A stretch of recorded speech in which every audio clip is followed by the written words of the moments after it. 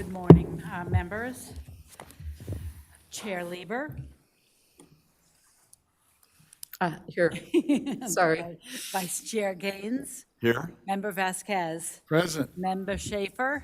Aye. And Deputy Controller Emron. Present.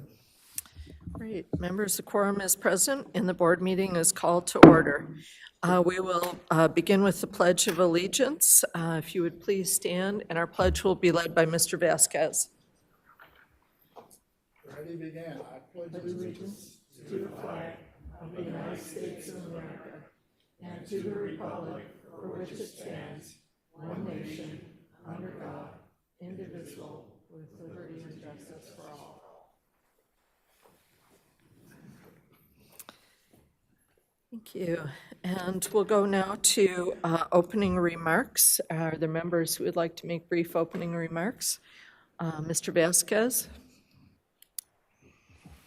Thank you, Madam Chair, and good morning to all. I wanted to open up with recognizing two recognitions this month.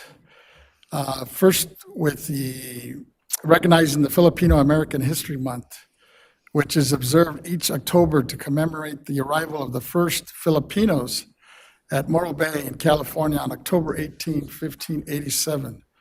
Filipino Americans have made invaluable contributions to the United States in the field of healthcare, civil rights, law, government, and arts, and more. Among the many prominent Americans of Filipino descent are Tani Cantil,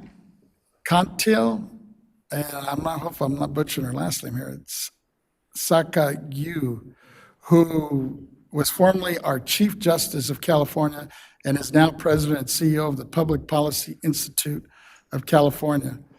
And then we also had Cristita Pasea, a comfort who served as the White House executive chef from 2005 until her recent retirement in July of 2024. She's the first woman of the first person of Asian origin who has held that post. The Filipino American National Historical Society established Filipino American History Month in 1992, followed by the resolution to nationally recognize the October observance by the United States Senate and Congress in 2009. And then last is the next, I'd like to highlight the National Women's Business Month in time to recognize and honor the outstanding growth, accomplishments of women entrepreneurs and underscore the importance of supporting the vital role they play in our economy. Over the past few decades, women have made significant strides in the business world, which reflects in the increasing opportunities for women to start their own businesses across various sectors that not only create jobs, but also contribute to the economic stability and growth of their communities. And then last, I think last month, I mentioned, and I wanted to recognize the new chair of the Senator, Lena Gonzalez, chair of the Latino Caucus. And then just earlier this month, when we met again, we voted on two vice chairs for the caucus. We split California into northern and southern. So we have a vice chair representing the northern part of the state by Assemblymember Liz Ortega, and then the southern part of the state by California Assemblymember Juan Carrillo as vice chair of Southern California. And as I was looking at this month, recognizing women, I had the opportunity to actually go to the inauguration of the first woman president of Mexico, which I always thought the United States would be the first, but for Mexico to beat the United States is a huge accomplishment.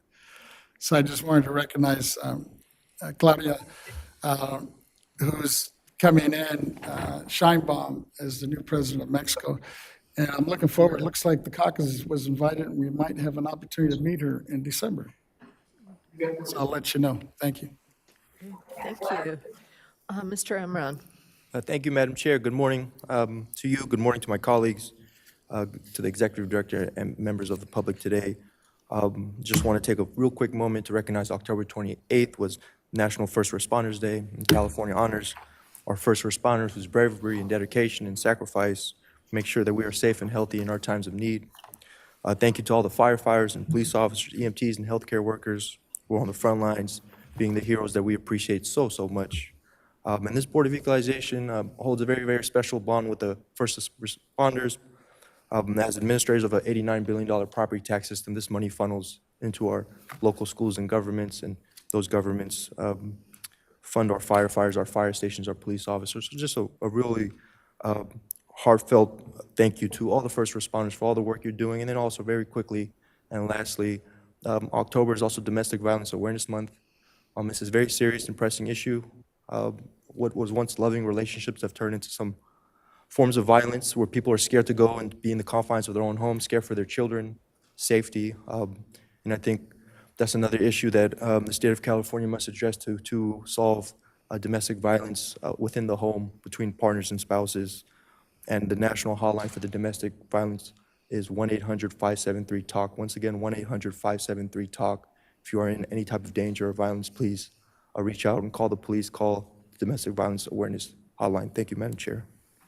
Thank you. Mr. Schaefer, did you have opening comments? Yes, thank you, Madam Chair. Well, first of all, I always mention a birthday, and the one birthday I think we should remember for October is the 100th birthday of Jimmy Carter.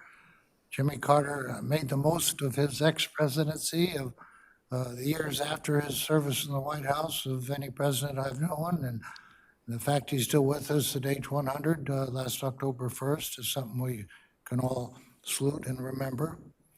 And then I had another comment.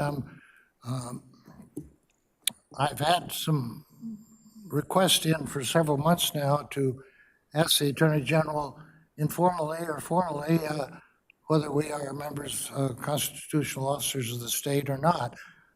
It's quite clear to me that we are constitutional officers because the second Constitution voted on by the people of California specifically included the Board of Equalization, and we've been treated as constitutional officers, but I do have a letter from a Deputy Attorney General saying we're not constitutional officers, that there's only 8, not 12. A retired city attorney assistant in San Diego, Stephen McDonald, has given me his opinion that there are 8 constitutional officers and not 12. And that's a very important issue because we are in the line of succession, just like the Vice President and then the Speaker of the House and the President Pro Tem of the Senate, and then I think the Secretary of State is in succession to the White House. If our next president, whoever she is, might decide to celebrate California Day next year by inviting the executive officers of California to the White House to a lunch, because she was an executive officer and wants to do that, all 12 of us cannot go because somebody has to stay here to be acting governor. The Pandas, which Governor Newsom welcomed to San Diego, when they finish their year and go back to Beijing, if Beijing might invite the governor and the constitutional officers to a dinner in Beijing to celebrate the successful year of the Pandas, we all couldn't go. One of us has to stay here. We are constitutional officers. We're in the line of succession, and there always has to be a constitutional officer on board. Before we end our meeting today, I would like to have our chair just simply get our agreement to send a simple letter to the Attorney General's office asking for his opinion on that. Our opinion doesn't matter. I could call 5 professors of law and have them give us their statement, which would be entertaining, but their opinion doesn't matter. The opinion that does matter is that of the Attorney General, and I'd like to have us resolve that. I think that would be good, and it's a minor thing, and it's not something we should be holding a hearing on. It just is part of our status. And thank you, Madam Chair. Thank you, Mr. Schaefer, and we will definitely work on that. I'd love to partner with you in surfacing that issue. And so we'll work on that during this month. If we don't do it today, I'm going to file an action in the Superior Court for declaratory relief, as I've done several times. We can file that without charge as officers, and it's an issue that a Superior Court judge could decide just as well, but I think as a matter of courtesy, we should let the Attorney General decide it, because I think he'd be embarrassed by what would come out of the court, and I think we would all be happier if we have his opinion to rely on. Thank you. Excellent, thank you so much. Mr. Keddy, if you would please call our first order of business. Good morning again to everyone. Our first order of business is our safety and informational announcement. Welcome to the Maylee State Office Complex. A brief word about the building safety. In the auditorium, the exits are in the front of each side of the stage, and other exits are located at the rear of the auditorium. Please take a moment to find the exit sign and location closest to you in an emergency. The emergency exits behind and to the side of the stage should only be used in case of emergency. Our informational announcement is this meeting will be live streamed to the public and posted on the BOE YouTube channel. Therefore, we ask that all speakers please state their name first before we begin speaking for the record. We ask that you speak clearly and slowly into the microphone.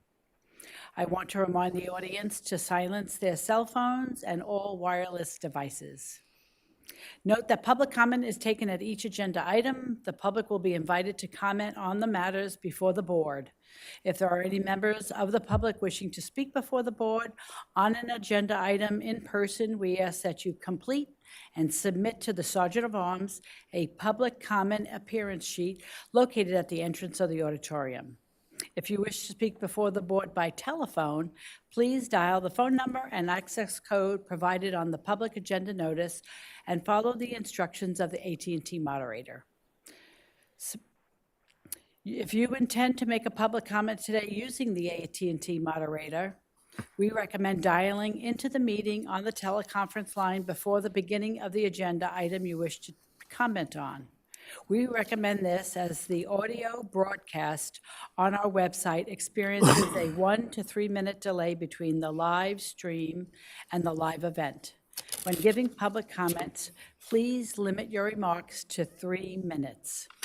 This concludes the informational announcement. Thank you. Thank you very much. And we'll go on to item 1. This is public comment on matters that are not on the agenda. Persons who wish to address the Board of Equalization regarding items not on the agenda may do so under this item. Please note that the board cannot act on items that are not on the agenda. However, we can schedule issues raised by the public for consideration at future meetings. When giving your public comment, please limit your remarks to 3 minutes. And we do not have any written comments nor anyone in the auditorium who's turned in a comment card who wishes to make a public comment. So we'll go to our AT&T moderator. Moderator, would you please let us know if there's anyone on the line who would like to make a public comment regarding item 1? Thank you. Please press 1, then 0.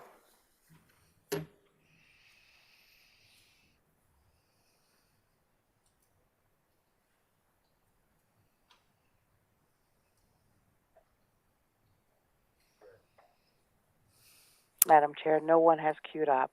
Thank you. Hearing no comments, we'll move on to our next item. This is item 2, adoption of the retirement resolution for Glenna Schultz. And we will first take a vote on Ms. Schultz's retirement resolution, and then Mr. Keddy will read it into the record. And then Ms. Schultz and Deputy Director of Property Tax, David Young, will come forward and make some remarks. After the presentation and the board members' comments, we will ask Christina Wynn, President of the California Assessors Association, to come forward and make a special presentation to Ms. Schultz along with a resolution. So members, is there a motion to approve this resolution? So move with regrets. Mr. Vasquez moves with regrets, seconded by Mr. Gaines, to adopt Ms. Schultz's retirement resolution. And we do not have any written comments nor anyone who is in the auditorium who would like to make a comment on the resolution itself.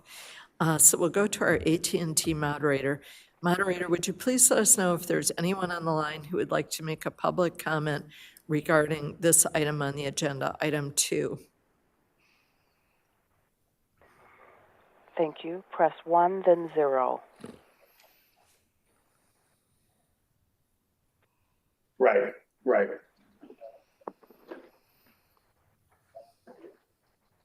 Still on mute. Madam Chair, no one has queued up. Thank you. Members, is there any discussion before we take the vote? And we'll have a little opportunity after the vote to make our comments. Seeing no discussion, the motion is from Mr. Vasquez, seconded by Mr. Gaines, to adopt the resolution with regret, and we hope that we're not going to completely lose Ms. Schultz from our orbit here at the BOE. But we'll go ahead and ask Ms. Cicchetti to call the roll. All righty. Chair Lieber, Aye. Vice Chair Gaines, Aye. Member Vasquez, Aye. Member Schaefer, Aye. Deputy Controller Emron. Aye. Okay, and I guess we'll go straight to Ms. Schultz and Mr. Young for their comments, and then we'll go to board members' comments.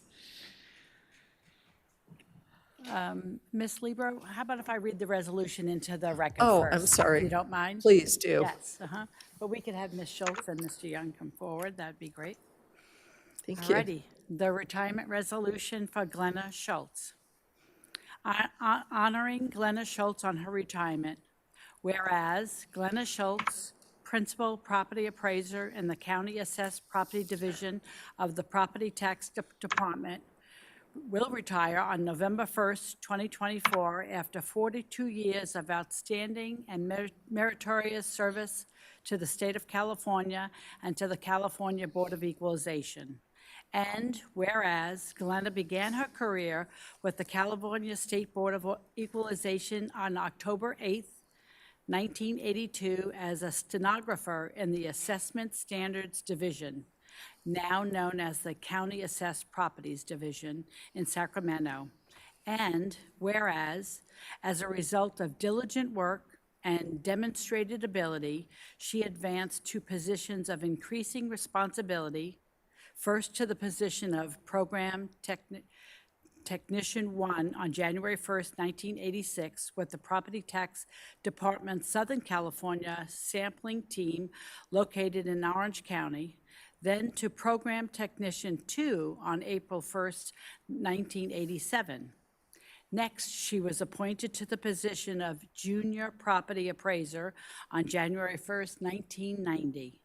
Then to the Assistant Property Appraiser in 1991, before transferring to the Real Property Technical Services Unit in Sacramento on August 31st, 1992, and promoting to Associate Property Appraiser on November 20th, 1992.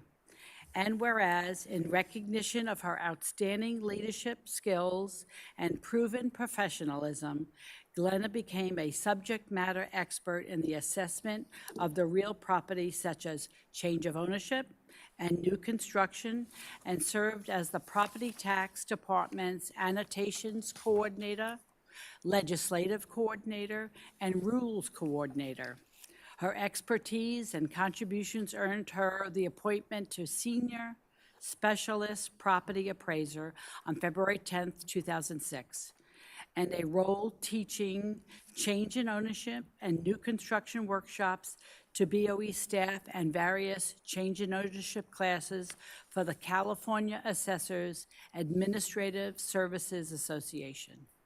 And whereas Glenna's sharp mind and attention to detail enabled her to create new and improved procedures that enhance the effectiveness of the division's operations, which led her to the appointment as the principal property appraiser of the Assessment Services Unit on July 9th, 2021. And whereas throughout her many years of service, Glenna has served the people of the state with fairness and dedication. Therefore, be it resolved that we, the members of the board, do hereby extend to Glenna Schultz her sincere and grateful appreciation for her dedicated service to the California State Board of Equalization and to the state of California.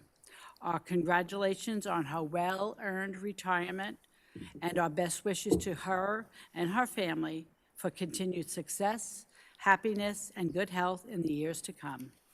Adopted at Sacramento, California, this 29th day of October, 2024, by the California State Board of Equalization.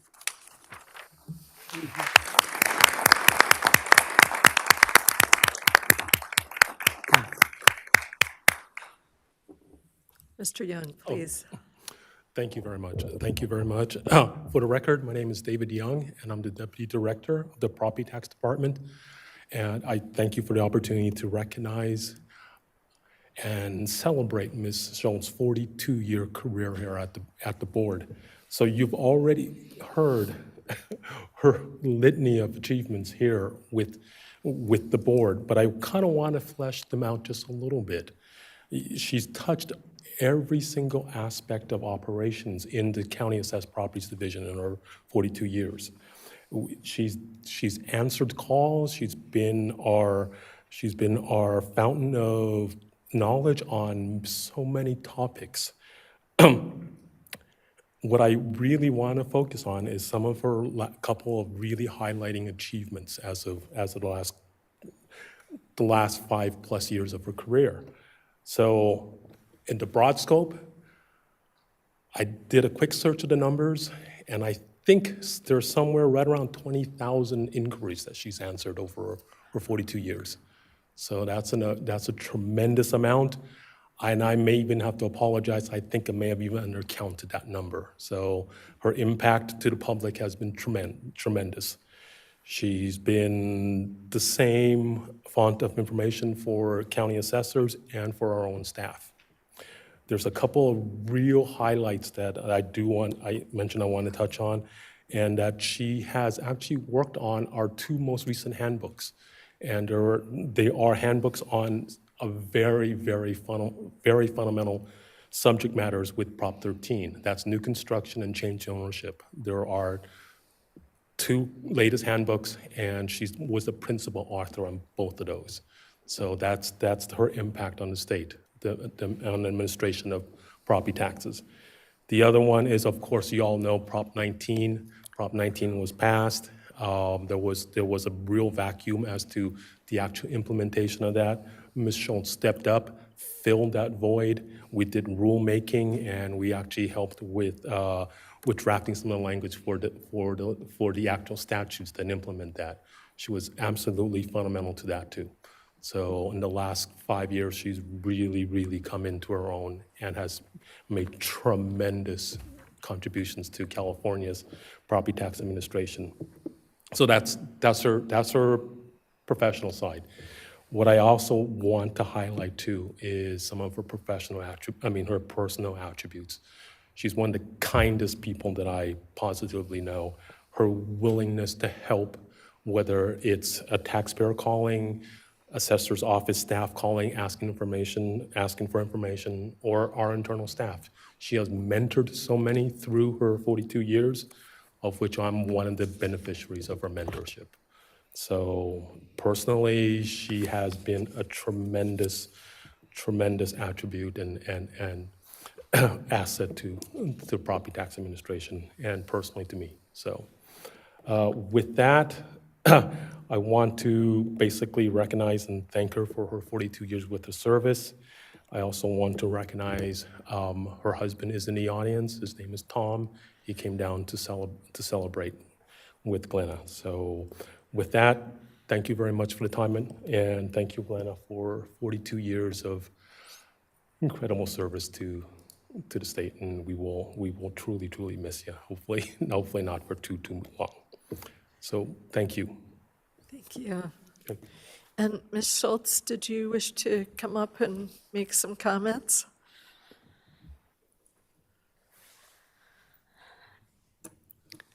Good morning, Chair Lieber, board members. I want to thank you for this honor.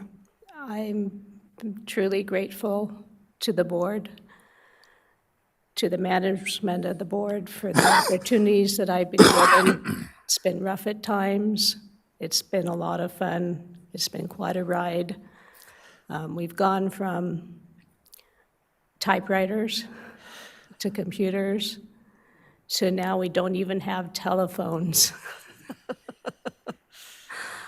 A lot has happened over 40 years, but I'm grateful for the opportunities I've been given. Thank you. Thank you so much. And I'd like to take board members' comments while we still have Ms. Schultz up here. Vice Chair, did you want to start us off with any comments? Yeah, I just thank you so much, Glenna, for 42 years. Now, I just need to clarify, are you the longest tenured employee at the BOE? Yes. I don't know. Yeah, well, I'm getting confirmation over here. So thank you so much. I mean, think about that. 42 years is a long, long time. And to serve that in one agency, right? You were hired in 1982 at the BOE. So when we think of the role of a public servant, you emulate that perfectly in my mind. And to go the extra mile in terms of your years of service, you had your heart and soul in this agency through the tough times and now the better times. So I just want to thank you so much. We're going to miss that institutional memory, and I'm hopeful that you'll still be available for future inquiries if the board needs them. Thank you, and I hope you have a wonderful retirement with your husband. Thank you. Great, thank you. Mr. Vasquez? Yes, I'd like to just echo those comments. And as I think back, 42 years, well, it's 42 years, it's actually, you were involved in BOE for 5 decades, you know, going back to the 80s, 90s, of course, 2000s and 2010, now 2020. So just wanted to thank you for your service. In the short time, well, at least since I've been elected here, I've been really impressed with your work, and especially when you've come up and delivered your presentations to us. And while I know sometimes it's tough, especially when you're hearing from some of these legislators when we first came up here, for you to hang in there and really be real strong in providing support and information. Like Member Gaines mentioned, just the institutional knowledge was really helpful. So I want to thank you for that. Appreciate your time and service. And a little bit jealous too, you know, because you look so young, you're going to be able to enjoy the rest of your life without us. But enjoy it, you deserve it. And want to thank your family members that might be here present for allowing us to really take advantage of your service and your time with us. Appreciate it. Mr. Schaefer? Thank you, Madam Chair. Mr. Young, you should have had your name on the presentation here. You did such a tremendous job. If I ever retire, I want you to give me my salute, okay? Ms. Schultz, I'm very impressed that you spent some time down in Schaefer Country in Orange County. That was earlier in your career. Did you get a chance to see Knott's Berry Farm or Disneyland while you were there? You did. I have passes for you, up to 4 to the San Diego Zoo, if you ever get down there. I got 4 every day. I like to give them to somebody. I'm very impressed with all you've done for us, and I'm the oldest constitutional officer ever, and your 42 years is trophies too. I want to ask you, are you related to Howard Schultz, who founded Starbucks?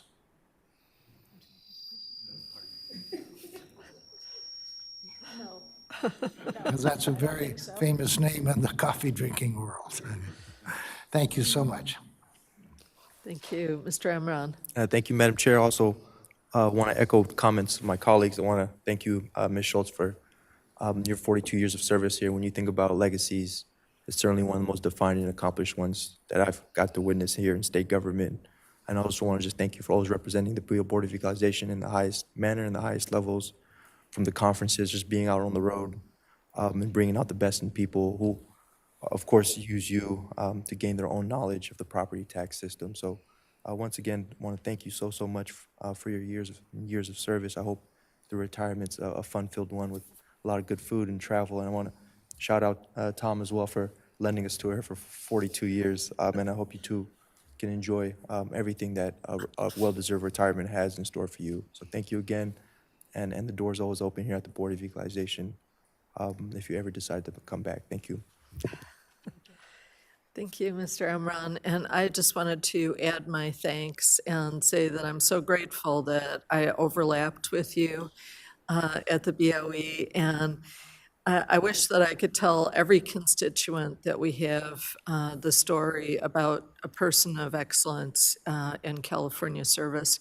And you certainly have been that with knowledge, fairness, depth, transparency, kindness. And so I so much appreciate your service to us. It really means a lot. And people aren't always happy and cheerful when they contact a tax agency. And I know that you've been that calm presence to talk them through the issues. So thank you so much for being there in the difficult times and the good times. You've been a real part of this agency. So thank you so much. And I'd like to invite up Ms. Christina Nguyen, President of the California Assessors Association, for her comments. And I know that she's joined by Marina Camacho from Monterey County as well. Good morning. Thank you for giving us this opportunity. I am Christina Nguyen, Sacramento County Assessor and President of the California Assessors Association. And on behalf of the association, it is my great pleasure to present Glenna Schultz with the Certificate of Appreciation for 42 years of outstanding service to all the assessors across the state.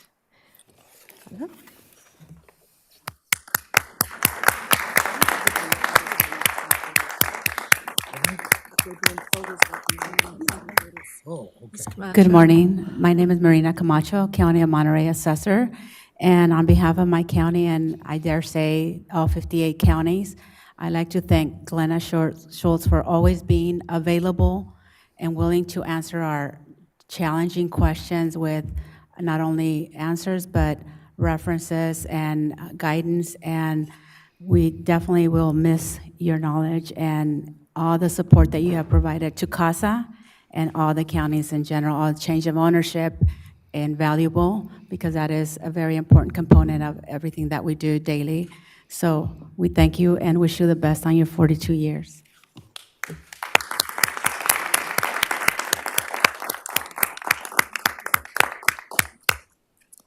And thank you so much to both assessors.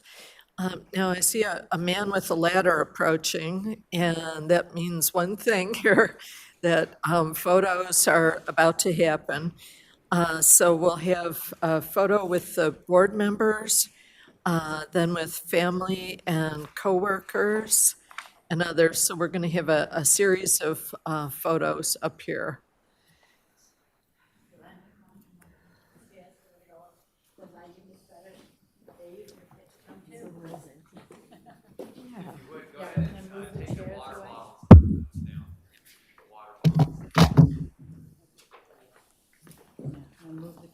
Should we move the chairs?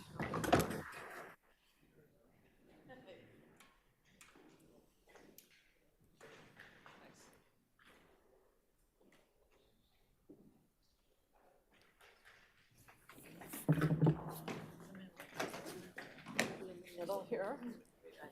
And we'll tilt it a little bit forward so that it doesn't reflect quite as much. This way a little bit? Okay. You want to set it up? This way a little?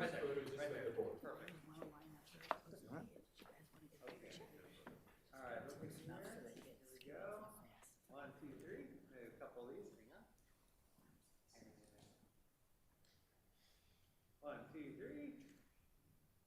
1, 2, 3. Mr. Amram, can I go that way just a smidge? Perfect. Right there. And one more. 3, 2, 1. All right, cool. All right. Who's next? And then with the assessors now?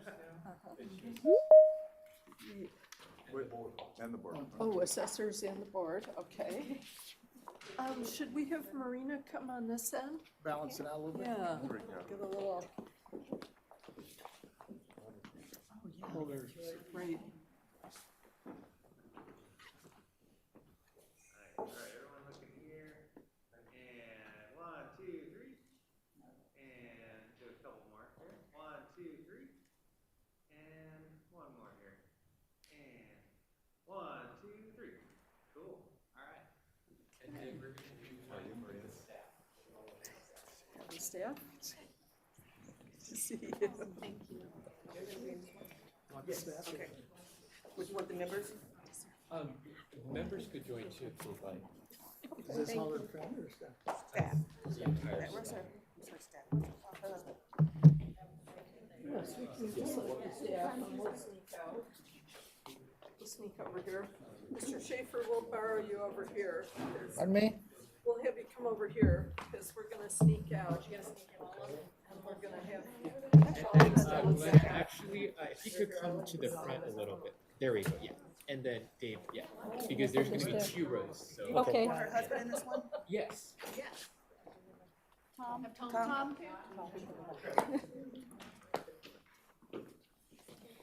You want them up front? Pardon me. Yeah. Do you want to go into resolution? The board? Oh, you want us in here? Where do you want us? Oh, in the back, in the back. In the back? Very nice. Should we balance Little short ones there, and you're gonna sit out. I'm just waiting for Peter. You're right here. And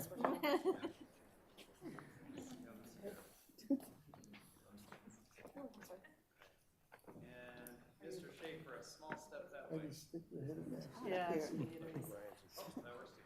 Mr. Young, you go that way just a smidge. Yeah, perfect, right there. Okay. That's great. And, sorry, the gentleman with the dark tie and on my left here. Yeah, yep. Right here? Split the difference, yeah. Right there. And actually, Mr. Gaines, can you go that way just a little? Come on. Okay, I think we're good. All right, everybody look here. And actually, gentlemen in the light blue coat, smidge that way. Perfect, okay. There we go. All right, and 3, 2, 1. And 1, 2, 3. Do a couple more.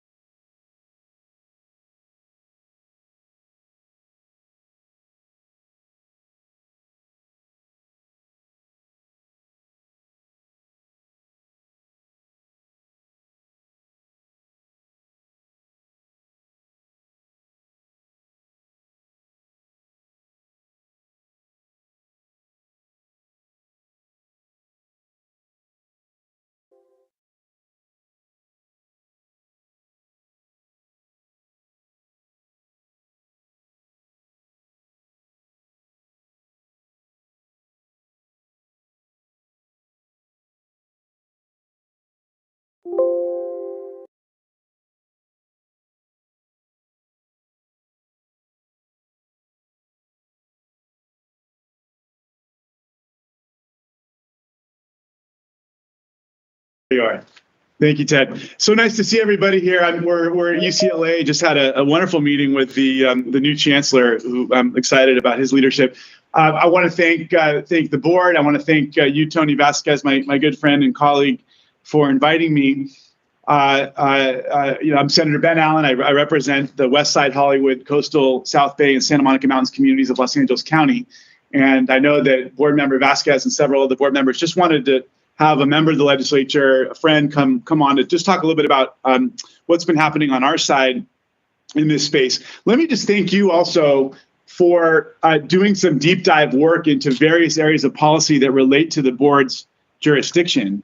I do think sometimes, and I know that Mr. Gaines and Board Member Gaines knows this better than anyone, in the legislature, we're sometimes running around like headless chickens, and there's not enough opportunity for thoughtful engagement on a lot of the issues that we work on. And we've got things like the Hoover Commission and JLAC and others that do deeper dives. But I like this new role that the board is playing, doing a substantive policy deep dives into areas that relate to its jurisdiction. And I'm looking forward to what recommendations you come forward with. Let me just tell you a little bit from our perspective, and just kind of inform the board about some of the things that's been happening with us. As I'm sure most of you know, last year the governor issued an executive order that called for 4 unique requests from the insurance commissioner. First of all, he was asked to expand insurance choices to stabilize the market, particularly in underserved regions of the state. He was asked to improve the efficiency and transparency of the rate approval process, tailoring the approval process to account for all the factors necessary to promote a competitive market. His office was also asked to strengthen the FAIR plan to maintain its solvency and promote long-term resilience in the face of climate change. And that involved identifying methods to reduce its share of the overall market and move its customers into the licensed and regulated market. So the understanding how burdened the FAIR plan has been.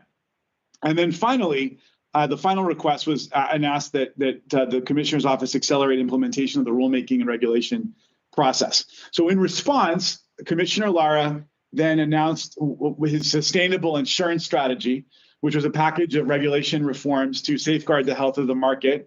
That was the stated goal. A couple of the key items included requiring larger insurance companies that operate statewide to underwrite no less than 85% of their statewide market share in high wildfire risk communities. So for example, if a company has a 20% homeowner market share statewide, it has to maintain a 17% market share in distressed areas. There was a requirement in the commissioner's strategy that basically a mechanism for rewarding FAIR plan policyholders who comply with the Safer from Wildfires regulation, which is home hardening efforts. They would be rewarded by giving those policyholders who home harden first priority to transition back to the traditional insurance market. And this, of course, is all about trying to incentivize home hardening efforts while working to reduce the FAIR plan's burden in their overall market share. The strategy also directed the FAIR plan to expand commercial coverage to $20 million per building to close insurance gaps for HOAs and condo developments to help meet the state's housing goals. And then it also improved rate filing procedures and timelines for approval required through the Prop 103 requirements by hiring additional staff support by the end of the year, enforcing the requirement for insurance companies to submit a complete rate filing application. And this is, of course, of special interest to the rate review process because of how burdensome it often is in the handling of incomplete rate filings. So you go back and forth with the insurance company until you have everything you need, and that was really slowing down the process. So, I think that there was a strong sense that creating greater efficiencies in the rate review timelines was an important approach to providing market certainty and stability. While we, increase rate review efficiency, we also want to keep a close eye on how oversight for consumer protection is being impacted, if at all. One of the thoughts is, what role does the legislature have to play in all this? Should we codify some of these key points of reform for longer-term sustainability? There's certainly one line of argument that says that it's inappropriate for us to do everything in the plan on the legislative side, given how quickly things are changing. But there's certain items such as the rate filing process that might offer some more evergreen substance to carry into the future. As I'm sure you all know, in recent years, the governor, working with the legislature, we've invested billions of dollars in wildfire fighting prevention efforts, including $200 million annually over the next decade to support community hardening and resilience. Of course, as we do all of this, I do think we need to engage in a larger conversation about some of the systematic problems at play that seem to add fuel to the metaphorical fire. California, from my perspective, it doesn't make sense for us to continue to pursue policies that incentivize development in very high fire risk zones. In the end of the day, Tony and I were on the phone yesterday with some folks from Community Corp in Santa Monica that do really great work trying to build affordable housing for working people throughout the LA area. And one of their many challenges as they do this is skyrocketing insurance rates. And these are folks that are basically now being asked to subsidize the fact that other parts of the state with very high fire risks are having, seeing their insurance rates, go through the roof. And we're now asking everyone to help pay for that. And is that fair? Is that right? I mean, folks who decide to live in lower risk zones are basically subsidizing others in high risk areas, which, raises equity challenges and concerns. I mean, again, we are all together but I do think it's to a large extent, we do step up for each other and we do subsidize each other in all sorts of different ways. And so I'm not criticizing the whole system, but I do think that it raises some concerns and challenges. When I hear that affordable housing providers that only work in the cities are not able to afford to do their work because their insurance rates, it certainly merits a broader conversation. And then, of course, we also know on the utility side, by having more development, very high fire zones, it also forces utility service into some of these more fire-prone areas, which only creates this cycle of ever-increasing danger in the area. So when people are then being forced to relocate because of natural disaster, should we have them rebuild in very high fire zones, or should we incentivize their move to less hazardous zones? These are all questions that I think merit discussion. I mean, again, and one of the ultimate open questions is, as we pass all of these pro-housing bills, it's one thing to should we be going out of our way to incentivize new construction in very high fire risk zones? So that's another question. So the Pro Tem established an insurance working group tasked with finding legislative pathways to stabilize the market. It's similar to what Commissioner Lara's been working on. That work is underway. We receive regular reports. I'm in close touch. I'm not a member of the working group, but I'm in close touch with members of the working group, and certainly have opinions and thoughts as I've been meeting with people. And so I'm hopeful that we'll be able to hit the ground running in January with some substantive policy that works hand in hand with this regulatory reform, and working with some of the other folks. I see Rex is on here from insurance. I know that Carmen from Consumer Watchdog. I mean, there's a lot of competing but important stakeholders that are part of this conversation. One last thing I just want to note, and at least from my perspective, maybe I'm saving the best for last. From my perspective, this underscores the importance of our work with SB 867, which was my measure that put the Prop 4 on the ballot to fund wildfire mitigation measures. We have a first in the nation safer from wildfires mitigation regulation that creates community-wide mitigation standards, and as well as a first in the nation insurance discount regulation for consumers and businesses who harden their properties. And Prop 4, if passed, and it's I'm not here to, obviously I support it, but I'm not here to get political. But it's doing well in the polls, and it would unlock $1.5 billion for wildfire resilience that would help communities meet the safer from wildfire standards and access the insurance discounts available through that program through home hardening efforts. So it could play a role in our broader efforts with regards to home hardening, which could help the insurance market writ large. So again, with that being said, there's a lot at play. I love the folks that you've lined up. I think it's going to be a really good and robust discussion. I just thank the board again for engaging in this conversation as we all together help to hope to shape some policy to improve outcomes for Californians. We're all very concerned about the state of the market and how it's impacting everybody across the board. And I just appreciate the board's engagement on this issue. Yeah, thank you very much, Senator Allen. Really appreciate your input. And the whole market is out of sync, isn't it? And so when we take a look at affordable housing issues and the higher premiums people are paying for throughout the state, whether it's urban, suburban, or rural, the hope is, and I think the market will stabilize, and there seem to be the right pieces in place.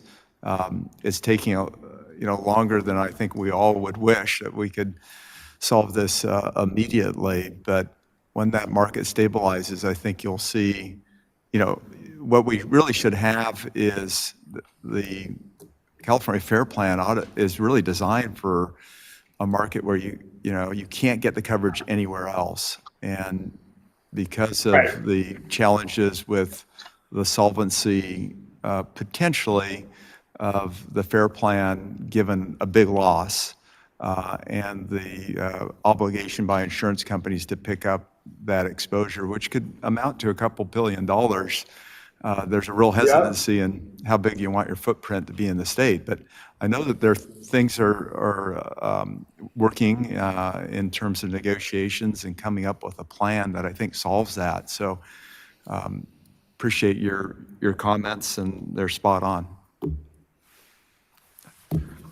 Yes, Member Vasquez, thank you. Thank you, Chair Gaines, and thank you for your presentation, Senator, at least to open up this discussion. And I know we've had several conversations about this, you mentioned last night, in terms of the housing front. And I'm just wondering, since you came and spoke at our last hearing in February, and I know there were several bills that are out there. One that comes to mind is, I guess it's AB 2996 by Alvarez, was an assembly bill. Just to get your thoughts and ideas in terms of where they're going and what impact they might have, or any new legislation you were hearing about that might come up in this next session, because this crisis is not going away. Like you mentioned, it's actually getting worse. And as we see on the affordable housing front, well, just last night we were talking to the Santa Monica Community Corps folks, it's getting really tough for them to continue to build, especially in these areas that are tough to insure. If the insurance market is hesitating in terms of writing new policies, and in some cases, even revoking current policies that they have. You're absolutely right, and we're, so is your question specific to some of the housing bills, or the work of the insurance working group? Both. There's a dual, yeah. Well, I think you will absolutely see legislation coming down the pike in both of these areas. And I quite frankly, I'm glad you're having this discussion in the open with so many intelligent stakeholders, because I think it could hopefully inform our efforts as well as we're trying to pull together bills. But I think everyone recognizes what a problem we have on our hands. And so you're going to see legislative reaction coming out of the working group and some of the other efforts that I mentioned earlier. So we welcome your input, board members, as you go through this discussion. We'd love your thoughts on legislation, because we know we have to fix some of these systemic problems. Appreciate it. Thank you, Member Vasquez. And as I say, there's this working group happening right now, and this discussion could help to inform their efforts. Wonderful. That's great. Chair Lieber, you have questions? Thank you, Senator Allen, for being here today. And I think we're all very interested in learning more about the working group and where we can direct our constituents to. I'm sure you're hearing the same things from constituents that all of us are, that is basically mass confusion, fear, and nervousness in a market that's failing. And if I had a magic wand, and it's a really good thing that I don't, I would appreciate voices in the legislature that don't remove, but in fact strengthen the consumer voice, being a process, being a part of the process in rate reviews, and making sure that the role of interveners stays strong in that process, because it's utterly impossible for individual consumers and our constituents to approach an entire industry, or even to really effectively be a part of the legislative process. I have, since I represent from the Oregon border down to the LA County line on the coast, a lot of my district is rural, and people have engaged in a lot of wildfire hardening and a lot of community organizing in rural areas around that. And they've done a really effective job, but it just hasn't been represented in their rates. They maybe get a 5% rate discount for investing thousands and thousands of dollars into their own home and their neighborhood as well. The issue of insurance for affordable housing is incredibly important. I think it's representative of the stranglehold that the current crisis has on many different parts of the California economy. And again, I think we're all very ready to work with you and to be able to get information from you. And again, if I had my magic wand, I would like to see a transparent, durable model of risk that Californians can see and understand. Because the prevailing sentiment that I'm getting from my communities is that it's all kind of done in a black box now, and people don't have visibility into these decisions that really impact their lives profoundly. So in a nutshell, strengthen the consumer voices in rate reviews and a public model that everyone can understand. Thank you. Thank you, Chair. Wonderful. I'd like to move to Deputy Controller Emron with comments and questions. Thank you, Vice Chair Gaines. I want to thank you for your leadership on this issue and for gathering us at this hearing. Senator Allen, it's good to see you again. It was almost a year ago to date that you joined this board in Santa Monica for a hearing on affordable housing. I think the issue, and I just want to thank you for being such a partner to this board and your work in the legislature, but I do think that this insurance crisis is so intertwined with the housing crisis that we're seeing here in California. So when we talk about the impact of insurance on housing, we often think about homeowners, but there's also a significant impact to multifamily housing. And if you're a nonprofit developer or a public housing agency, you're serving low and moderate families, income families, and insurance premium increases are tough. And usually they're passed on to the families who more likely than not have a limited means. So if the current trend of high premiums continue, how does this affect the future of affordable housing in California? Well, I think it's a massive challenge. I mean, as I say, this great local partner that has done work in our community for many, many years is looking to expand out throughout more areas of the LA area. They've got really high quality affordable housing projects. It's hard enough to build this stuff. Costs continue to rise. There's not enough funding for these projects. We know we need them for our broader affordability goals and infrastructural needs. And yet, one of several really massive problems for them is just the skyrocketing cost of insurance. And now they're trying to grapple with, do we self-insure? Do we try to join existing pools? They have to have a form of insurance as a requirement for various funding that they get and financing that they get. So they're kind of stuck between a rock and a hard place. And I was thinking to myself, gosh, if these places that have relatively low risk in the grand scheme of things, I mean, they're right in the middle of the city, There's all sorts of things you can do, that lower your risk. And yet they have these 2-3-fold increases in insurance. If they're finding this to be breaking their financial model, what's it like for other types of projects in other parts of the state? So it just underscores what a massive problem we have on our hands. And from my perspective, this sort of discussion couldn't happen. Really should have. It couldn't happen. Can't happen too soon. So it's why there's so much attention here. It's why the governor came out with those directives. It's why the insurance commissioner came out with this strategy. It's why the Senate has formed this insurance working group. It's why you're having this discussion right now.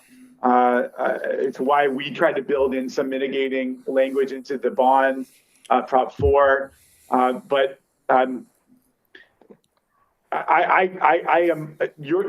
short answer to your question is yes. This is becoming a real problem for affordable housing development. In addition to all the other things that we've discussed already.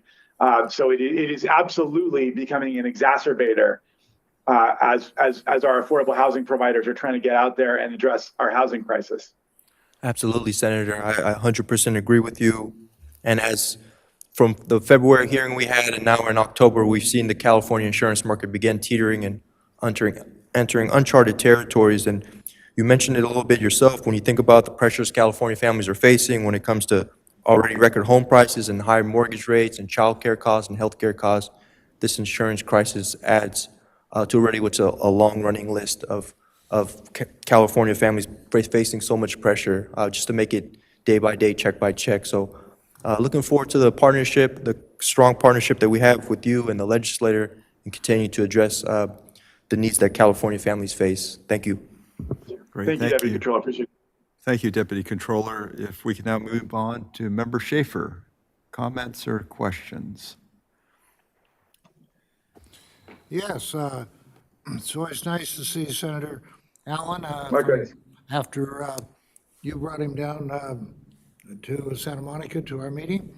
I've been happy with the insurance industry generally because I feel that our assessors have been very vigilant in dealing with the fire crisis that we've had, and that saves people money and should make the insurance industry feel more comfortable in providing coverage that's needed. I just got a policy Saturday on a car for about $300 for 6 months. I get such a reasonable rate because I don't over-purchase. I drive less than I used to, and I realize that I don't need the maximum amount of coverage if I don't have that much personal wealth at stake. And the insurance lawyers, of course, are very vigilant in protecting anybody they insure. I want to commend you for bringing this issue before us, and I feel that that's making us more used to the people we serve. Thank you. Thank you. Thank you, Mr. Schaefer.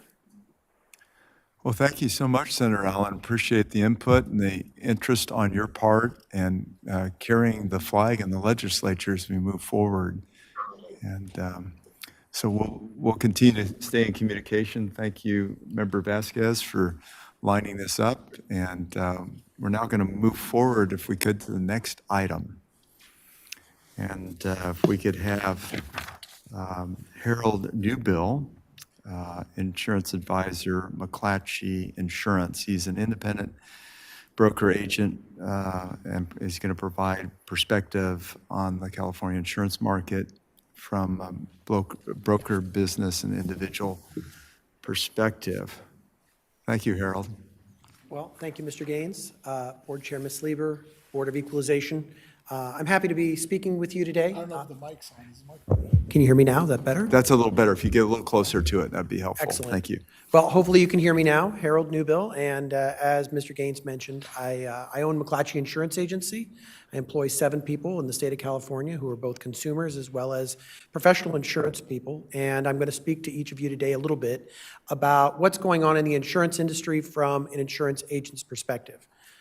Now, while I'm speaking, of course, from an independent agent perspective, I would say that it broadly affects anybody, whether it's an independent or a captive agent, trying to help the consumer find solutions in this complicated insurance market. Excuse me, So Harold, could you describe the difference between the two so that our constituents understand that?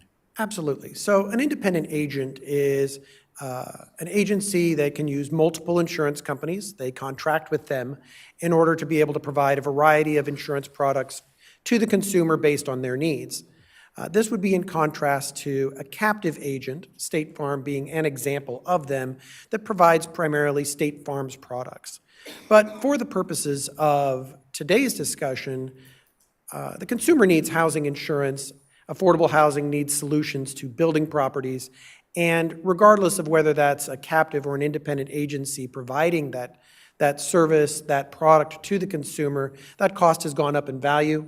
The availability of that product has become scarce in certain areas of the state from geographic as well as types of property, and that's presenting a problem from my perspective and those who I work with to help our clients through the market.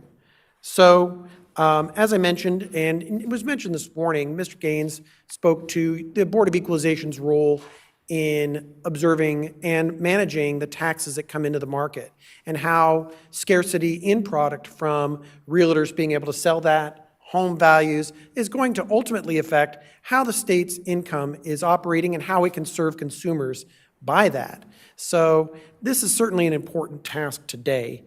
Unlike the Dodgers' performance this year, it's going to be a Giants-like rebuilding process from a winning team to a current team we have today, and hopefully a winning team again in the future. I like your connection. Well, I think it's certainly relevant as we see the Dodgers bringing home a win probably tonight in New York. So, but it does take time to fix it, and it is multifaceted. You don't simply rebuild a team with just a pitcher alone. You have to build a team around it. And California has a multifaceted problem, so it has to seek several solutions. I was going to speak a little bit to capacity and why, as insurance agents, we're seeing that. I don't think that the FAIR Plan or its woes are something that the board is not familiar with. You hear about it a lot. But certainly looking at hundreds of billions in losses over the last couple of years in the state of California due to wildfire, looking at the FAIR Plan growing at an exponential rate, certainly is indicative of the scarcity of the market, where we have seen many companies either reduce the products that they're going to offer. Some have shut off completely in the last couple of years, which we're familiar with, and a lot of media has covered. Where does that leave the consumer? Many of these companies who have decided to shut off their product have canceled many of their clients. The industry term for that was de-risking, but the reality of it was high fire zones, areas where companies have experienced the most of their claims and the greatest severity, they have left that market. Some companies not even by choice. Merced Mutual several years ago was an example of a smaller regional carrier that due to the severe losses they experienced in the foothills simply went out of business.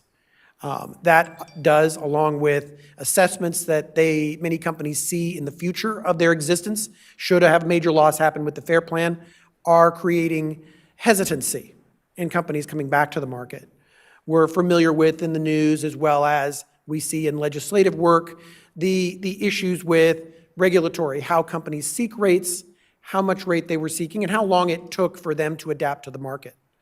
If you figure that it takes approximately 18 months from the time a rate is achieved to see how it affects actually in the market. Is their product selling? Are they profitable in their offering of the product in those areas? Is going to encourage them to take further steps out.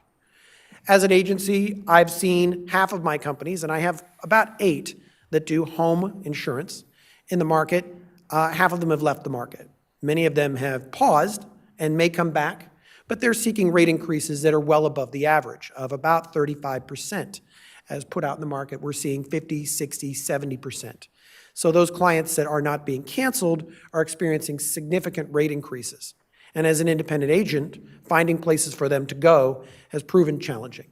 Because even in the best of scenarios, the 30% rate increases are inescapable. This is also, I would say, combined with a lot of market challenges that we see in it, one of which is most notable is cost to build. When I started in the industry almost 20 years ago, the cost to build a home might have been in the 130 to 140 per foot range. Right now, we're seeing double that and exceeding that in certain areas and depending on the type of home. In the same sense of apartment complexes, which is an area that I focus on a lot in the industry, we're seeing that same thing, where the cost to build is having a very strong effect on what gets rebuilt and how companies see that their rates should be.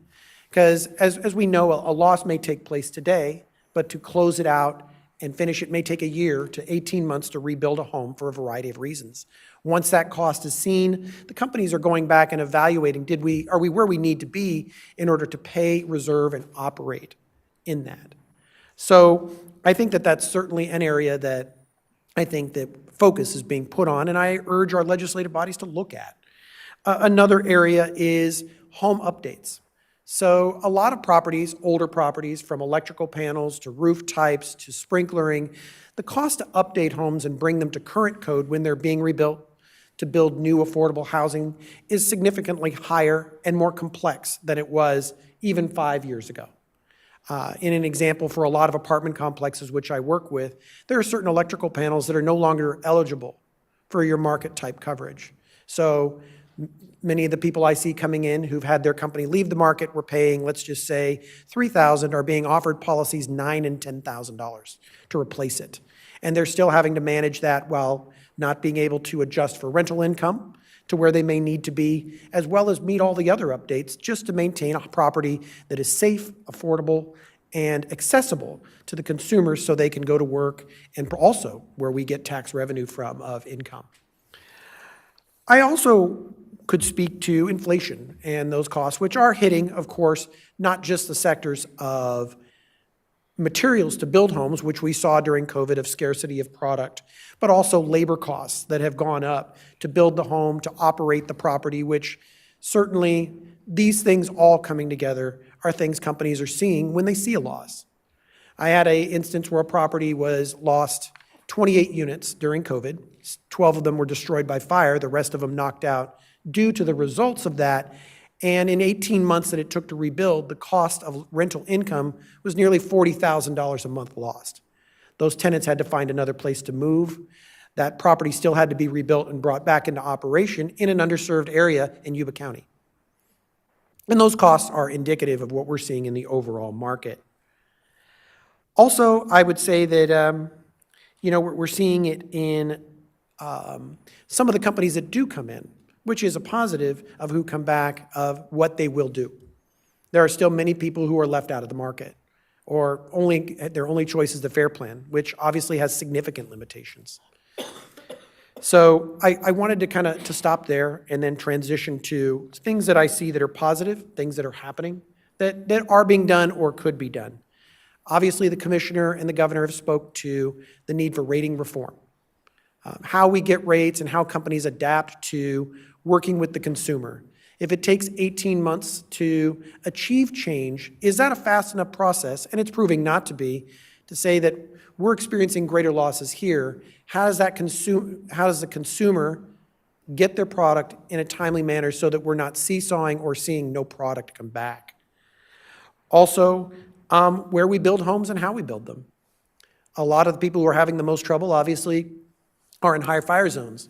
What we as insurance agents, and certainly the consumer, used to think of as areas like Truckee or really high wooded areas, which is not even the case anymore. Localities like Lincoln, Rockland, El Dorado Hills, which are local to us, but there are many areas just like it, are experiencing the same kinds of problems of scarcity of product, very few choices, and very expensive cost. How does that... LA, many of Southern California areas that we see with agents that I speak to in the group that I'm in are seeing all the way through California. Southern California may be even more notably affected than Northern California. But the problem remains of, if you're trying to purchase a home in California these days, the cost of the home, the cost to insure it, maybe requirements for earthquake or flood insurance along with that, may reduce your choices, may drive where people choose to live, where people will build, where people may need affordable housing that they no longer may be able to find it because of the occupancy rates of people staying where they're at, knowing that moving will simply cost them more. Also, I mean, there is some notice of even how the courts are operating and the amount of lawsuits that affect home ownership, affect affordable housing. And those claims tend to go on a long time in areas of habitability. And of course, that's a very important topic because we want people to be defended. And if housing is not meeting the standard, we want that to be held accountable. We want that to be rectified. But on the other end, the amount of those types of claims is increased at a very high rate. And we see some companies leaving the market with those forms of product of habitability coverage that are also affecting the building of affordable housing, the purchase of affordable housing, and the operation of it. And if you are an owner of it, recognizing the significant risk that may go with not even being able to get that coverage anymore.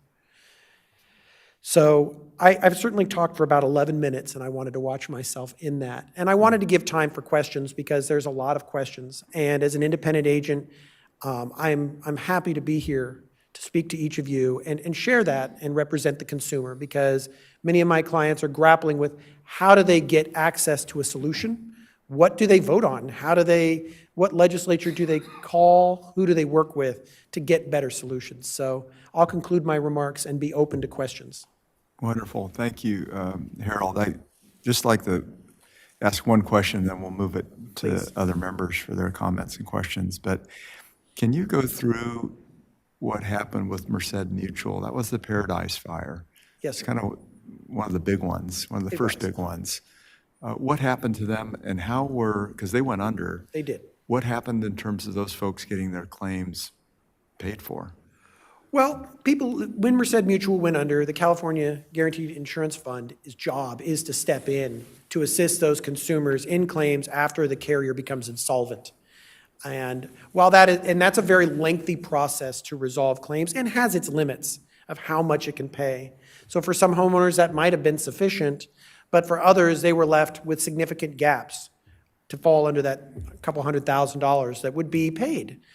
It's certainly not a solution any more than we should not want that to happen. A carrier insolvent obviously is not the government's body alone. It's the carrier's job to assess risk and ensure that they are solvent and can handle it. But Paradise and many of these fires were unprecedented in the amount of losses and the speed at which they came to them, that your regional carriers, which many of them have receded from the home market based on that cautionary tale, reduce options for our consumer. Just a clarification, it was my understanding they had too much concentration in that Paradise area. They did. Which companies need to be careful of and that may be some of the cancellations you're seeing on insurance. Companies are looking at how many homes they're insuring in a particular geographic area. If the concentration is too high, they're non-renewing some of those policies. And that's what took down Merced Mutual. But there's a safety net, the California Insurance Guarantee Association, that can step in and pay for those claims, but there's limitations on how much they'll pay out. Correct.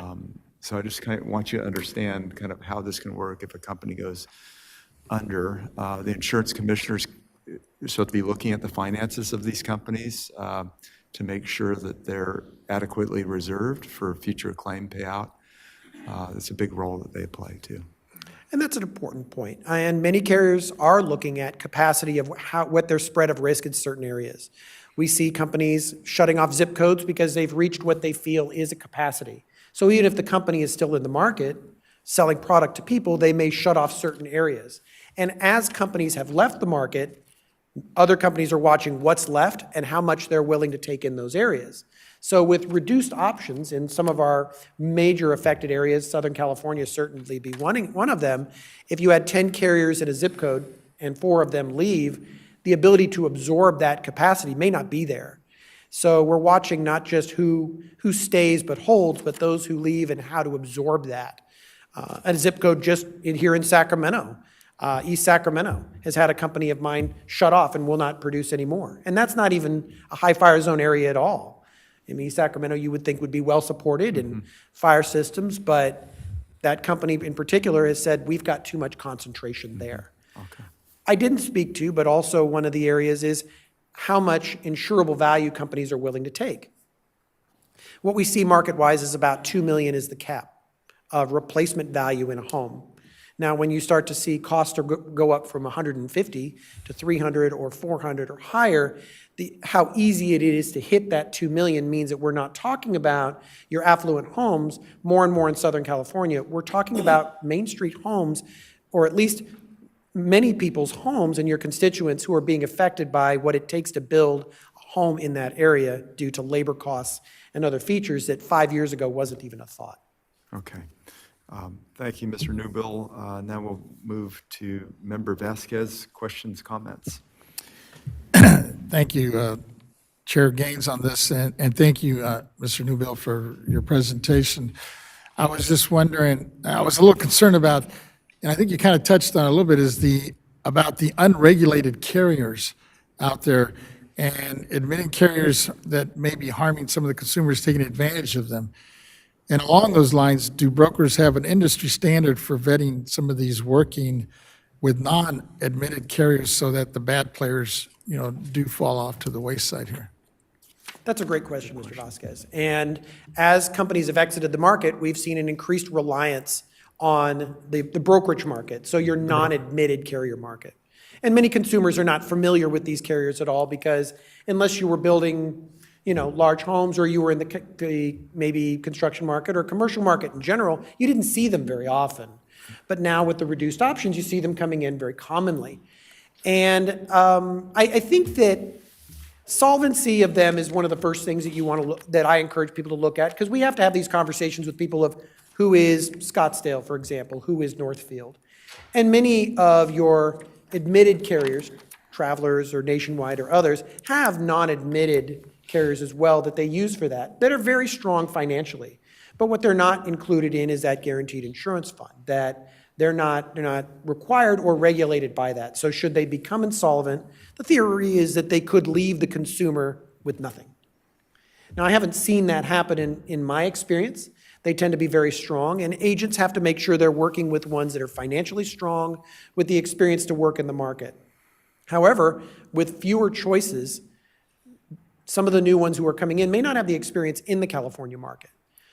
The positive, though, is I've seen what managing general underwriters, which are really insurance companies, or I would say agencies, that use another company's product and bring it to California to serve the market.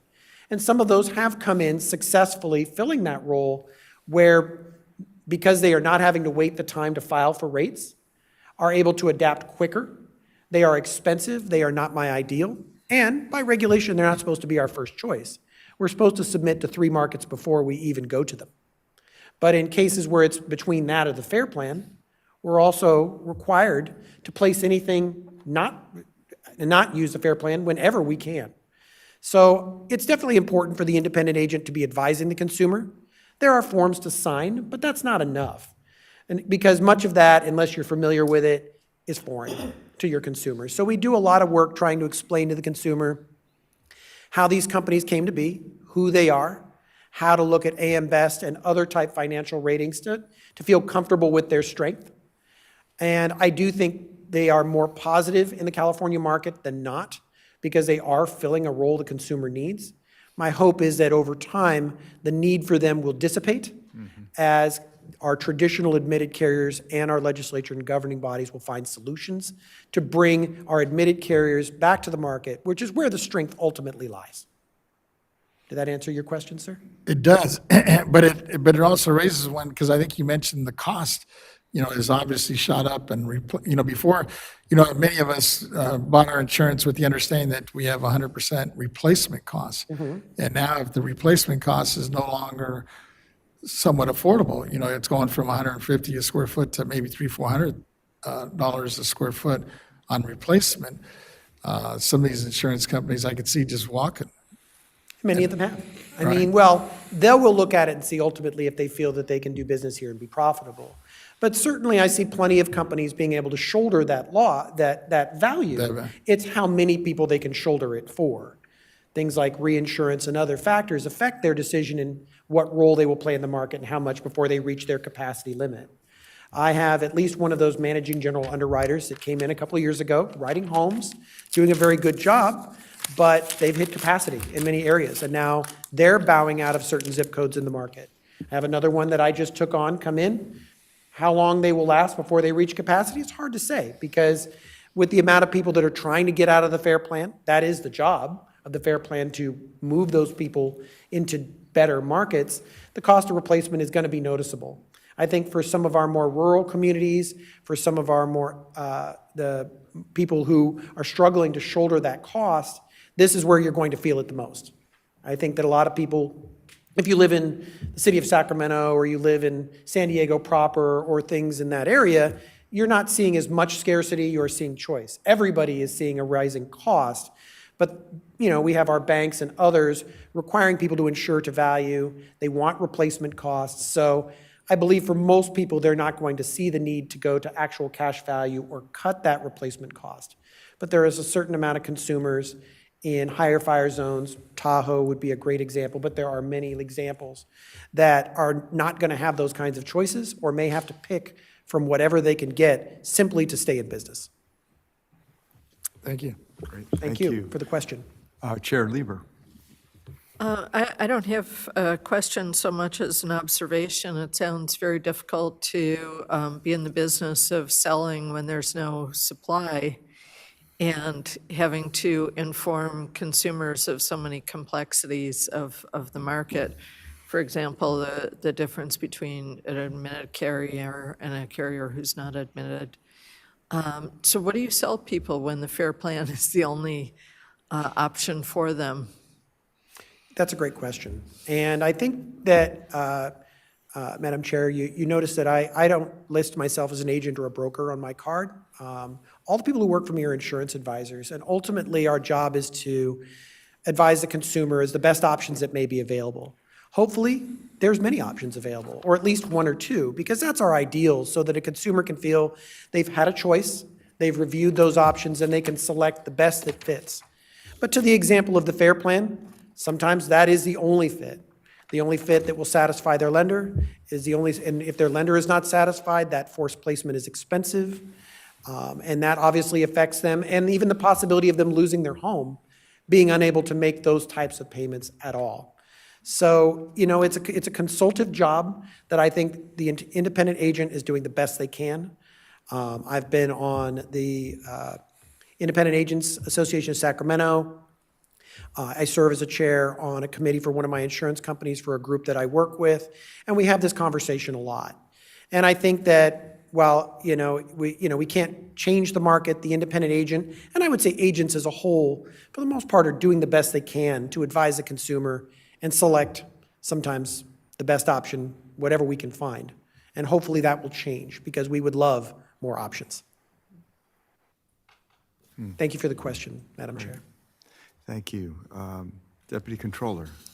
Thank you, Vice Chair Gaines. I want to thank you as well, Mr. Newbill, for your presentation. I think you covered a lot.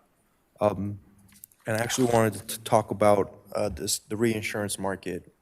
California's reinsurance rates, the cost of insurance that insurance companies buy to protect themselves by spreading out the risk, have reportedly increased by up to 50%. These jumps in reinsurance premiums have driven in part by frequent and more severe natural disasters for themselves and their investors.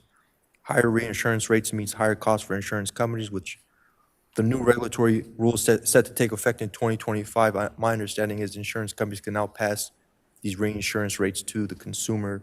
So how can we as a state work to stabilize the reinsurance market as well as when we try to work to stabilize the insurance market and the reinsurance market?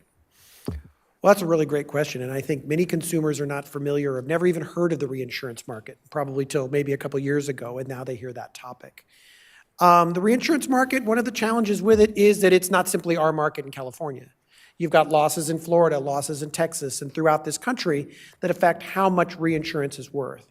And reinsurance evaluates how well an insurance company does its rates, where they're at, what types of risks they're writing, something that is very difficult for the consumer or even the legislature to control when there are 49 other states pulling from that same pool. Harold, Yes, can sir. I interrupt just for a minute? Can you explain what reinsurance is relative to what the insurance company is providing? As Mr. Emmerich spoke to, reinsurance is what insurance companies purchase for large losses that they experience.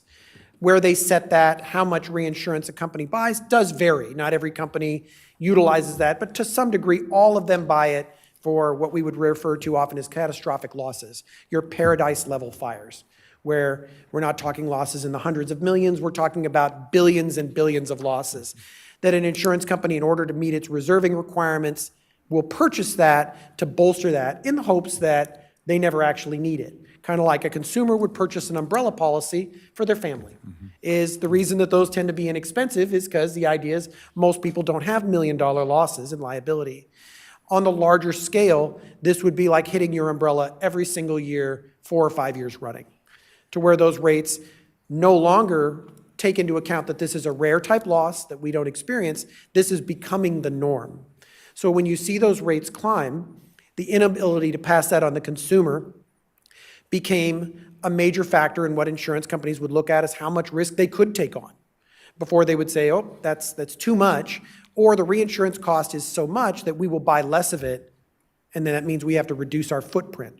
And where they would usually do that is in rural communities and underserved communities or high fire zone communities where they felt that the risk was simply too great, so they would move toward the lesser risk areas, which even though the rates would go up for them as well, at least they had a choice. So with that change, my hope is that reinsurance being factored into that will give companies more choices as to how they pay for risk, what type of risks they will take on. There certainly is some concern that I would say the consumer has the right to be concerned of how much is this going to cost me in the end.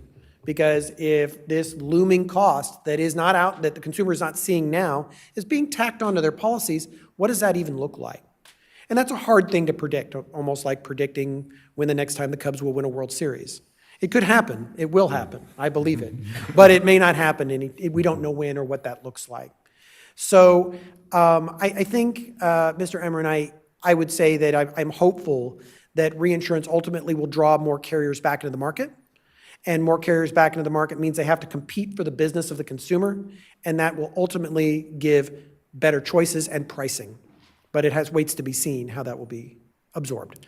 But 49 other states are doing it, so I have a feeling that it will probably end well.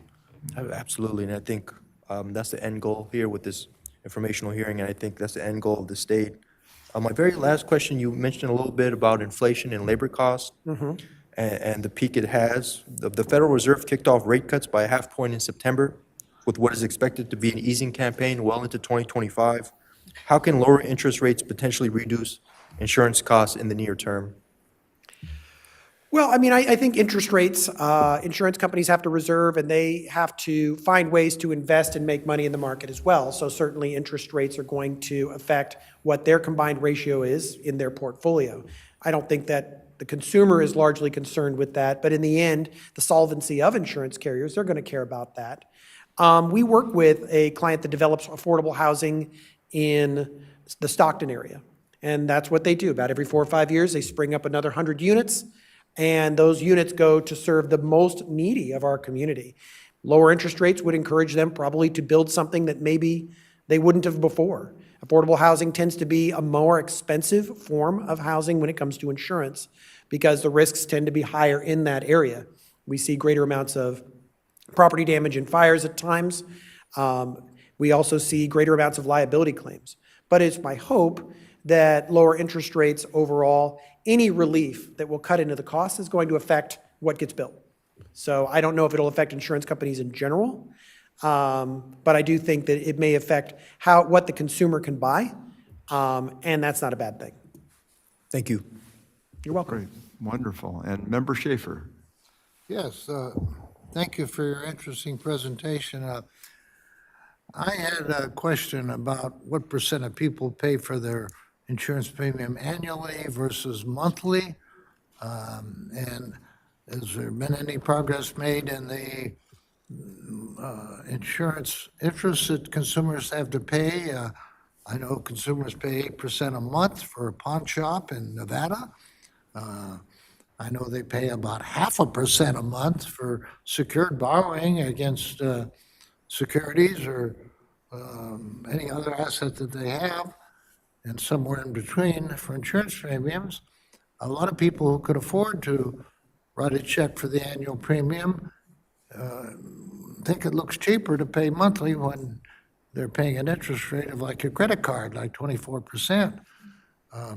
I think there can be progress made for the affordability of insurance if we have some way of encouraging more responsible use of annual versus monthly payments. Do you have any experience with the factor of interest rates and people's ability to afford insurance? That's a great question, and I do. I think where we see interest rates playing the largest role in the affordability of insurance, we would see it in the brokerage market. For a lot of larger premiums, people will finance those premiums. There's a variety of finance companies in the state, and I would equate them to be very similar to credit card-like interest in how they operate. For some, that may be the only way to do it, but 18 or 19% interest on your insurance premium can be a pretty significant cost. For most consumers who are buying in the admitted market, payment options are available, although some of them in the personal insurance market have receded to where you used to have 5 or 6 choices in how you did that. That might have been reduced to 1 or 2. You've seen a rise in billing fees, but those are not, I mean, I'm sure interest has a factor in how those billing fees are set, but they are a set fee, $8, $10, $5, whatever that happens to be per payment. Many companies do offer discounts. In fact, I can't think of any who don't off the top of my head for ACH versus mailing you a bill. That's probably more of a postage factor than it is and a processing factor than an interest rate factor. But certainly it's noticeable that the market would like to see people pay less payments. They would like to see people be in the admitted market. They would also have no problem with you paying in full. But I don't think the consumer benefits much paying in full or not, aside from the payment fees, unless you're in that brokerage market where that interest rate can be pretty noticeable in your cost of borrowing. Sure. Well, a lot of people don't realize if they have, like, say, $10,000 worth of stock in the company they work for, they could probably borrow up to 50% of its market value from any bank in town and take care of by self-management, the problem of an annual premium and then they just pay themselves back without the interest factor, from earnings. But I don't think financial counseling is available to everybody that needs it, and people in your position can't really afford to be the financial counselor for all your many customers. You're just, if they ask you, you'd give them the right answer, but I don't know what it takes to upgrade the financial sophistication of all of our insureds, but I think about it from time to time. Thank you. You're welcome. I think an educated consumer is certainly something we always welcome, anybody who's familiar with their risk, but we find as insurance advisors, there's a lot of education that goes into helping people find their solution. Yes, there are some people who are very savvy, who understand that, who would do, as you said, they can structure how they pay a premium. But to your average homeowner, your average 4 to 8 unit apartment owner, your average business owner, those are either concepts that they don't have the time to think of, they're not educated on that, or there's just, I think in a lot of cases, it's just not something that makes a substantive enough to them, as they've said to me, I'm more interested in just paying it in full. Can I just do that? Yeah. And if that's what they want to do, there's a lot more good to that than if they miss a payment, the costs of reinstatement, the costs of being late. A lot of times that's probably the best benefit of paying in full is to be done with it. Yeah, thank you. Thank you, Mr. Newbill. Thank you. Appreciate your time, and we are going to take a break. We're a little behind, so I apologize for that. But Yeah, I think what we're going to do is skip over the break because we have time issues. The speaker for item number 6 is... Are we okay? Thank you. Thank you very much. Yeah, thank you so much. Appreciate it. The speaker for item number 6 had to leave. He said he would be happy. Mr. Tim Taylor would like to submit something in writing. Okay. I'm going to ask, we have speakers who have come here for item number 8 and have a time constraint, and Okay. asked if they could be taken out of order. So if we could take up item 8 next, affordable housing. Okay, very good. I guess my question would be for the staff. How are they? Yes, if we keep a hard 12:30 for lunch. Okay, very good. So that would be, is it Natalie Spivak? We're gonna, yeah. Okay, wonderful. Please come forward. And Justine Marcus? Have I pronounced your names right? Yeah, that's good. Okay, all right, very good.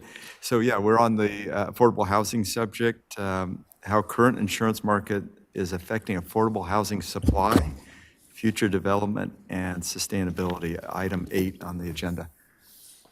Please, go ahead. Great. Good morning, and thank you so much for having us. My name is Natalie Spivak. I work at Housing California. We're a nonprofit statewide advocacy organization focused on affordable housing and homelessness. I'm here with my colleague Justine Marcus at Enterprise Community Partners, who will introduce herself when she comes up. But we're here today to talk about how the insurance crisis is affecting affordable housing specifically.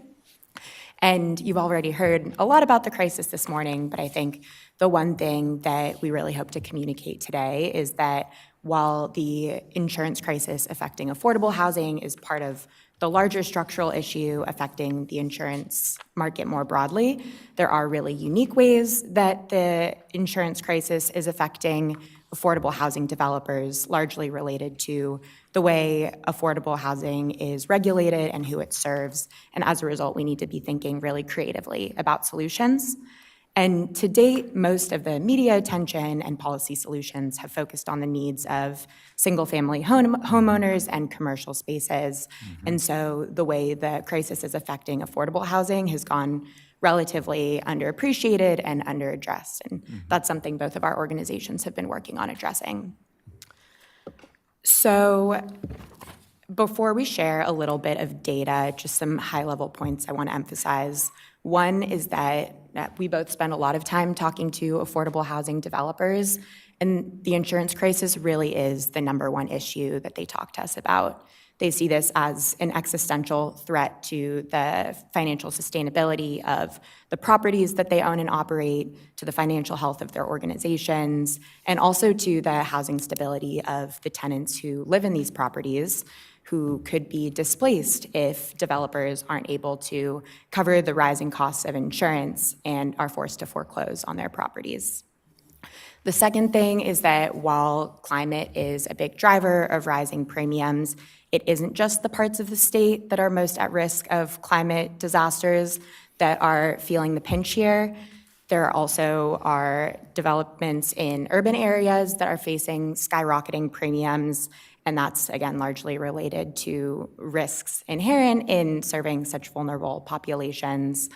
And then also, while affordable housing developers across the board are facing large premium increases, the types of affordable housing that serve our state's most vulnerable populations, permanent supportive housing, which serves Californians at risk of homelessness or experiencing homelessness, and senior housing are really the types of affordable housing that are being most severely impacted by rising premiums. So Justine, did you want to share a little about the data? Sure, thank you. And if you can go ahead, maybe 2 slides, that'd be great. Great to meet you all. Thank you so much for having us. I work for Enterprise Community Partners. We're a national affordable housing nonprofit, but I'm based here in our California office. And our purview is kind of unique because while we do policy work and technical assistance on the ground, we are also on the affordable housing finance side of things. And so that allows us to look at our own books, at our own projects that we're funding and see what's happening on the ground. Next slide, please. And so we looked at an analysis of over 130 affordable housing developments in California right now that Enterprise is a financial partner in. And we found that over the last 5 years, we're seeing on average a 70% increase in insurance costs.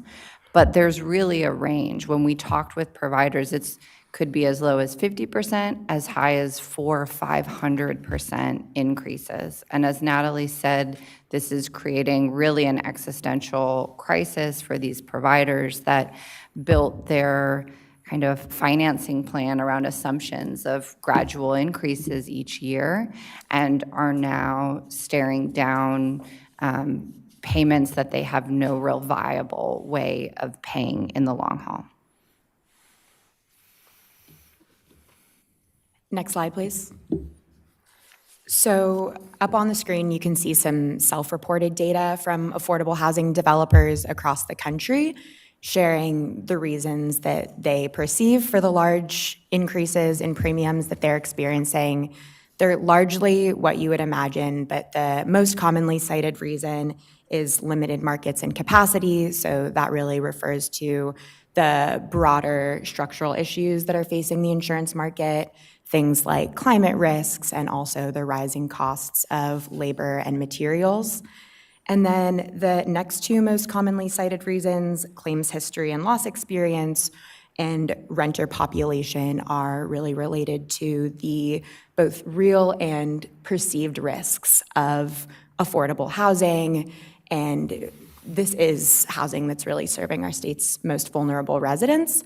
And as a result, there are sometimes property damages or other risks that developers of affordable housing face.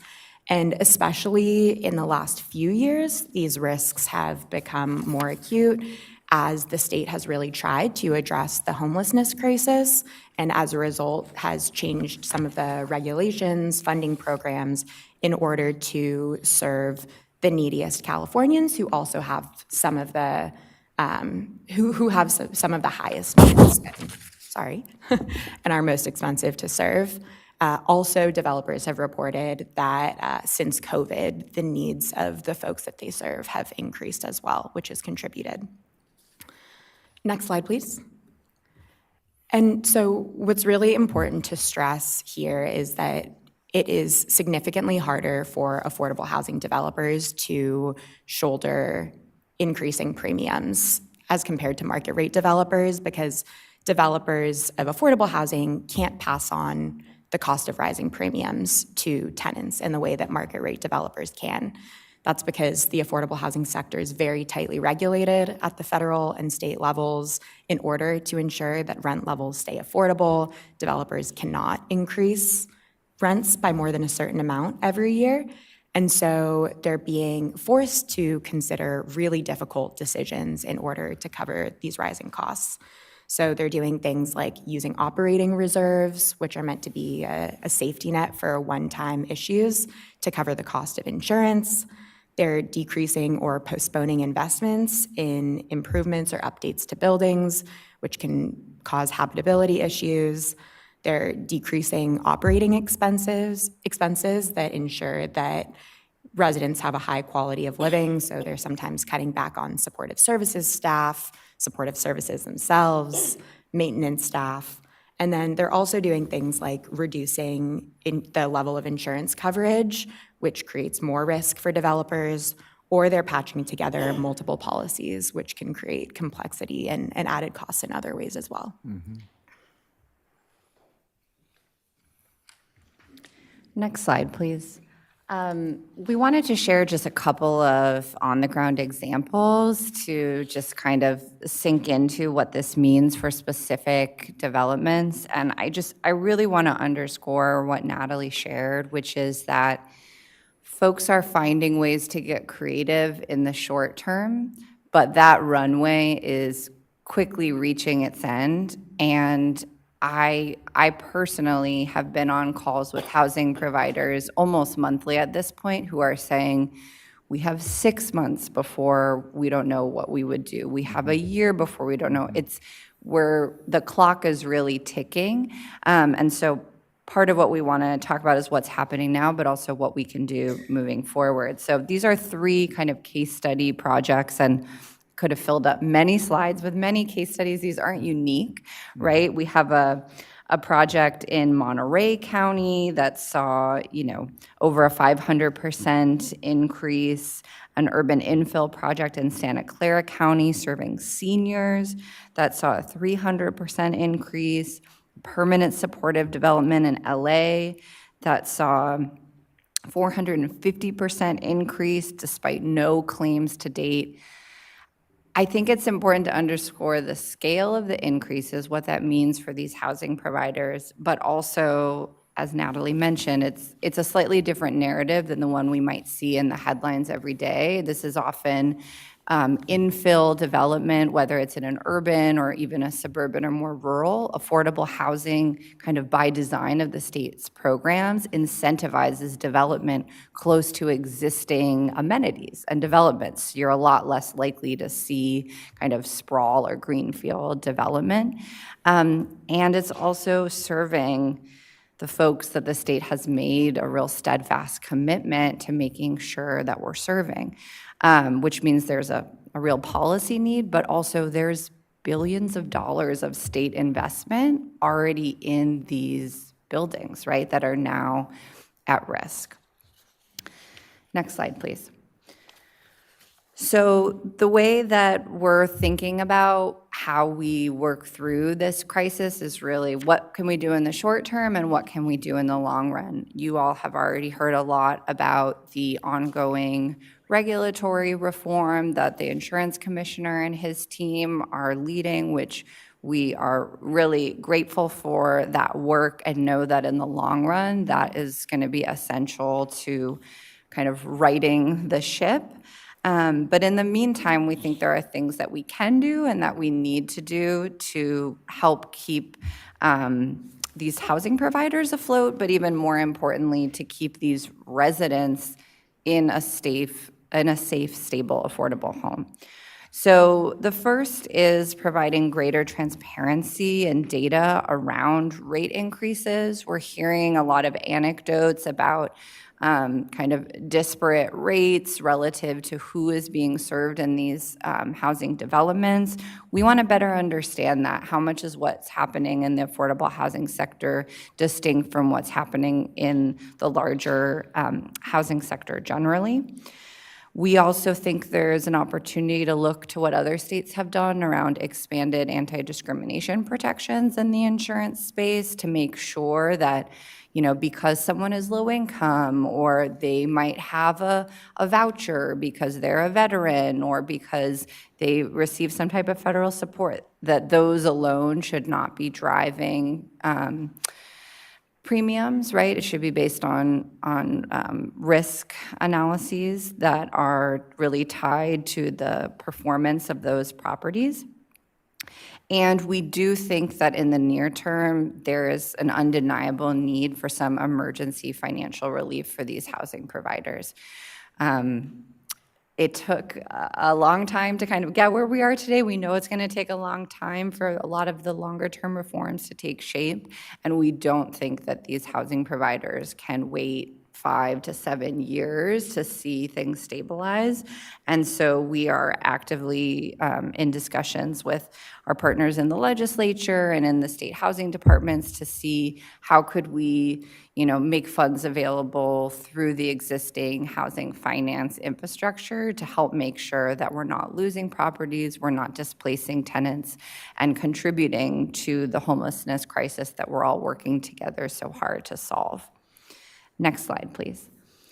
In the long run, we're interested in partnering with stakeholders across the industry to think about bigger types of reforms. I'll admit this is new territory for us in the affordable housing space, right? But we're learning a lot. We want to be at the table talking with folks about potential solutions. Some ideas that we are exploring right now would be around some type of first loss guarantee or excess liability fund at the state, as well as ways that the state might be able to support private captives, which have been successful in the past but are now running into a lot of the same reinsurance issues as folks on the private market. We also are interested in exploring different types of incentives to really make sure that we are providing insurance for this particular set of properties, which the state has kind of deemed a high priority. So how are we making sure that that is baked in to our regulatory system? And we also want to make sure that, you know, if affordable housing providers are doing things to lower risk, whether that's on the climate side or it's on the building maintenance side, that that housing providers can see those investments translate to lower premiums, right? They're addressing the risk side of the equation, hopefully seeing that that can help improve the cost outlook. Next slide, please. And lastly, just to say that California is not alone, right? There's a lot of other states that are looking at this as well as federally. It can give us some inspiration. There has been some great work in Washington around data and transparency, as well as some financial relief. New York just passed expanded anti-discrimination protections around low-income residents, residents who use some type of voucher or other income support. Minnesota also has been investing in the financial relief side of things. There are some active federal proposals as well. But I will say, one of the things I really enjoy about my job is that I have counterparts in a number of other states across the country, and we talk a lot about what we're working on, what we're seeing, and insurance has become one of the hot topics we talk about a lot. And I will say that, as is often the case, there are a lot of eyes on California. We can look elsewhere, but people are really looking to us to see how we handle this.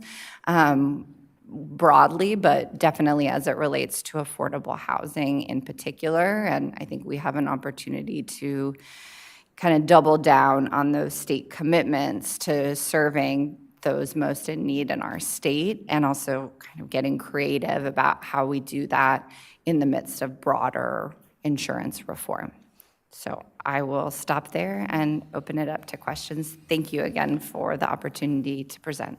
Great, and thanks to both of you for being here today and preparing the takeaway sheets for us. That's very, very helpful.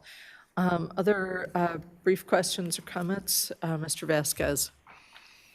Well, thank you both for coming. And I know it's been a challenge because I hear it all the time in my district as well, with especially the folks that are trying to do the right thing on the affordable housing front.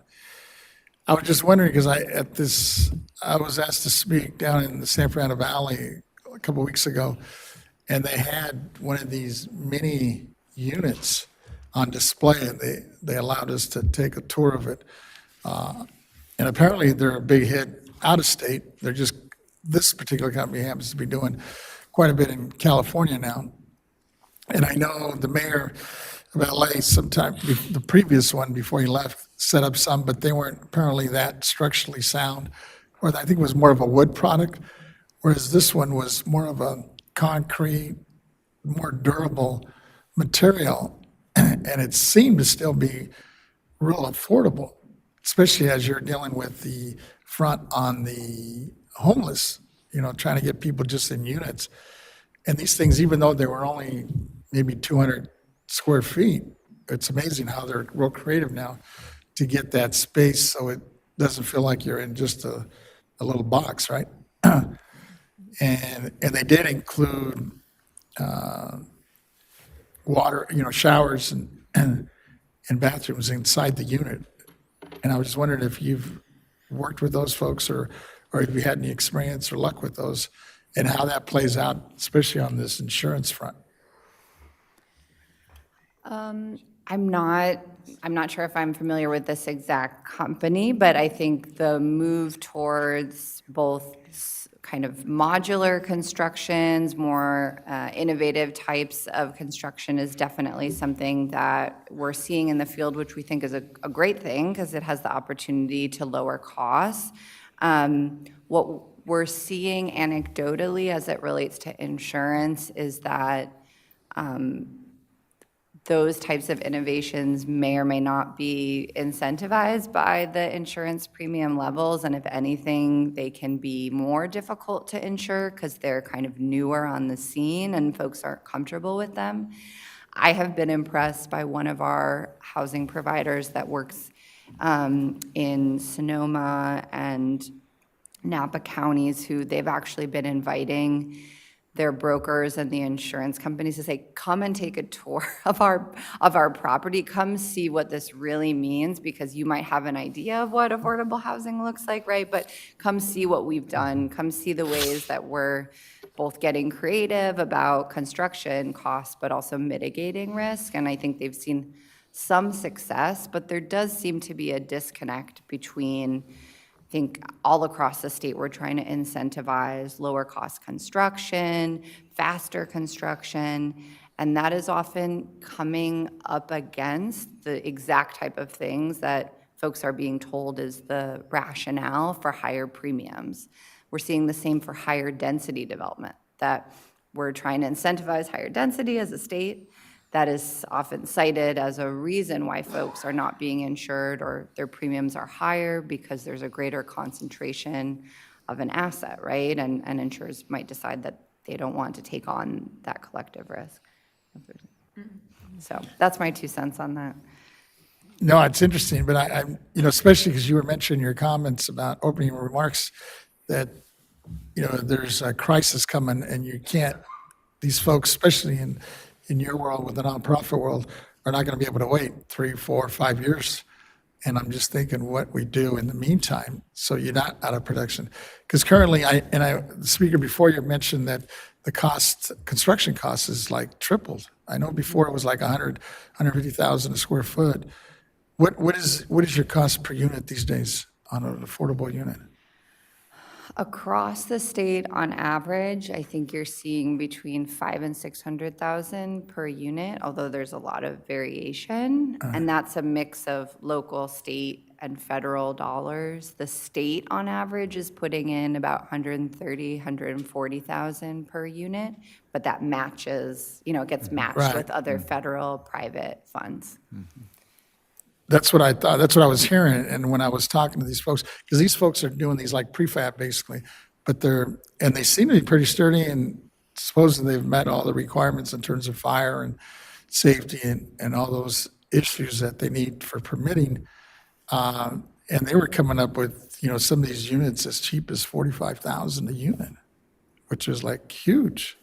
Especially if you come in the situation where you're saying, at least in the meantime, because you don't want to stop production, but if you're running against this crisis where you're not going to be able to move, or able to wait, 4 or 5 years down the road.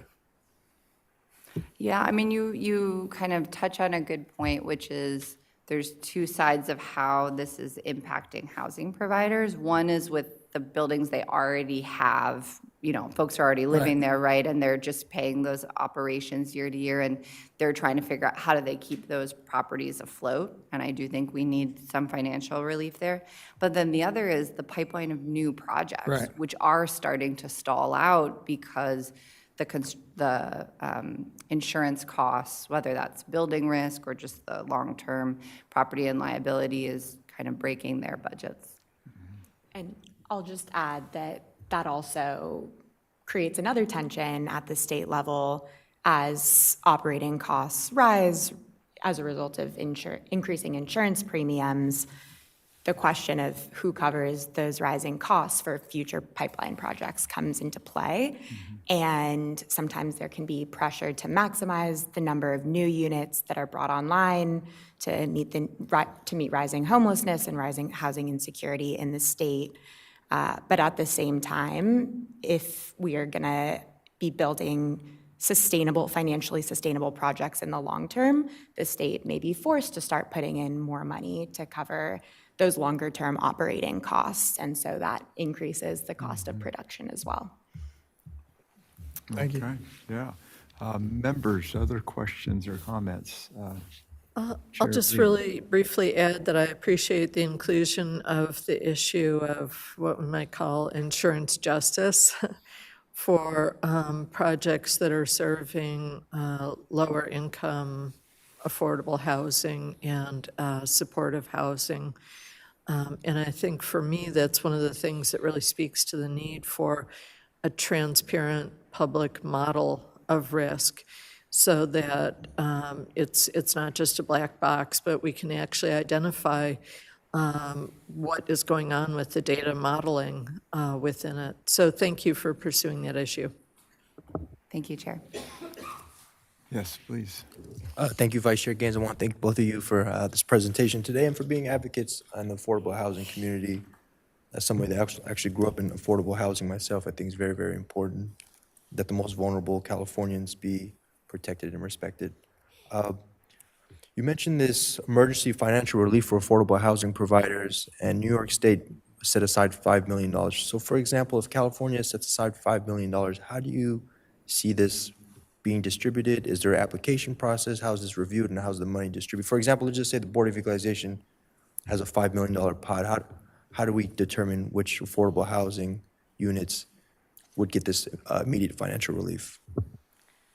It's a great question. We are actually in the midst of doing a bit of a survey with housing providers to get a sense of, the relative need and kind of total dollar amount that might be necessary for the short run. But in general, there's, I think, a few principles that we would want to see in any program. The first is, if at all possible, having the funding made available through the existing affordable housing finance system, right? Like we have Department of Housing and Community Development, they have a number of core affordable housing programs that they're able to fund a diversity of projects through.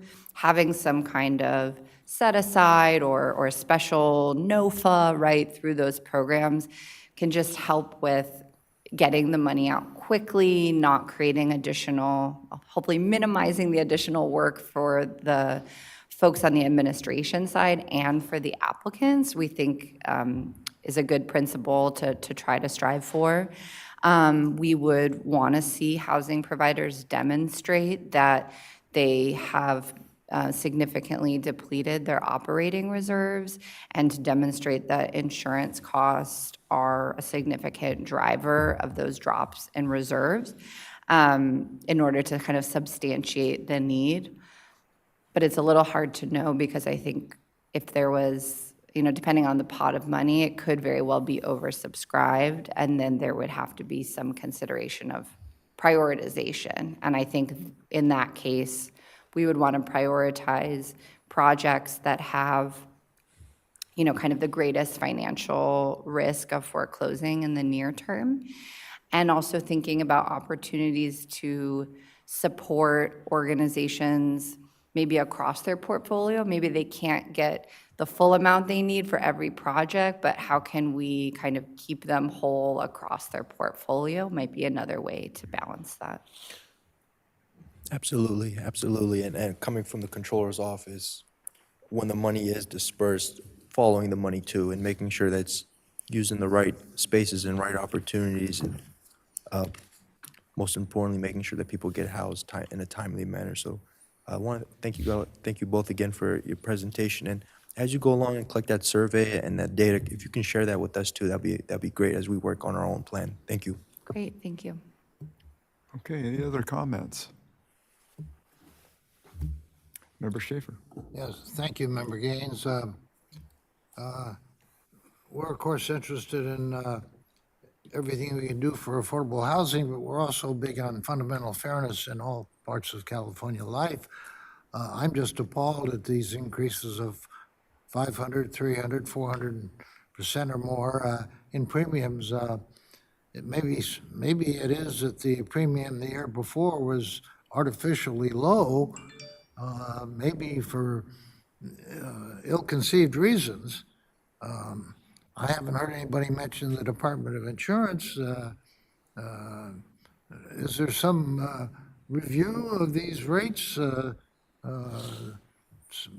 Don't we have some authority as a state government to try to make the insurance investors figure out something that'll work, that's fair to everybody? I know the big people in this are Warren Buffett, who is big with Chubb and Geico and several insurance companies. So these are reasonable people that are not trying to make a killing, but are trying to serve humanity. I mean, they turn around and give billions of their money to wealth when they die. So I think we're dealing with a lot of good spirits there, and I don't think they would be happy to know that they're forced to have 300, 400, 500% increases. Maybe you should have some type of insurance rule that increases cannot exceed 100% year to year without special review by the Department of Insurance. Is there anybody taking a look at the fundamental fairness of what's going on?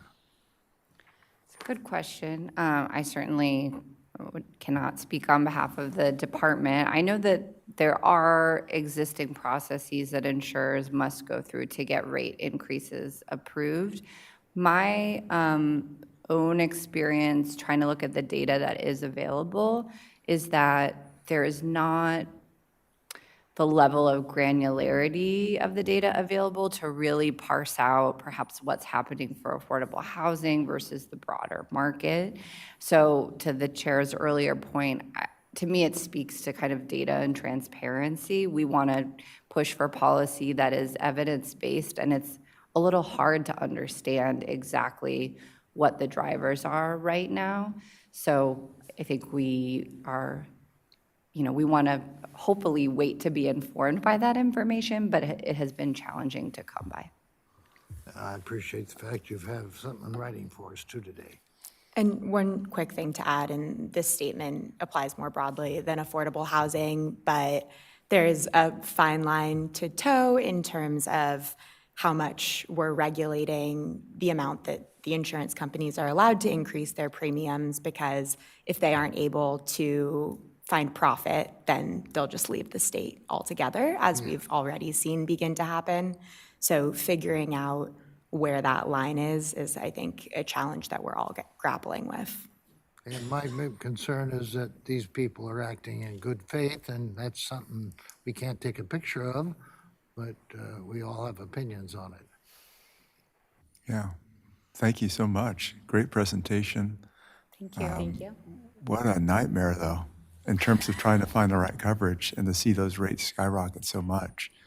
I don't know if any of your brokers have suggested putting together a specific plan for, like, maybe through an association. I know that there's a lot of nonprofit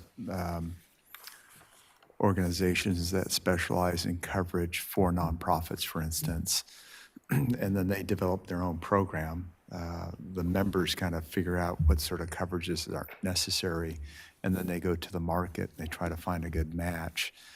But sometimes there's a self-insurance program where the entity, let's say a housing association, would pick up the coverage for a certain limit, and then you go out into the market to someone like a Lloyd's of London, and they kind of like the reinsurance description that we were talking about earlier. I've seen that used in a market, and then also developing a specific program that is providing insurance just for affordable housing. So they understand it, because I think there's often the wrong impression of affordable housing. And so if you're able to bring out an insurance company that would make a commitment, to insure the risk, but also the commitment to go out and see them and see how they're operated, because the examples you cited were beautiful facilities. So if there's anything that I could do to try to put you in touch with the right folks, I'd love to do that. But I have a feeling you're probably already speaking to some experts, and I don't know to what degree they're talking about other options. Could they create a program? Because that's what the insurance business, this is my background as an independent agent, but if you were my client, I'd be trying to figure out, how do I develop a program for affordable housing for the state of California? Maybe do it through an association where members would join, and then you could do some sort of self-insurance program, or you could negotiate with a carrier for certain types of coverage that would also be unique, probably, to affordable housing, and try to see if that would help in the marketplace. Yeah, we will definitely follow up. I think some of those kind of either private captives or risk retention groups is something that a number of folks have been exploring, and where I think, because of the broader challenges on the reinsurance market, we're seeing a need for, what role can the state play to help provide some type of backstop or guarantee or help to seed to kind of get us over that hump. But it's really helpful to hear kind of the way you're thinking about it, because I do think it aligns with how a number of stakeholders have been thinking, how can we engage in the broader regulatory reform process and also recognize that we might need some tailored solutions that are really specific to the affordable housing industry. So we'll follow up because I'd love to talk more. All right, very good. Thank you very much, Natalie Spivak and Justin Marcus. Thank Appreciate you. your Thank you. presentation. We'll now take a break. Mary? We still have one of your items still outstanding from this morning. We have Anna Buck is still on the line to make her presentation. Okay. Let us know what you want to do. How is everybody in terms of timing? And how's our staff? Okay, let's take it. Been waiting, yes. Wonderful. I see her on the screen. Hi, Anna, how are you? She's our Realtor perspective. Oh, good. Can you hear us? Hi, yes, I can hear you fine. Wonderful. Thank you. And you Great. Good morning. Yeah, let me just make a formal introduction here. Thank you so much. So California Insurance and the current residential real estate market. We have Anna Buck, Senior Legislative Advocate for the California Association of Realtors. Welcome, Anna. Thank you. Yes, good morning, everyone. Good morning, Madam Chair. Thank you for having me. My name is Anna Buck, and I'm here on behalf of the California Association of Realtors, representing nearly 200,000 real estate licensees in our state. We're really thankful for the opportunity to present here today. We aren't insurance experts by any means, and I'm not going to pretend to be today, but I'll attempt to talk a little bit about how the availability of homeowners insurance is affecting real estate transactions in our state. First, I think it's really important to bring up that California remains in a very challenging real estate market overall, and it is really difficult to isolate insurance issues and what effect they are having in an already challenging market with high interest rates and historically low inventory. In September, according to our in-house data, the median sales price in our state was about $868,000, a little over that actually, which is an increase of about 3% over the previous year. And those homes are seeing an average of about 24 days on the market, depending on where you are actually located. A minimum annual income of well over $200,000 a year is needed to afford this median priced home. We're seeing a list to sales ratio of anywhere from 97% to 101% still in our hotter markets, depending on the area of the state again. So it just remains a really tight, tough market for buyers, regardless of the insurance issues that we are certainly seeing. But that being said, insurance is really, truly the foundation of real estate market stability. Insurance is more than a safety net for homeowners. It's really essential to just the basic functioning of the real estate market. We can think of insurance kind of as a bedrock that provides the lenders, home buyers, and communities as a whole the security they need to invest confidently in California properties. Without insurance, buyers cannot secure mortgages, and this makes insurance essential for maintaining a healthy and accessible to some regard housing market. Why are we facing these challenges? As we know, California has this great natural beauty and a climate that comes with these high risk, and our state regularly experiences these wildfires more and more often, earthquakes, flood, other extreme weather events, and these are increasing the cost and risk of insuring these properties, which has led insurers to reconsider their presence in many high-risk areas. In recent years, admitted insurers have increasingly withdrawn from areas prone to natural disasters, most often citing the unsustainable risks. This is especially true in areas that are vulnerable to high fire risk, where insurance providers have reduced their exposure through non-renewals or completely halted any new coverage, particularly in the rural and mountainous regions in our state. For example, we understand that Allstate is set to increase rates by 34% next month for its roughly 350,000 policyholders. In March, Safeco was approved to increase rates by 10.5%.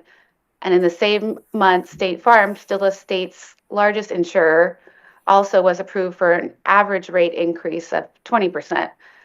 The FAIR Plan has also said that it will need a substantial increase in the near future to remain sustainable, but to my knowledge, they have yet to state how much of an increase they'll be seeking.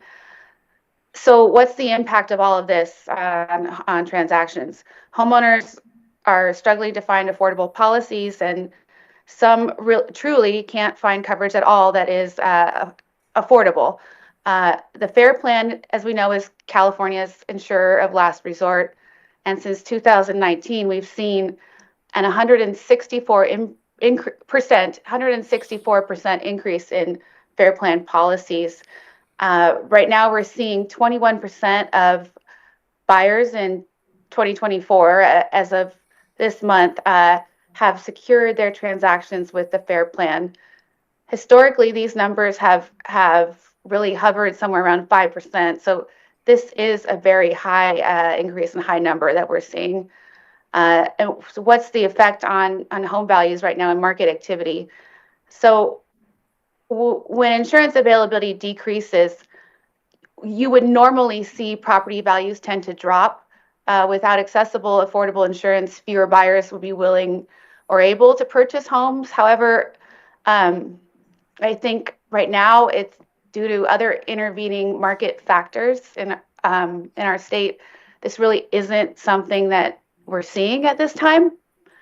What we are seeing is an increase in reported realtors reporting transactions that have fallen through due to insurance issues. So in 2024, in our most recent housing market survey, we had about 13% of surveyed members see one or more transactions fall out of escrow due to insurance issues.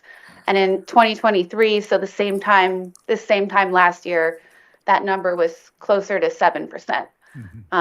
Again, in 2023, our survey showed that 16% of overall buyers surveyed had a difficulty accessing insurance, and in 2024, that number was 34% of buyers having difficulties. However, in these more high-risk areas, in these mountainous vacation communities and rural areas, we're seeing those numbers reportedly as high as 50% or more, slightly more. The majority of those having issues reported that the premiums were too high to make the transactions pencil out. The debt-to-income ratio numbers just didn't work for the transactions. Others have said that the FAIR Plan took too long for escrow. They saw their rate locks released due to issues with the FAIR Plan at the time, or simply that coverage was, they were simply unable to find affordable coverage. So for those who own homes outright, we know that they're able to go without insurance. We're seeing that happen more and more, leaving homeowners financially exposed, which is just a really terrible thing if and when disaster does happen. For new buyers, our latest data is showing that right now in our state, we have all cash buyers making up about 25% of the current market, and those buyers are able to close their transactions without having home insurance in place. We're seeing that happen. However, we don't have data on this, but talking to our economics team, they see it's still very highly unlikely that these buyers are foregoing insurance altogether. So this, I think everybody that I've spoken to really believes that percentage of people purchasing without insurance is still very, very negligible. As insurance costs rise and options are diminishing, obviously, homeownership has become even more challenging, especially for first-time home buyers, and anybody with any limited means at all. Here in California, we are already so stretched thin with our housing dollars. More than 20% of California households spend more than half of their income on housing costs, which obviously includes your insurance premiums. And those premiums are pushing the total cost of homeownership just simply beyond reach for many, many Californians. So you're just seeing people, more and more people, not purchasing. And we're seeing a less accessible market, and that's just continuing to contribute to our state's ongoing housing crisis as a whole. And talking to our economics department, they're projecting an overall increase in the high single digits next year for insurance premiums overall the carriers. Obviously, there are just hugely broad economic consequences for things continuing down this path. And you may potentially see a tipping point where at some point you would see the state experience real estate stagnation. Again, due to our unique market conditions, this certainly isn't something that is happening yet or that we're even foreseeing in the near future. But without addressing these issues, that certainly remains a potential. What policy recommendations do realtors recommend? We want to incentivize insurers to remain in this market. We fully support the insurance commissioner's sustainable insurance strategy, which seeks to create reforms that are meant to incentivize our admitted carriers to stay in the market and meant to really incentivize new insurers to come into our state's market and reinvigorate what is a very struggling market.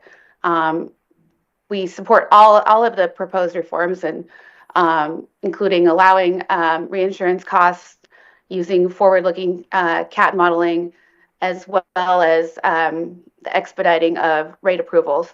We want to encourage insurers to continue offering coverage in all of these high-risk areas. We look forward to the full enactment of the commissioner's reforms, while acknowledging it's going to take some time to fully realize those effects.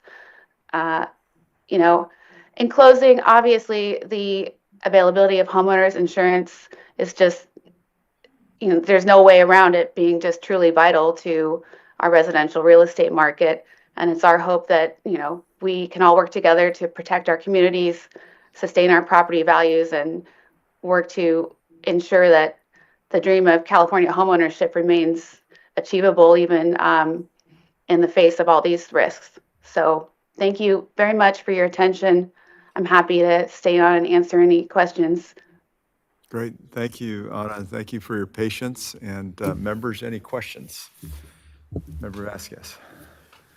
Thank you for your presentation, Ms. Buck. And I know since you're really on the ground with some of these realtors, I was wondering what efforts are being made by some of these realtors to get the information out to buyers, because I know in many cases, unless they buy it cash out, they're going to have a difficult time purchasing a home.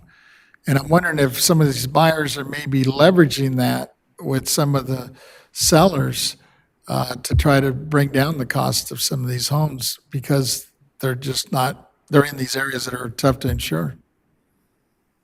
Great. Yeah. So one of the things that's happening now, that I would say was not necessarily happening in the past with real estate transactions, is that more and more often insurance is going to be one of the top first things brought up by your realtor. Before, I would say maybe before 2017, 2018, the cost of insurance in your home transaction was mostly kind of an afterthought. And nowadays, realtors are really instructing and working with clients to look at that first, look at those numbers and see if this is something that is going to work for everybody in the transaction. And then as far as working with sellers, one thing I always tell everyone is that nearly everything in your real estate transaction is negotiable. And we always encourage parties to come to the table and look at, different aspects of the transactions, what can work. In certain areas, we do see seller credits being offered for insurance issues. There's also a new contingency in our standard real estate contract that allows for parties to release themselves from the real estate purchase if the insurance availability and cost just is not feasible for the parties. Wonderful. Okay, other questions? Seeing none? Thank you, Anna Buck. We really appreciate you representing the realtors and giving us an update in terms of the impact of the insurance market on your industry. Thank you. Wonderful. Great. Okay. I think, are we now moving to a break? Excellent. And what is our timeline, Mary? We should take a 30-minute lunch break. Oh, I'm sorry, an hour. I apologize. No break. Okay. So 12:45 to 1:45? What do you think? That clock up there is off a little bit. Oh, it's off. Thank you. Yes, Okay. Yes. Yeah. All right. 12:45, then we start back up? Or 1:45? Vice Chair Gaines, I know we have a scheduled speaker at 1:30. Is he going to be a little flexible? Is that okay? That's a good question. We don't have any place to go. No problem. Mary, are we okay with that speaker? Do we know, or? We have no idea. I guess we should Matt? check. Would we be okay with our next speaker if we? Yeah, sorry, they're asking about me, but not. Yes. Okay. So, schedule at 1:30 is the timeline? On the agenda, it says Rex Frazier at 1:30. If he's flexible for 1:45. I don't know if he's on the line now. Rex? Yeah. Oh, he's giving a thumbs up. 1:45. 1:45, there he is. Okay, good. Thank you, Deputy Controller, appreciate that. Okay, so we're good till 1:45. Look at that.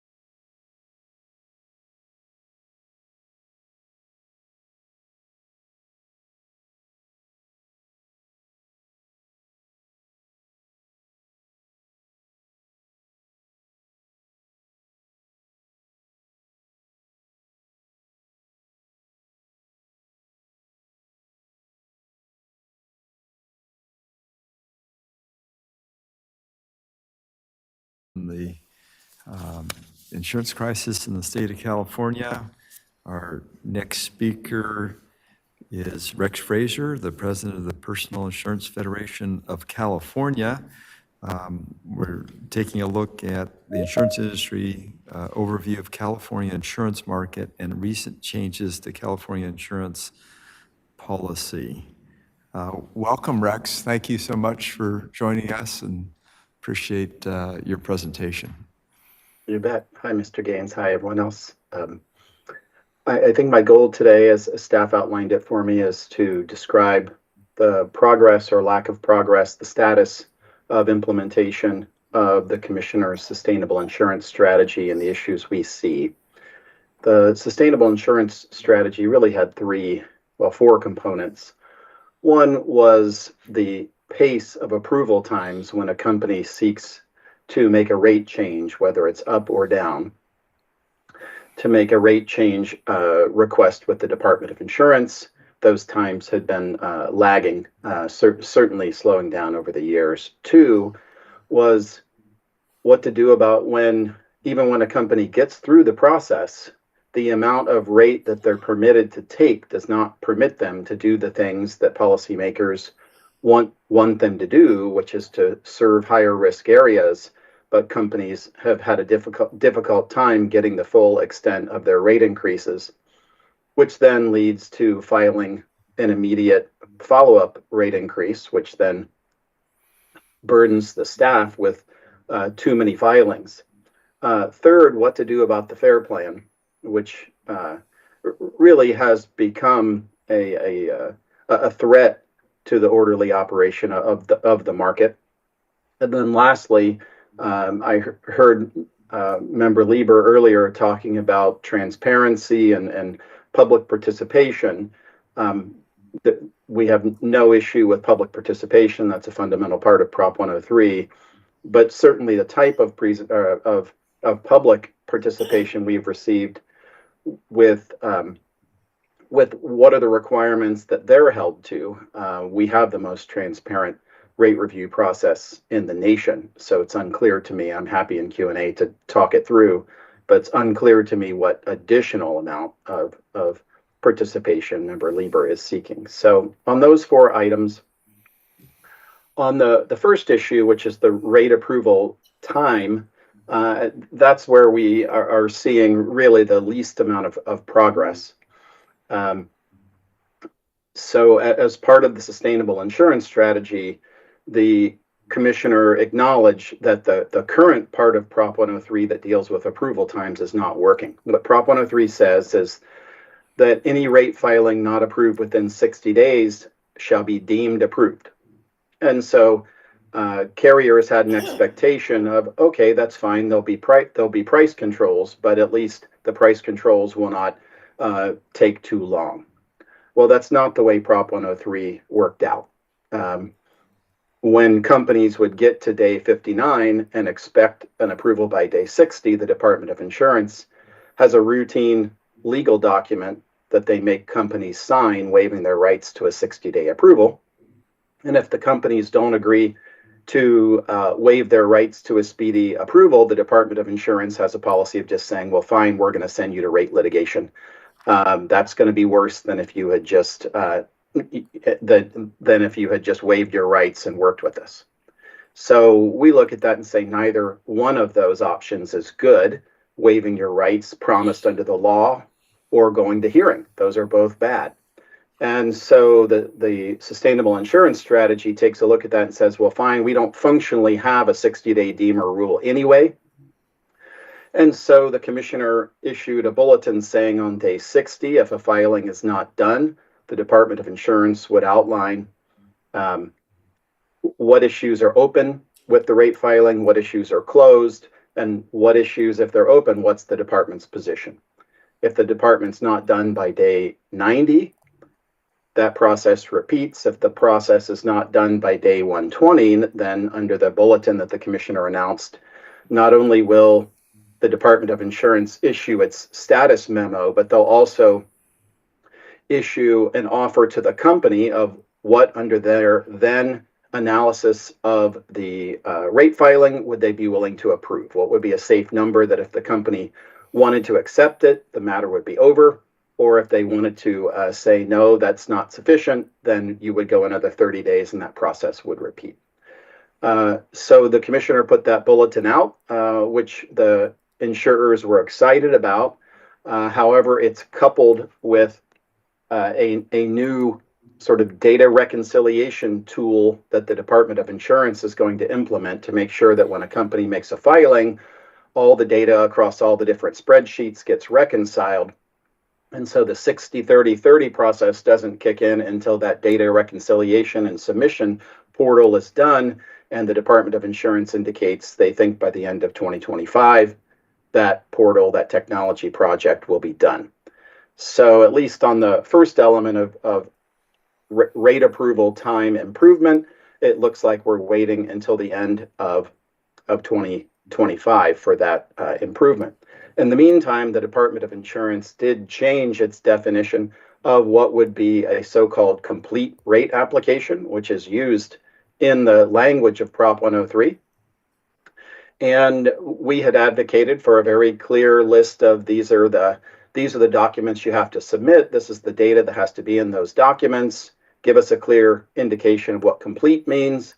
However, the regulations the department put forward, they actually make it murky and allow the department to just add new things that are not traditionally even included as an element of a rate filing. So it's unclear to us what the purpose of that is, but now the department would be able to hold an application in what's called intake, meaning it doesn't even hit public notice. The 60-30-30 clock wouldn't even start running because the Department of Insurance could just add new filing requirements as it sees fit that are otherwise undefined in the regulations.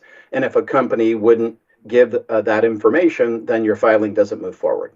So unfortunately, on the first element, the 60-30-30 bulletin was good. Implementation of data portal is probably going to lag, and the complete rate application definition certainly is a step backward. On the second element, which is what are the substantive standards for rate approvals, meaning what's the formula, the two issues that folks have typically talked about are the use of modeled losses rather than looking backward. The way the system works now is when a company wants to project its future wildfire losses, it must look at its average wildfire losses paid over the last 20 years. We don't understand why in a world where we're regularly talking about a hotter, drier future, why companies would have to look back over the average of the last 20 years to project their forward-looking wildfire losses.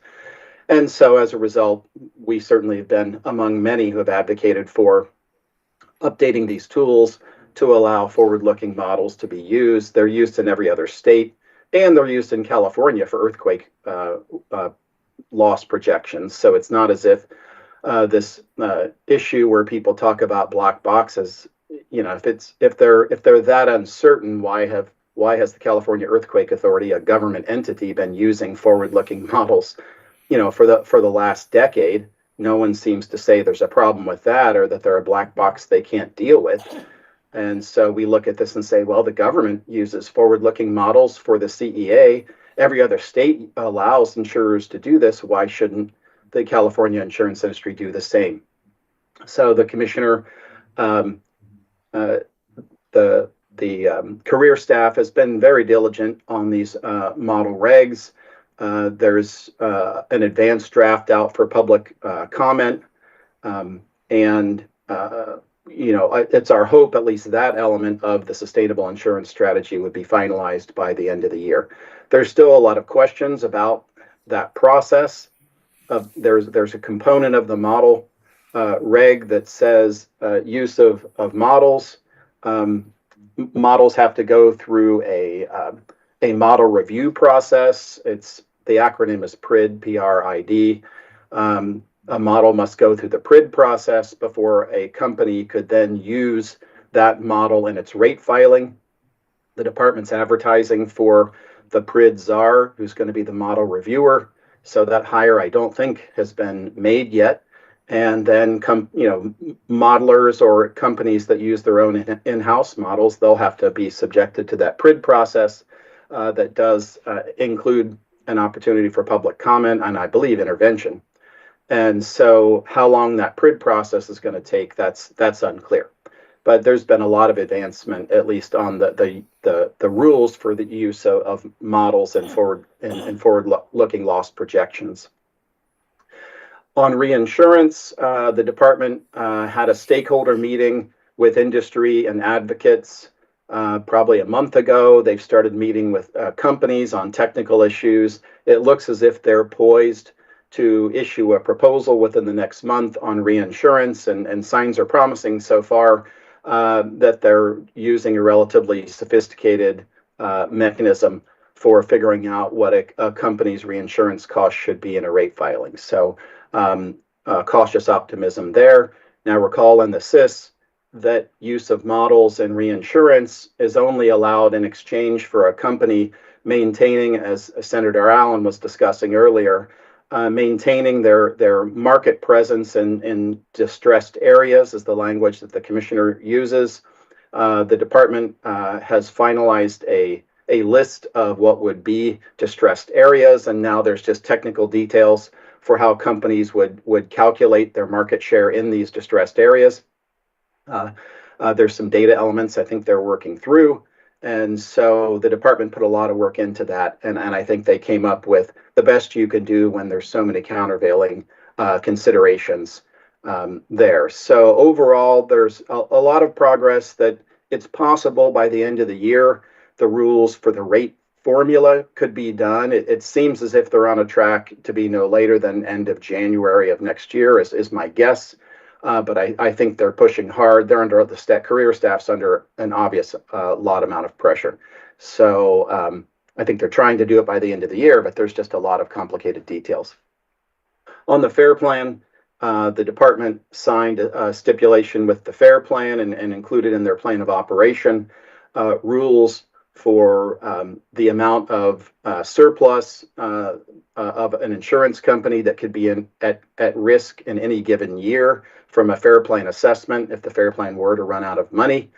And that was $1 billion a year that is now totally on the hook, that insurance companies can be assessed up to $1 billion a year each year for FAIR plan uncompensated or for FAIR plan liabilities that they don't have adequate capital for. And so certainly that's in the FAIR plan of operation. We would certainly argue it should be in a regulation as well, not just in the FAIR plan of operation. That the legal status of that is certainly less clear than if it was a statute or a regulation. And then lastly, on public participation, it has been a long frustration of ours that we get relatively cookie cutter objections by intervener groups to rate filings that do not contain application-specific complaints. They just copy and paste arguments from previous documents.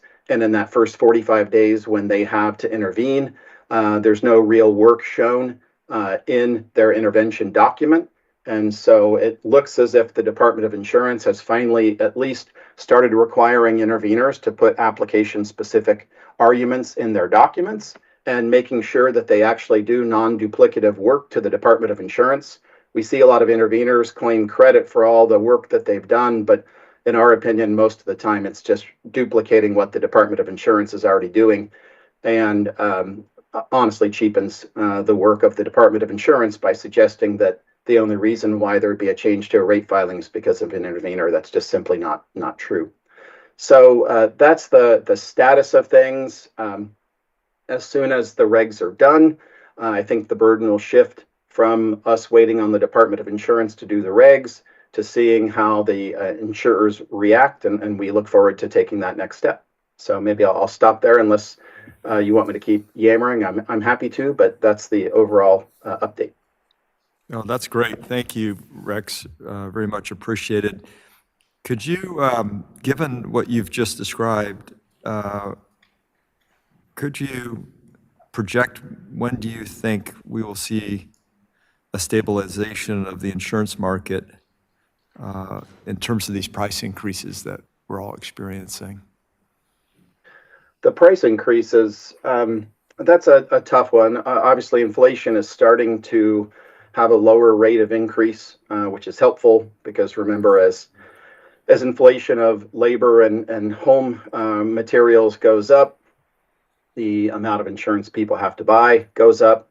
The amount of policyholder protection funds that companies have to have goes up, which means they typically have to buy more reinsurance. So inflation makes not only people have to buy more insurance, but it makes insurance companies under the solvency rules have to arrange for more claims paying capacity, which means an additional reinsurance expense. So, as the rate of increase of inflation begins to come down, that will certainly be helpful. The reinsurance market certainly is starting to tame a little bit, but over the last 3 years, it's been very difficult. I think the biggest undiscussed issue when it comes to the rate increases, the historically large rate increases that we see companies requesting, is that no one talks about the really 10 years prior to this administration, when companies were largely not permitted to increase their property insurance rates. So we wouldn't be seeing these giant rate increases if we just had an orderly process for the previous decade. So I do have some sympathy for this administration, coming into a situation where there had been largely flat insurance rates over the previous decade. We were in a low inflation environment, so you wouldn't expect the rate increases to be huge. But there really wasn't, the Department of Insurance had a policy under the Jones administration of largely not granting property insurance increases. And in fact, in 2013, they actually tried to force State Farm rates downward and ordered them to refund $75 million of so-called excess premiums collected. That matter was litigated for 5 years, and ultimately State Farm completely prevailed, where courts found that the Department of Insurance wrongfully suggested a rate decrease was in order when a rate increase was actually in order in 2013. And they concluded that the Department of Insurance had no authority to order a rebate. So while we had Commissioner Jones regularly telling us about the perils of climate change and hotter, drier future, he somehow didn't see fit to realize that, well, if we're going to have a hotter, drier future with more losses, that's going to take more resources in the system. That means higher premiums, but he simply refused. And we never understood the disconnect there, where he would talk about the perils of climate change, but then not allow rates to rise. That was an unforced error. And so by the time we got to 2017 and we had the huge fires in both Northern and Southern California, and then we had a repeat in 2018, companies were already in a deep hole. Whereas if companies just had, like every other consumer good or service, the ability to gradually increase their rates over time, as every business does, we would not be in this situation today. Okay, well, thank you so much. Now I'd like to look to the board members in terms of comments. Thank Member you. Vasquez. Thank you, Chair Gaines. First of all, thank you, Mr. Frazier, for your comments and your presentation. I'm just trying to understand this rate issue, and maybe you can kind of walk me through it here. When I'm thinking about policyholders that live in wildfire zone versus those that don't, is there like a two-tier system, or are they working on something similar to that? In terms of, so when a company goes to the Department of Insurance, what they're requesting is a statewide average rate increase. So if you see a news article that company X is asking for a 15% increase, that doesn't mean if granted everybody is going to get a 15% increase. It means from there you go to the second step of figuring out how a particular risk would either be charged higher or lower than the average. And so is your question that everybody should pay the same rate regardless of home construction or proximity to brush or trees? Or I'm trying to understand what you're seeking. For example, I think you kind of touched on it. For example, somebody, let's say, lives in a fire zone. I'm thinking even in Southern California, like in the Riverside, the mountains of Riverside, right? For example, or the San Bernardino Mountains. versus somebody on the west side of LA that's not in the fire zone? Yeah, so I think a big misconception that you see a lot of people use imprecise language is, remember, a rate increase doesn't look at any home characteristic at all. A rate increase is a calculation under the Department of Insurance's regulations of what the department will allow for an aggregate statewide premium collected. So it doesn't look at any particular home. It looks at, given the insurance company's expense structure, and there's various elements in the rate formula, what is the amount of money the company is permitted to collect on a statewide basis? So that's what a rate filing is. It has nothing to, the rate filing itself has nothing to do with or homeowner specific considerations. Then once you have your rate approval, you have a second element, which is then the use of, in our world, they talk about segmentation models or risk models, but they look at what will happen when you start looking at individual homes. And so there's various vendor tools, or certain companies are big enough to have their own methodologies, but take the longest, sort of the incumbent in the market is called Fireline. And Fireline has a methodology for looking, analyzing where a home is, and it produces a score, in that case from 0 to 30. And then depending on what the score is, that will, if it's a low score, someone will pay less than the average. If it's a higher score, they'll pay more than the average. And so typically what the Department of Insurance has done is, as those scores have gotten higher and higher, they've pushed the rate of increase to be flatter and flatter. So we already have in the system today a subsidy that's embedded in the premiums that people are paying, where the higher you go up the rate or the risk score ladder, you pay a relatively smaller increase. That's already the way it works today. But certainly there is a formula, instead of it just being like a 45-degree angle where you just go up as the risk increases, it'll go up and then start to flatten a little bit. And that's a public policy decision that the Department of Insurance has made. Does that answer your question? Yeah, well, I think you helped me out a little bit there now, because I was thinking more it was a blanket, but it isn't. It sounds like they make, even though I guess the initial rate increase is kind of a statewide blanket without taking into consideration where you live, and then it gets into more specifics by the companies moving forward. Step two is really how you allocate that permitted premium across the policyholder base. And it's that step two where you start looking at building materials, and do you live close to a slope, because fire behavior is more difficult if you live near hills. What's the amount of brush, the type of brush, the concentration? What's the access for firefighters to get in there? Those sorts of considerations then are used by carriers to determine whether they would charge above or below the average. Thank you. And one just last question. When you touched a little bit on the FAIR plan, is there a FAIR plan for landslides and earthquakes? And how did that insurance industry handle, for example, the 1994 Northridge earthquake, which was worth, I think it was upward to like $40 billion. Yeah, there's no FAIR plan for landslide. That's an uncovered peril. And it's devastating when it happens to an individual. Now, for earthquake, we do have a standalone facility.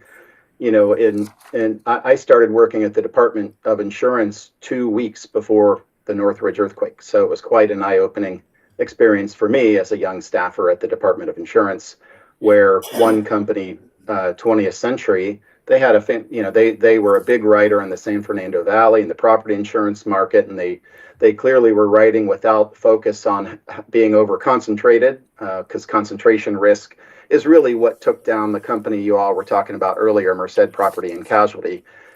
They shouldn't have had so many policies concentrated in one area, and when the worst scenario happens, it took a company down. That was a good long time. I think they have a 75-year-old company, so they were a good company. 20th Century, I believe they lost, it was a staggering number, like 24 years of premium in those 50-some seconds of the Northridge earthquake, and they were functionally insolvent and the department ultimately had to go through an auction process to save that company. And so in 1995, the legislature looked at what they should do. They passed some reform legislation, but it didn't really fix the market. It wasn't until 1996 that when escrows started to slow or not be able to close, that you started to see momentum where the legislature created the California Earthquake Authority, which exists to this day. And so when a company sells a homeowner's insurance policy under California law, they must offer someone earthquake insurance. And companies can choose, as a way to satisfy that mandate to offer, to join the California Earthquake Authority. In order to join the California Earthquake Authority, a company has to pay an entry fee. And so I want to say in the original CEA legislation, there had to be a total of $740 million put into the CEA before it took off. When they reached that threshold, the CEA was launched, and to this day, it has almost $20 billion of claims paying capacity reserved for earthquakes.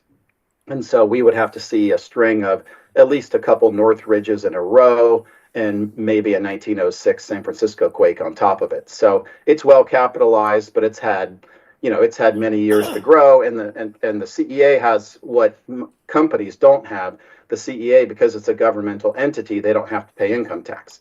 So all of their premiums grow tax-free, whereas obviously that's not the case for private companies. Thank you. Yes, Chair Lieber, excuse me. Thank you. It's good to see you again, Mr. Frazier. Thank you for coming back for a second visit with us. And I was trying to take notes as quickly as I could from what you were saying, but you made some comments at the beginning about the FAIR Plan being disruptive to the market in California. Yeah. And can you go into that a little bit more? You bet. The FAIR Plan was formed in the late 60s and really was a market of last resort for individuals and small business commercial policyholders. And over the history of the FAIR Plan, up until really the last 5 or 6 years, it really has been the 5 big Southern California counties that have used the FAIR Plan. And it hasn't, so you have traditional brush areas, let's say in Malibu, that's been a FAIR Plan community for a pretty long time. Other brushy areas in Riverside, San Bernardino Mountains, places like that. But it was really limited to the 5 Southern California big counties, and it was really small business, commercial oriented as well.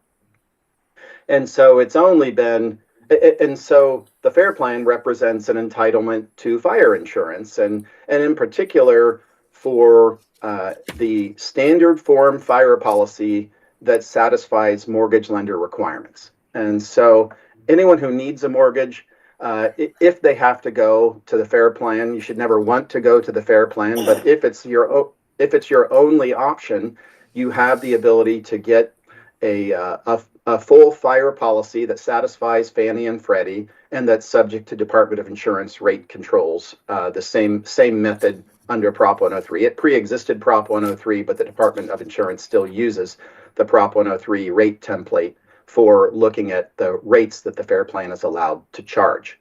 Now, the FAIR Plan, there's no government backing of it. It's not a government program. It's a legislative created private program. So when you get your license as an insurance company, you are forced, as a condition of getting your certificate of authority to write insurance in California, you are forced to join the FAIR Plan. And so the statute calls it a non-voluntary private association of insurance companies. And so every company, they have to back up the FAIR Plan if the FAIR Plan runs out of money. So the FAIR Plan has its income sources, the premiums they charge people, and any investment income that they're able to derive. But remember, under Prop 103, the more investment income you make, the lower rates you charge. The lesser investment income you make, the higher rates that you charge. So that's specifically covered in Prop 103. That the mathematical influence of investment income be included in consideration of a permissible rate. But what happens when the FAIR Plan runs out of money? Well, it's not like the government rides to the rescue. If the FAIR Plan's $1 billion short after a big fire, they turn to the insurance industry. And they say, well, State Farm, you write 21% of the market, pay us $210 million out of your surplus. Oh, by the way, you have a bunch of claims related to this same fire. So while you're considering those, also still write us a check for $210 million. So the historical resting point of the FAIR Plan has been around 120, 130,000 policies on a statewide basis. That's been where it's been for decades. Now it's over 400,000 policies, right? So now you're getting to the point where you could have massive FAIR Plan shortage of claims paying ability, massive assessments to be levied on insurance companies. And so what do you do in that circumstance? Do we really want to let the FAIR Plan bankrupt the insurance industry? So how do we handle that situation? So that's certainly the existential risk that the FAIR Plan poses. Did that answer your question? Partially. I mean, the alternative to having a FAIR Plan that does have that relationship with the for-profit providers would just be like letting an enormous number of Californians go bare with no insurance at all. So I'm not sure that I see how it's destabilizing the industry, given that the existence of the FAIR Plan kind of allows the private market to opt out of selling in particular situations. No, that's totally incorrect. That's absolutely incorrect. It doesn't allow it. It takes risks that they opted out, as you say, and it brings it in the back door. What are you talking about? The insurance companies cannot escape FAIR Plan liabilities. The insurance companies, they back up 100% the FAIR Plan. So how is it that somehow the FAIR Plan alleviates the concern that insurance companies have? The insurance companies are 100% responsible for every risk that the FAIR Plan writes, but the insurance companies don't get paid a dime for that business. I see your point, definitely, but I think that the common perception among Californians right now is that there are private for-profit insurers that are turning down renewals or, say, not picking up new homeowners, not picking up entire planned unit communities. So there's a perception that the industry is picking and choosing in certain senses, and maybe hoping that the FAIR Plan can absorb it all. But where would people go if there weren't the perhaps imperfect instrument of the FAIR Plan?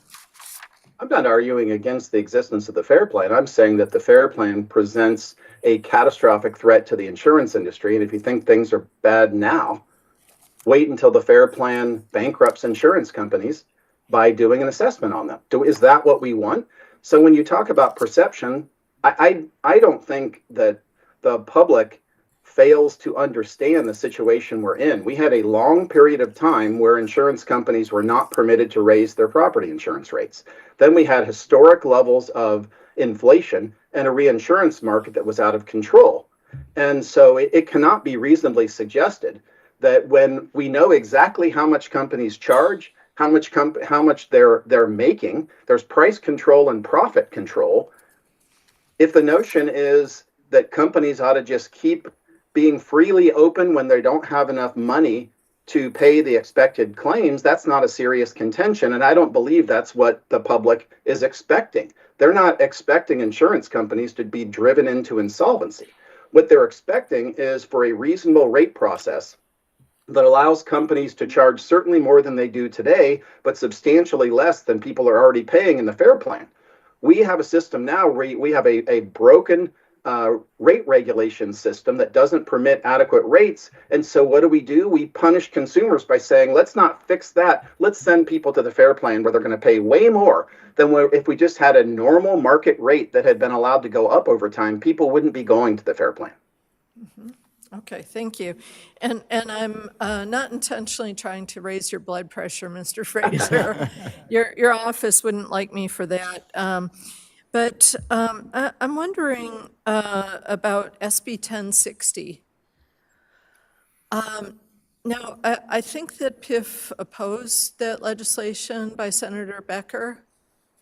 And it's, I think, well, I think, well, I think we ultimately went neutral. He didn't, because of amendments that the Senate took, and then they in the Assembly. So I believe we were ultimately neutral. I believe he didn't like the amendments that were foisted on him as for leaving the Senate Appropriations Committee, and ultimately went over to the Assembly. He held it. So I'm not sure about your question. Now, what the author, and it was really what Dave Jones, who was active on that bill, was asking for, is he was asking that insurance companies be forced to include in their present considerations information that doesn't exist. So I hope you can understand why we would look at a bill like that and say, well, that doesn't make sense. How can companies comply with the bill when the science that they assert exists, when the databases that they assert exist don't? How are companies supposed to comply with that bill? The bill suffered from technical issues. We have no problem with the notion that companies should be using a wide variety of information when they're engaged in their underwriting, but the notion that there is a reliable, easily accessible database, for instance, that shows every fire break, where it's at, and its GIS coordinates, well, that database doesn't exist. Okay, and so that bill would have said we have to use that type of stuff, and we simply, not surprisingly, said, well, that might make sense, and companies would do it without being forced to when the database exists. And so we certainly have been supportive of what's called the WUI Data Commons Project, which is trying to figure out the common data elements that everyone believes should be included in a consideration like that, and figure out how to all the information flows go to one place so that companies can get access to it. We want to be part of that discussion, but certainly the bill former Commissioner Jones was seeking was just really punitive and ill thought out. okay. And I'm just looking at the Assembly Committee on Insurance analysis from June 18th that was lists PIF in opposition. And I was just wondering, as part of that, does PIF have any problem with defining defensible space and pulling some terms from other parts of code so that we all have a common, transparent understanding of what defensible space or home hardening exactly means? And this is what I was trying to get at earlier, is that when it's always a moving target, then I think that people that we represent are sort of left wondering, am I there yet? Yeah, I would say, imagine our frustration when the insurance industry funds the largest, really one of two of the largest mitigation research operations in the United States, the Insurance Institute for Business and Home Safety, and tasked IBHS a few years ago with coming up with what are the elements of risk mitigation that are within the individual control of a homeowner that should be done. So IBHS, they come out with what they call the Wildfire Prepared Home Standard. Paradise was the first city that now requires all new home construction to adhere to the Wildfire Prepared Home Standards. And what does the Department of Insurance do? They say, we're going to ignore that science. So what IBHS science says is that for ember resistance, embers are able to exploit any individual weakness. So they said the wildfire prepared home system is a system where you have to do every single thing. You have to put mesh on your attic vents. You have to have your exterior siding 6 inches above the ground. You have to have a 5-foot ember resistant zone. You have to do everything, because if you do everything but one, the ember will find that one weakness and burn your house down.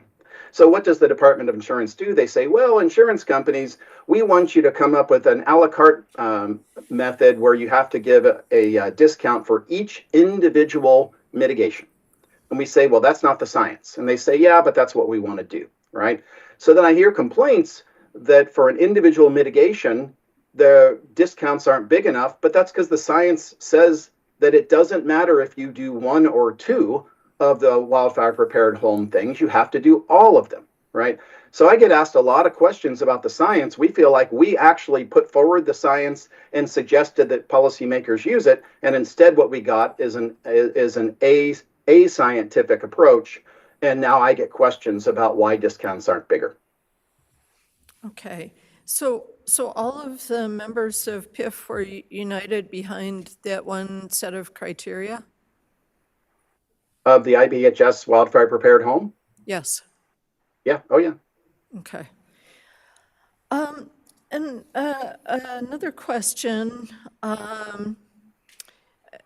Many of my constituents are just getting used to the idea of some of the technology that's being used, for example, drones.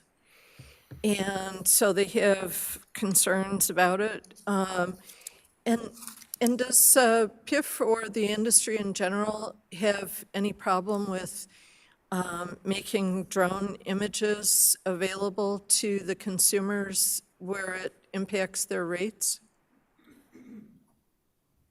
Where it impacts their rates or the underwriting decision? Yeah. I mean, generally on drones, I don't think we have a policy on it per se, because individual companies do it differently. Some are exploring the technology, others are not. It just depends on what you want. If you want companies to have the expense of sending people out and doing an inspection, that's obviously a lot more expensive than using a drone imagery. And so, you know, what is it that you want? If you want someone to climb up on a house and experience that risk, and obviously we're going to pay more to vendors to do that, that's going to have an increase in costs. So I don't know what it is you want. I mean, companies right now are able to go on someone's property and look at their roof. And so if they do it with effectively a camera, I don't see why the process should change. Right now, if there's an underwriting decision that's an adverse underwriting decision, companies have to explain it to the customer. And so I'm aware of many cases where there's been imagery used to say, no, we don't want you to, as a customer, and then the person says, well, show it to me, and then they work it out and they end up getting written. So I'm not sure. It feels like a false concern to me to say that somehow a drone picture is different than someone getting up on a roof and looking at the roof. But, you know, if it's something that concerns you, I want to hear it. So thank you so much for that. And so PIF would not have a problem with saying... Are we negotiating a bill here? Perhaps. But would not have a problem with saying, you know, if images taken by a photographer on a ladder or a drone or whatever, however they're taken, they could be shared with someone if it impacts a decision on whether or not they're going to be covered. Well, what I can say is if you have language you want us to look at and get a position, I'm happy to do it. But I don't want you to take something I say here out of context later when we see bill language that's incredibly hostile, and you say, but you said this was okay, right? I've been at this game a while, and I don't need that anymore. No, I think you know that I'm very honorable about my bills. Thank you so much, and that's all the questions that I have for right now. But we really appreciate you being available to us, Mr. Fraser, because you're always around and you always have an eagle eye on what's going on. So appreciate that. Thanks. Deputy Controller Emron.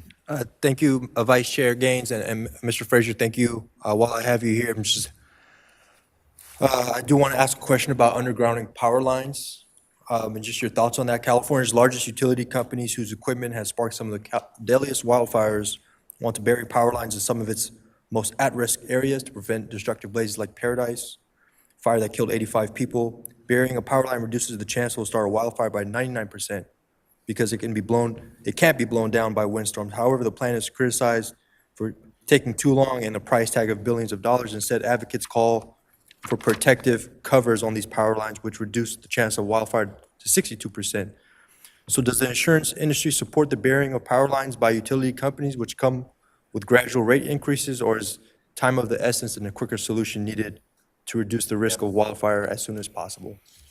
Yeah, I think when we were certainly fighting with the investor-owned utilities in 2017 and 2018, I think our initial reaction was, boy, wouldn't undergrounding be great? I think as we've moved forward and there's been the sticker shock associated with the cost of doing the undergrounding, it seems like that's been in less favor, particularly as, for PG&E.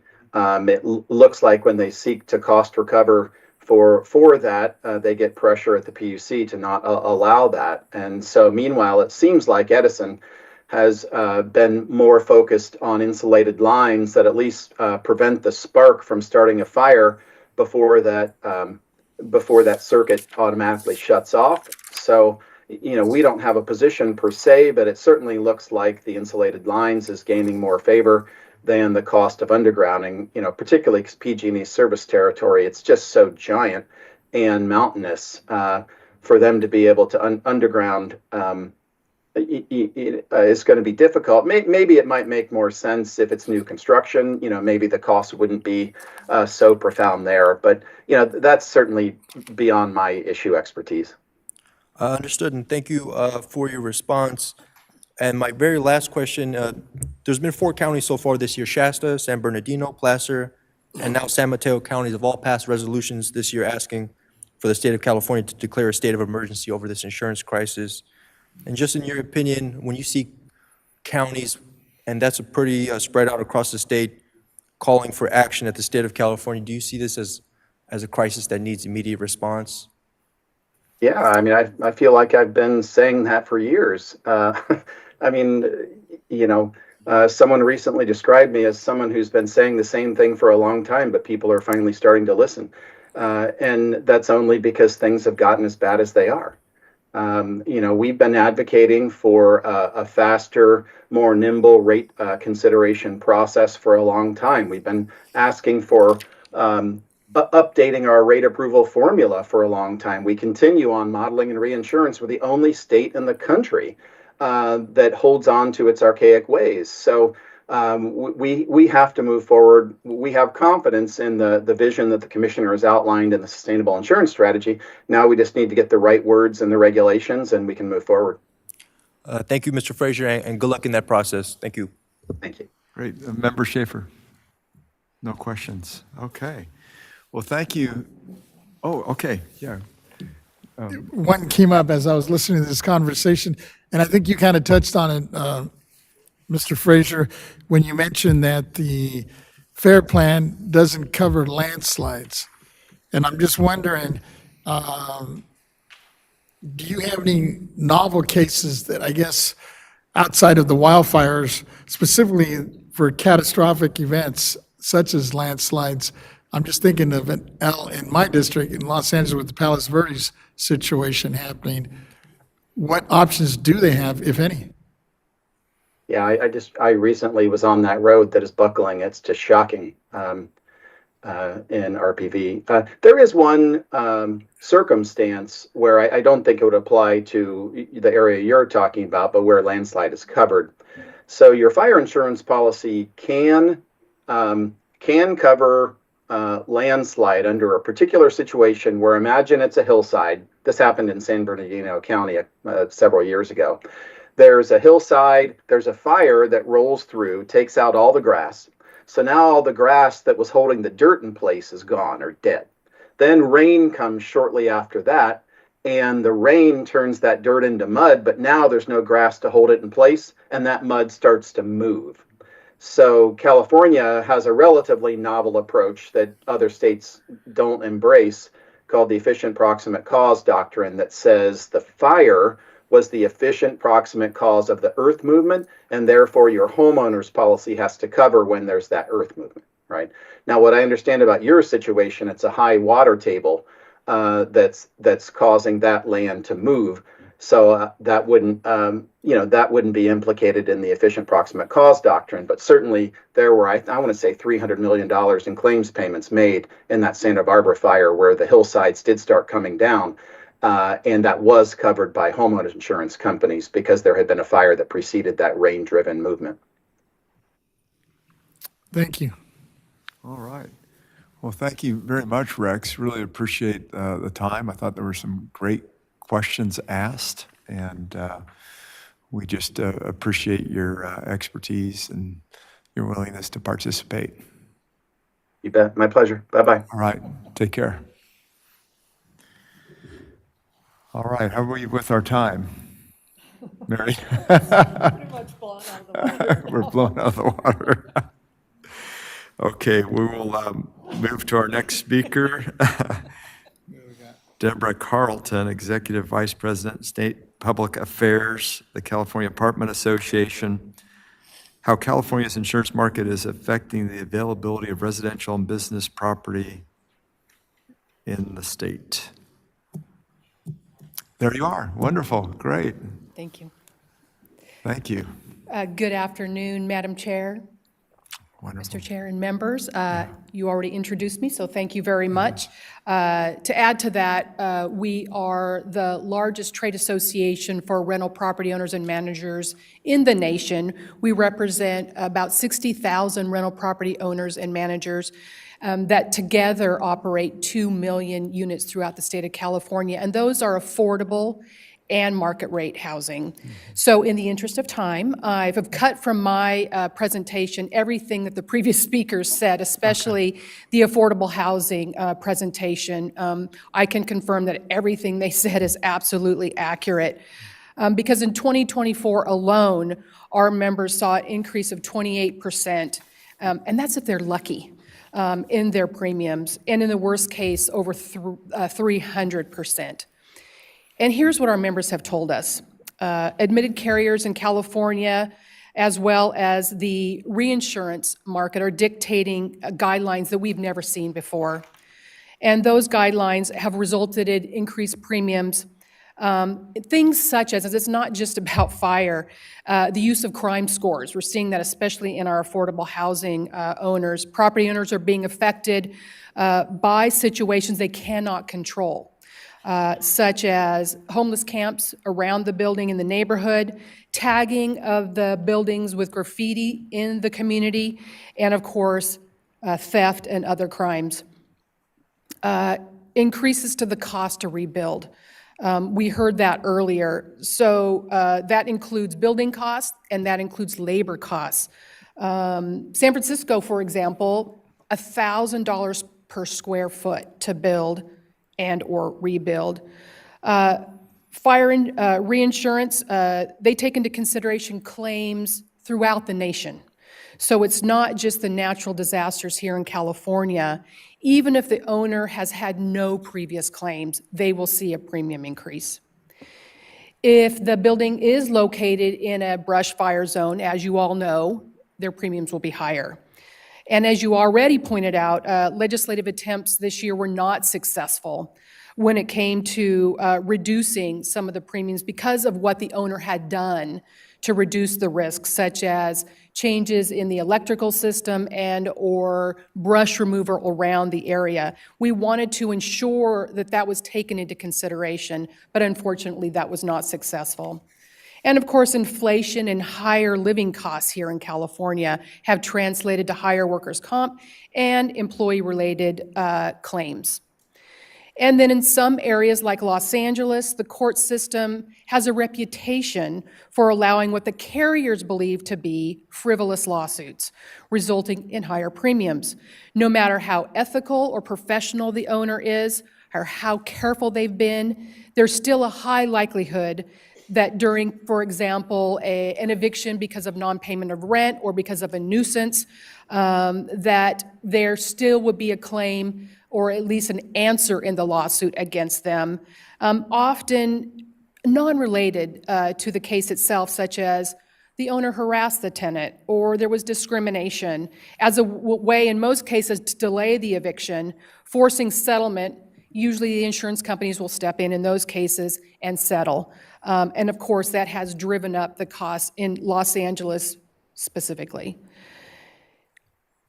As insurance rates have risen, our members, especially those members with older buildings in rent-controlled communities where rents are capped, are not able to raise their rents to cover the cost of the insurance premium. And in those communities, owners are prohibited also from asking the tenant to carry renter's insurance to cover, for example, their own items that may be lost in a fire. Unfortunately, some of the most common interior fires we see are set by tenants with candles or things like that. So in those cases, they're not allowed to ask the tenant to carry their own insurance. So what do the owners do? Increase their deductibles. Some of them are as high as $100,000. We're seeing more owners try to self-insure, and I say try because you can't have a mortgage.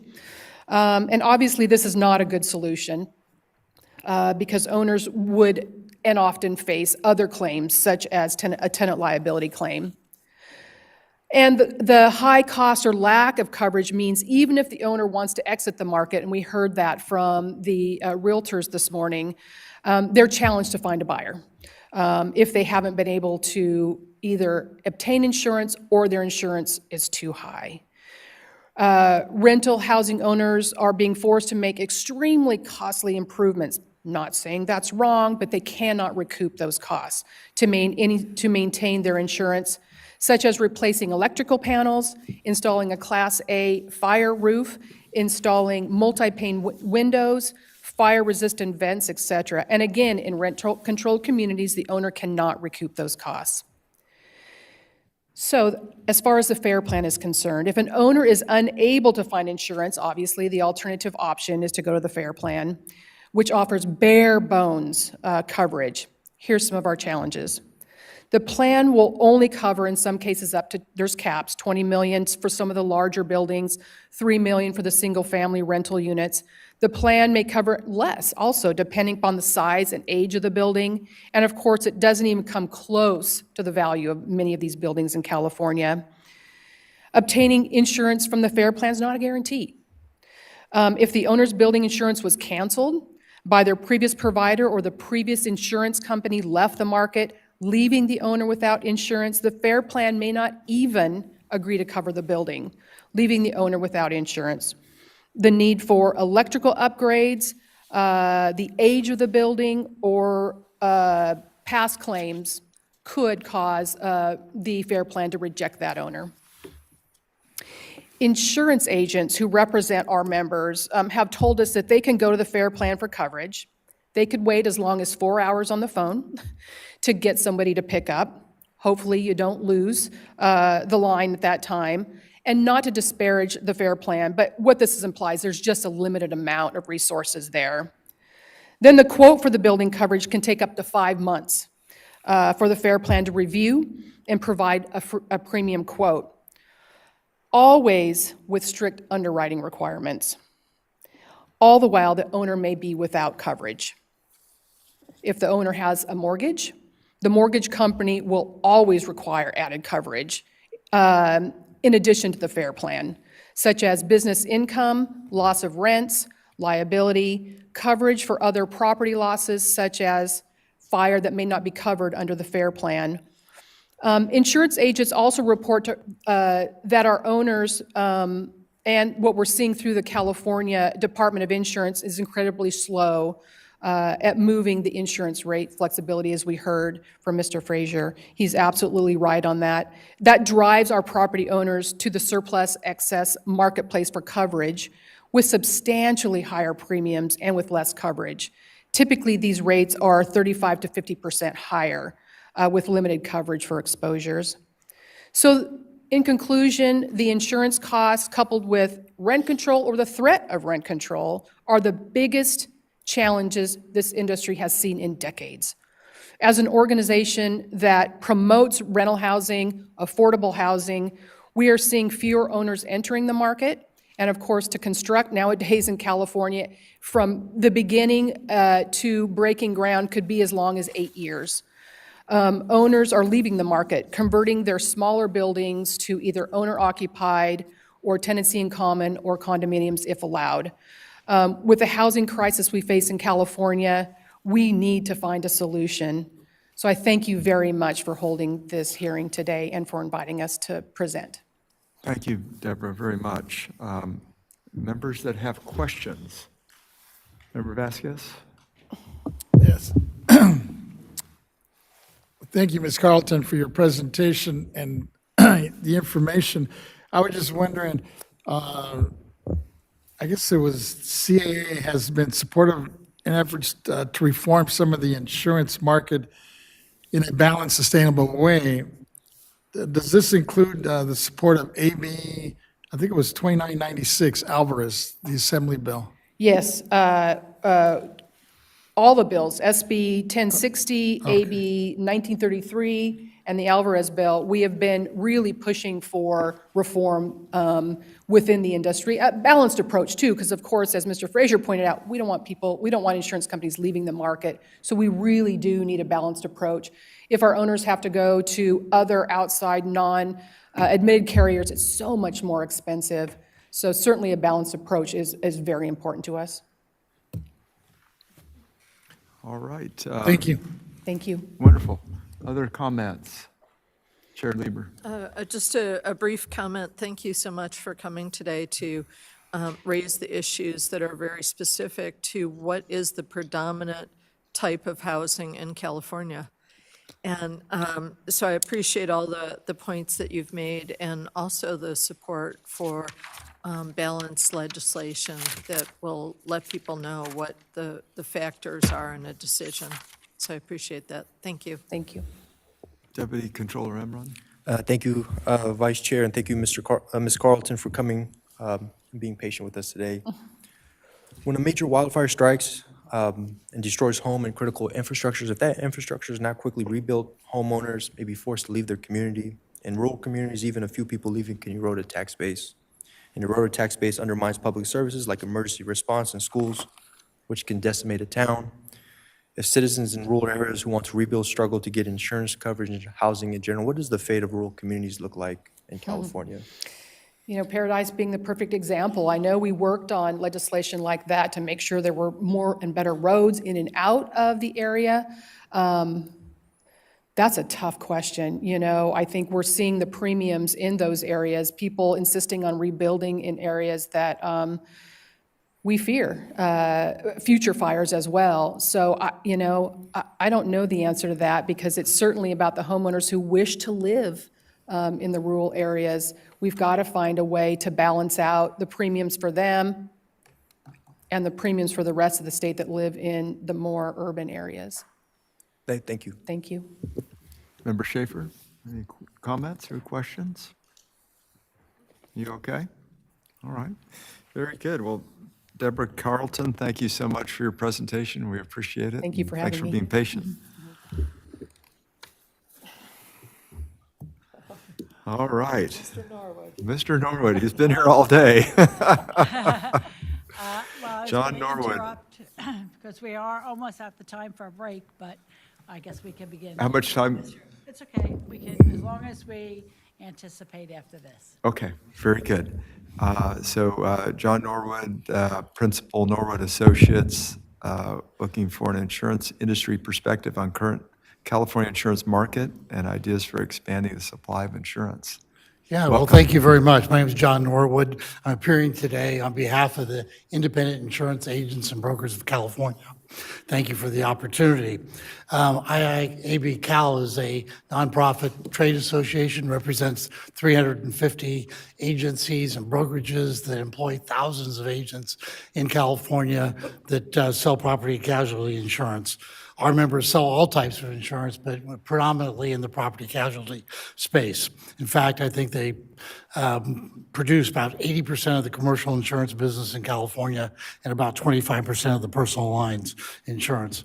Our members have been severely harmed by the continuing crisis of insurance availability.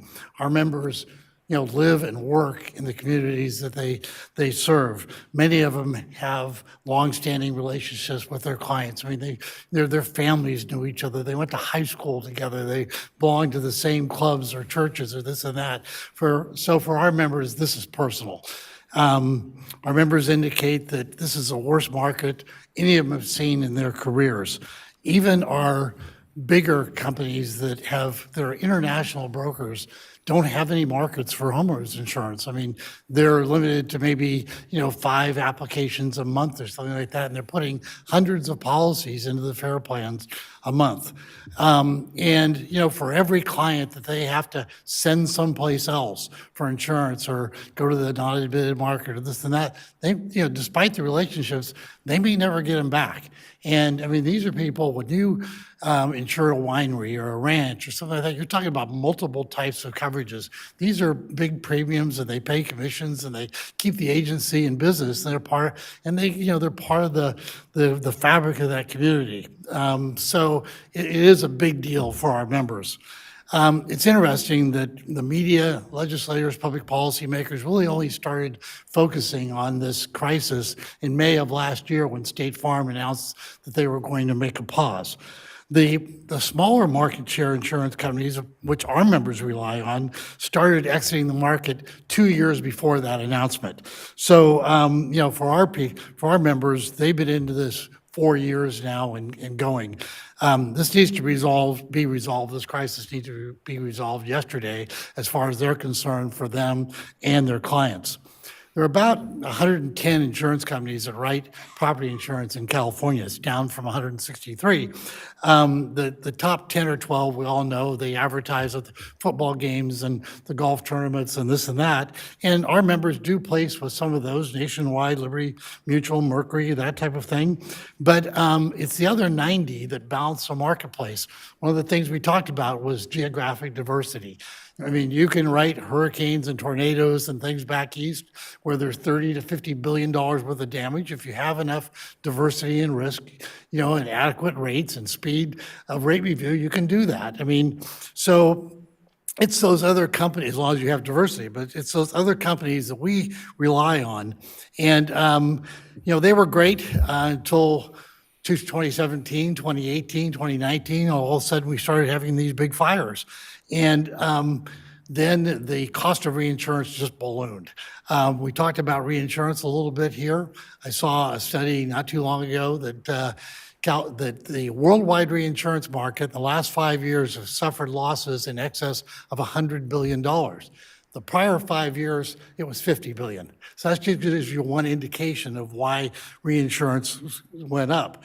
But these smaller companies, smaller market share companies, just simply couldn't afford the increased cost of rates in the current regulatory framework where they didn't think they would get any relief. As I think Rex Frazier talked about under Proposition 103, insurance rates must be based on prior losses, and the statute does not allow credit for increased cost of reinsurance.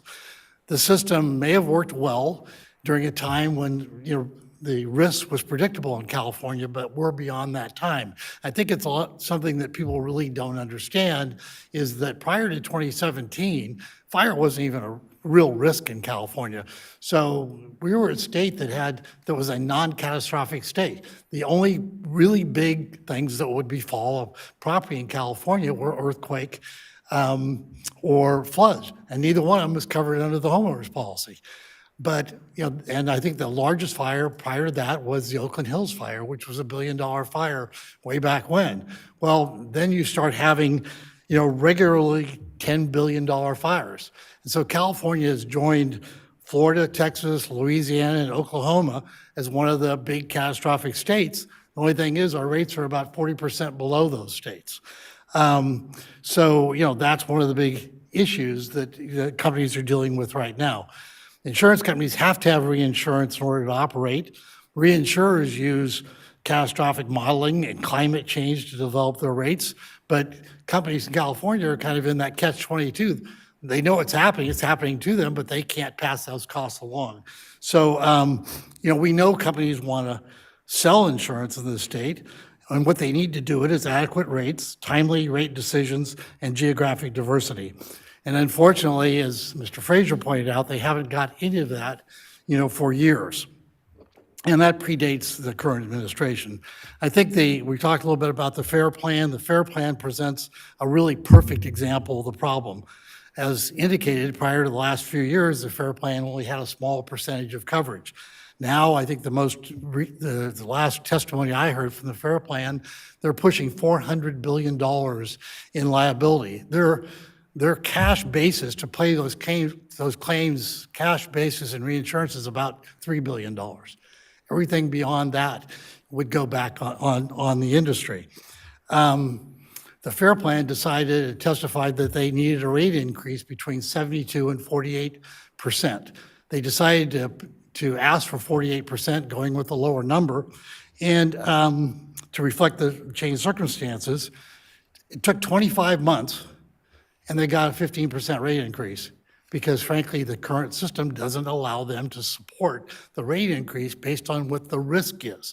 And it's a risk that everybody knows. I mean, you know, every study you look at says, you know, climate change is affecting California and the wildfire risk is getting more than less. I think the Department of Insurance first big study on the climate said 77% more of California will be in a high fire risk danger. So, you know, that's a factor. I just read an article yesterday that because of the ecological systems we have in California, that wildfires grow, I think, at a rate of 400% faster than they did a decade ago.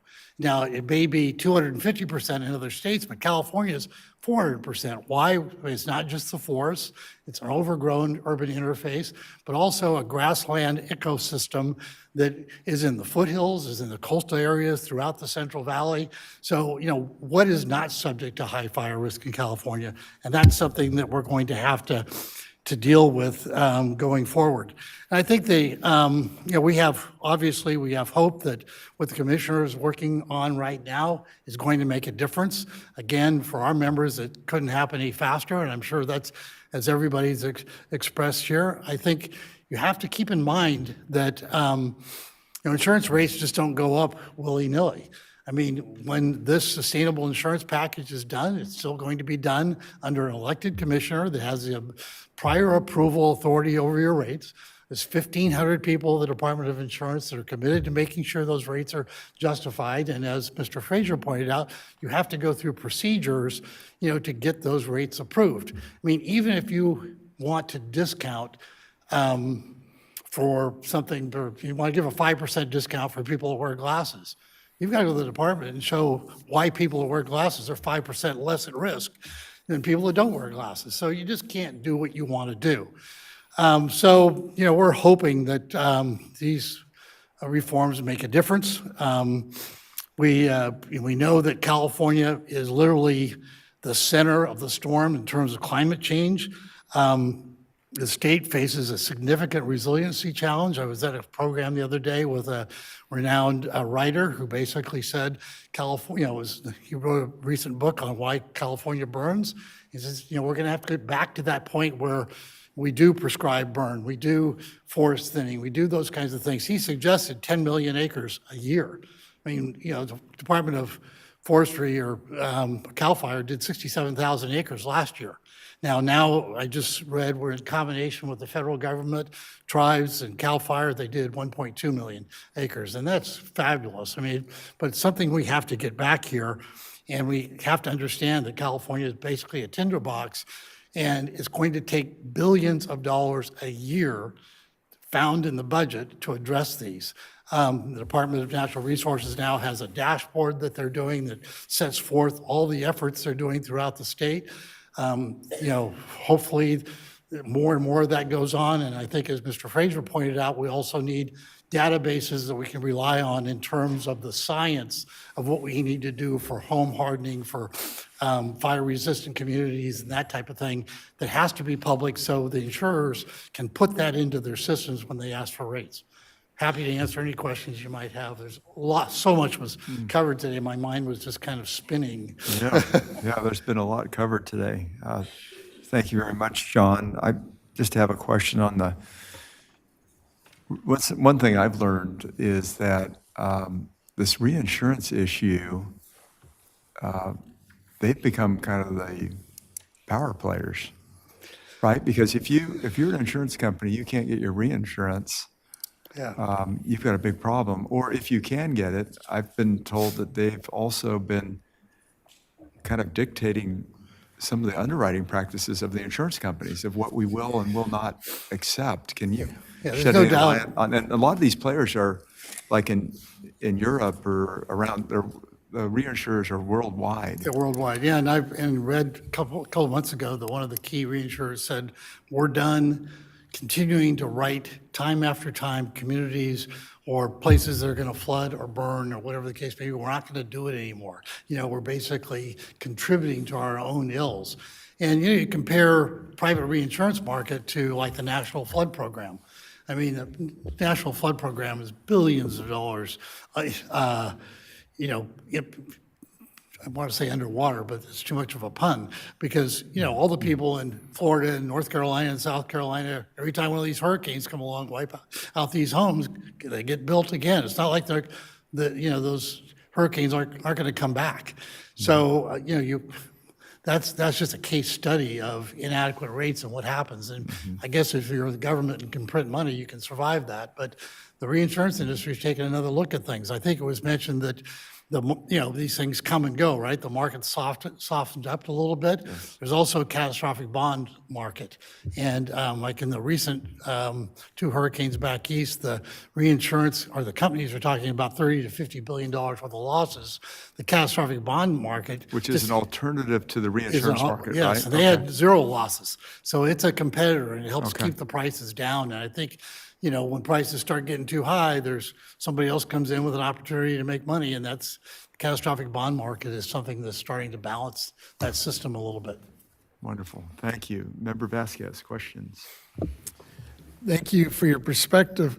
And I think some of the issues you raised are really important as we're moving forward with some of these specific issues, especially with this whole crisis with the insurance. And I was just wondering, from your take, have you seen any proposed legislation out there that would address some of the marketplace issues you described? Well, to be frank, I think our goal, at least the last couple of years, has been let's get this sustainable insurance package done. Let's don't try to make it more complicated for insurers at this point. And again, this kind of goes to those 90 smaller market share companies. Now, some of them may be big companies like Travelers, but they only have a smaller market share in personal lines. Some of them are small companies like Merced Mutual was. To the extent that you make it more costly for them, they have to jump through more hoops, et cetera, they just go someplace else. That'll be the easiest thing for them. I'm sure you talked about the FAIR Plan and this, I don't think it was absolutely clear. The big problem with the FAIR Plan right now, it's a huge disincentive for these companies to come back. Every new policy they write increases their percentage of writings in California, which increases the potential for an assessment. If you look at the FAIR Plan testimony, they have pockets in California that are in, Sonoma, Napa, Carmel, Lake Tahoe, Big Bear, Lake Arrowhead, this and that. Those pockets are $7-8 billion of insurance apiece. When we had this fire a couple of weeks ago down Southern California, was pushing into Big Bear. They've even testified if it goes to Big Bear, it's going to go to Lake Arrowhead. I mean, that's $15 billion worth, with a potential liability for the FAIR Plan. That FAIR Plan has got to get depopulated in order for the companies to come back in. And rates are frankly going to have to go up in the FAIR Plan because otherwise agents aren't going to be able to move business out of the FAIR Plan. You're going to call, Consumer X and say, hey, great deal, we can move you out. It's a 30% increase, from their last deal. And it's like, well, I can't afford that, so I'm going to stay in the FAIR Plan. I don't care if it's, worse coverage.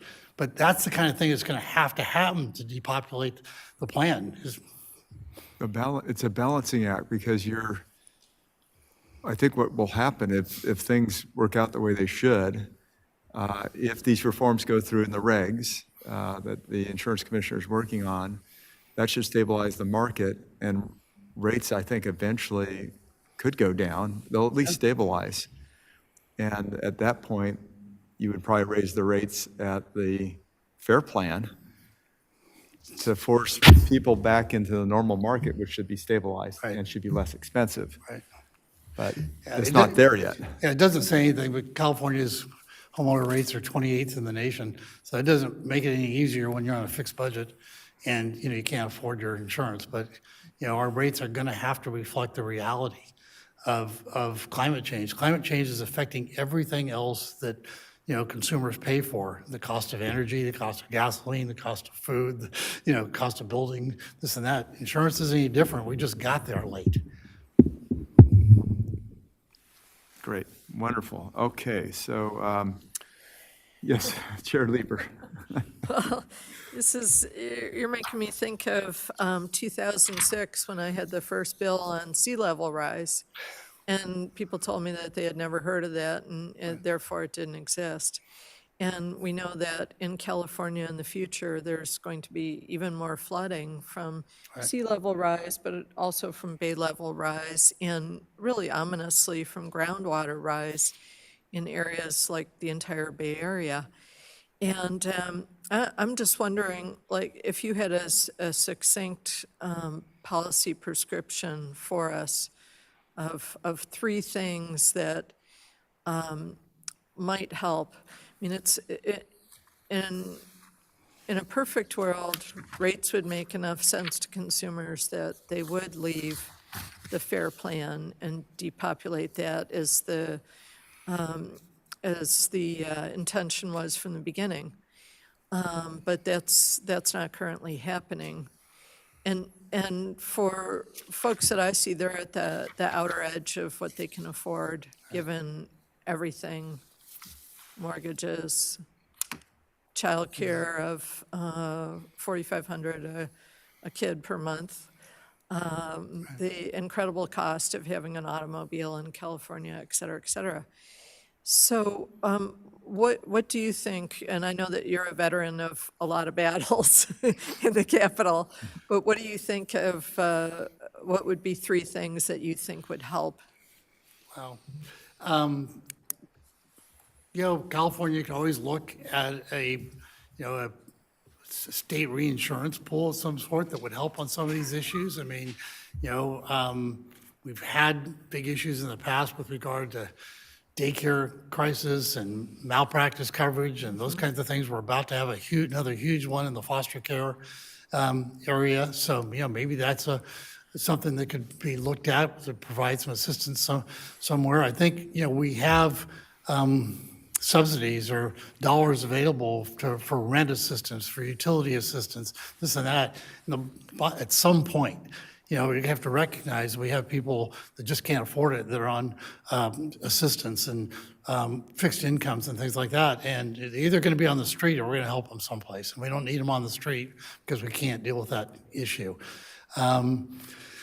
It was talked about years ago when it was pretty clear that earthquake insurance was not really an affordable, something that the insurance industry could write, especially, you're just writing it in California, again, geographic diversity. And there's this idea that, well, we have hurricanes, we have tornadoes, and we have earthquakes and this and that. Why don't we have a federal backstop of some sort? To maybe, weigh in and provide some help that is different from, the private worldwide market. Maybe that's an idea. I mean, those are kind of I don't know if they're out of the box thinking or not, but those are some ideas I might have. Okay, thank you, and thanks for hanging in here with us. Oh, sure, it was very entertaining. Wonderful. All right, Deputy Controller Emron. Thank you, Vice Chair. I want to thank you, Mr. Norwood. Great influx of energy in this afternoon session we have here. You mentioned a little bit in your remarks about the prescribed burning, the forest thinning, raking the forest. There's many names nowadays. The state of California has appropriated $3.7 billion to forest treatment, and even the Biden-Harris administration has provided $5 billion. Some of that's going to go to California for wildfire mitigation on federal lands. And even there's HOAs and local governments levying taxes and fees to undertake forest treatment. Do insurance companies account for forest management in their models when setting premiums? If not, why not? Yeah, I remember that $3.7 billion number was bandied about a little bit with the same bill, and it turns out that it may be budgeted, it hasn't been spent, or at least half of it hasn't been spent. There's a lot of things that have been going right. As I said, I told Mr. Gaines, I went to a program that the Natural Resources had a month or so ago, where they brought in federal government, tribes, CAL FIRE, everybody to talk about this new dashboard and what the efforts everybody was doing in terms of forest thinning. This is really impressive stuff, and it's going to need money. I think insurance companies want to and will take into effect those kinds of things. Part of it is trying to get the database that's out there, so people know. I mean, there's no way for insurance company X to know that, Sonoma County did this, to protect these homes. And it is all about community. It's community resilience, not necessarily individual resilience. So I think it's something that the industry, is open to, but you've got to have the data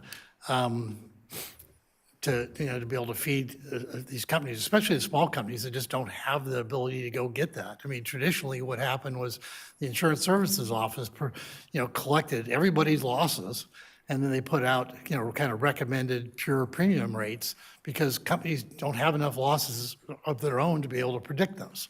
And then, companies would use those to go forward. There's some antitrust issues that were around that were raised by Prop 103 at one point, but I think they've been resolved. Yeah, understood. It's very, very understandable as we look at the wildfire mitigation. I mean, the state's putting so much money into it. I think it should be taken into account to some extent. I don't know exactly which when determining premiums, because I understand that home hardening, when a homeowner takes certain steps, hardening the windows, putting a sprinkler system out there, vegetation, that is included in the modeling when setting premiums, but not necessarily forest management at this point. So that's maybe something we can look into in the future. And then just really quickly on the FAIR plan, as more people are going to be jumping onto the California FAIR plan, I think it's about a third of new policies now in California. California's looking for ways to shore up its FAIR plan in case there is a major disaster, in case the idea that, God forbid, that it does go insolvent. And one of the ideas that the controller and I have heard is giving FAIR plans the ability to sell catastrophic bonds or other bonds to raise capital. Sure. Or is there any suggestion that you have in order to make sure that we can shore up the FAIR plan? Yeah, that's one of the ideas, and I think that it's a good one. Like I think Mr. Frazier said, once they get through the cash they have, if there's an assessment on the industry, the commissioner has a plan to deal with that. And I think that, and also the Alvarez bill was going to deal with that. Unfortunately, that was a victim of politics. Hopefully that will get resolved sometime in the future, but it's a major concern of a lot of companies. That to get that resolved will really help, I think, bring back, the smaller players. And I also at the beginning of your program, you talked about Paradise and Merced Mutual and the California Insurance Guarantee Association. And pretty sure that nobody in Paradise had a problem with their insurance coverage when the guarantee fund took over. They handled those claims. They went out of their way to make sure that whatever limits they had on the FAIR plan applied to each coverage under the homeowner's policy, thereby multiplying the amount of coverage that was available. I think they took care of everybody up there. And I guess my last question, and I just want to get this on the record. We talk about wildland urban interface, building in zones that are at risk of high danger. And this idea where, there's a major disaster that comes, these businesses, these communities, these homes, they burn down, but people have been living there their whole lives. They want to rebuild. Right. So how can we as a state and insurance companies kind of find that middle ground between proactive planning, land use planning, and also just making sure that people are not in harm's way? It's a tough one. When I was younger, I wanted cars that went really fast. And so, they had turbochargers on them, things like that. So I had to pay a lot more for insurance than people with a 4-cylinder car. And it's really kind of the same thing. I mean, yeah, I can see why you want to live in Lake Tahoe or you want to live in the foothills. And it's just, it is going to cost more. And all we can really do is try to do everything we can on the fire resiliency issue. The budget issue on fire resiliency is going to be huge. I mean, when California had a $100 billion budget, the amount budgeted for fire resiliency was pretty close to the amount that was budgeted to clean up trash along the highways. It was about $1.5 or $2 billion. It wasn't $12 billion for homeless and $10 billion for homeless, or for affordable housing, $6 billion for internet. I mean, you've got to prioritize these things. And I think an awfully strong case can be made for wildfire being, if not California's #1 problem, awfully close to it. I mean, if you read kind of these articles, you have just the fire destruction, loss of life with wildfires. Then you have on top of that the health effects of people with asthma and this and that. We're also recently read about farm workers who are in the fields and adversely affected by wildfire smoke, that kids in schools, because often they don't have air conditioners and things like that, that you just go down the line. There are so many things affected by the destruction, the smoke, the this and that it makes an awfully good case. But we got to prioritize this at a higher level. Absolutely, I agree, and thank you for your testimony today. Sure. All right, Member Schaefer. Yes, thank you, Member Gaines. Do you ever consider the level of enforcement of arson? I think that's more of a factor in a lot of our losses than we want to recognize.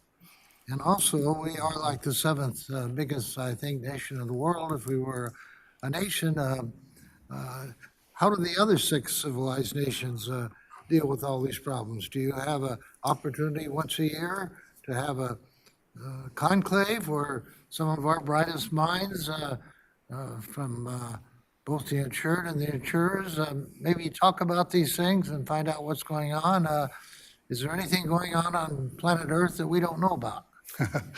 There is a reinsurance reunion every year where all the big reinsurers get together.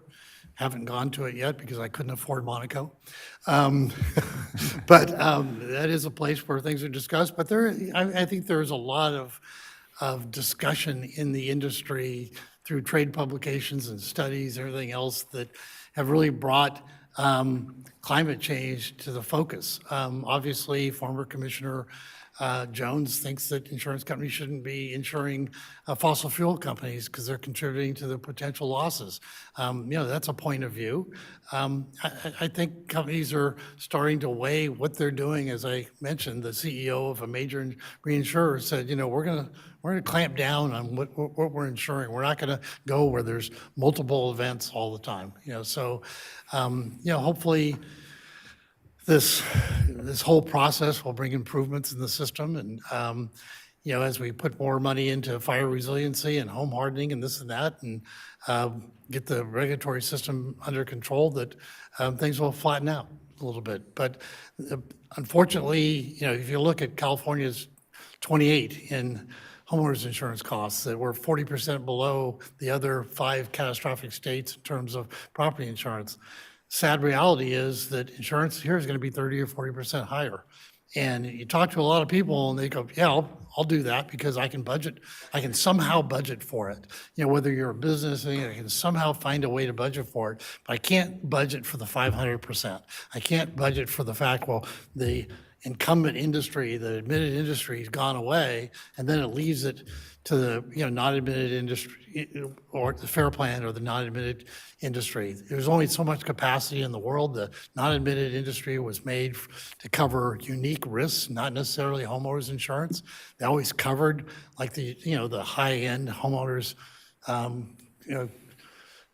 risks that were in Monterey and Laguna Beach and Santa Monica, whatever the case may be, but that's not their role, and they don't have the capacity to do that. That's why when they do write it, it becomes expensive. And that CalPERS is one of the biggest investment funds there is anywhere. They own $1 billion worth of stock and this and that. Maybe some of it is in insurance companies.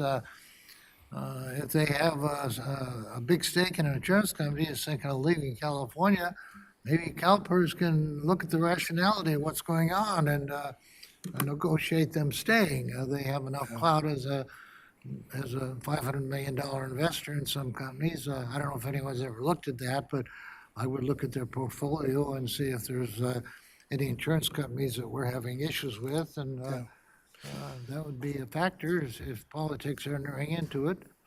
Well, it comes down to, for companies, getting adequate rates and not waiting a year or 2 years for a rate review. I mean, that's, That's been pretty common for a long time. You can't wait that long. Yeah. So I really appreciate the opportunity to be here. Thank you very much. Thank you, John Norwood, really appreciate it. We're going to take a break.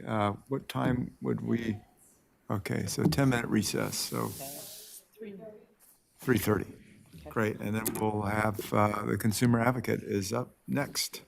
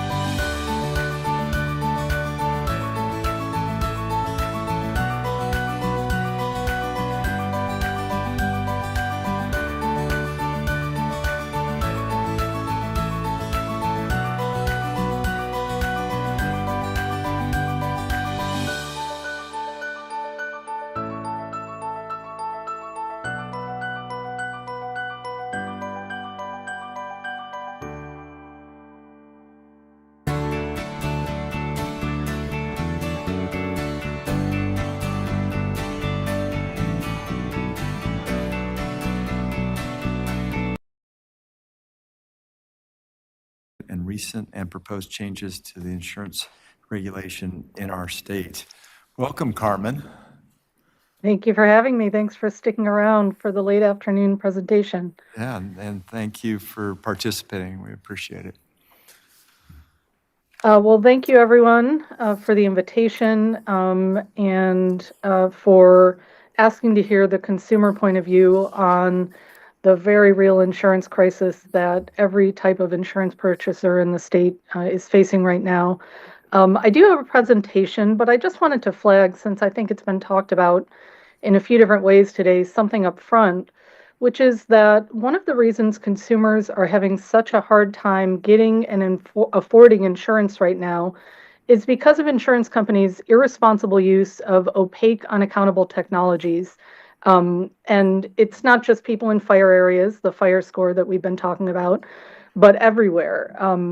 The example that was given was insurers using drone imagery for insurance rating or sales decisions. Insurers are actually going beyond their own drones to pay outside companies for aerial imagery that includes satellite imagery and other pictures to make blanket decisions about who gets coverage and who pays more. And these technologies can decide a shadow on your roof is mold and decide not to cover you, or that your house is too cluttered because they happen to fly by during the neighborhood garage sale day. And there's very little that insurance companies disclose to consumers about these decisions unless they really push. And there's certainly no requirement for a process for consumer response and correction when these decisions are made in error. And then this moves on to fire areas where we talk about these wildfire scores. Piff talked about a fire line being one of them, where insurance companies are using, and this is where the transparency comes in, secret algorithms in order to, again, determine who pays more, whether my home is more at higher fire risk, and who doesn't get insurance at all. And these wildfire scores are opaque because they're owned by Wall Street or Silicon Valley firms who refuse to disclose their data sources, the assumptions that they make, and how they're weighing the factors that go into whether you pay more or you're faced with a non-renewal.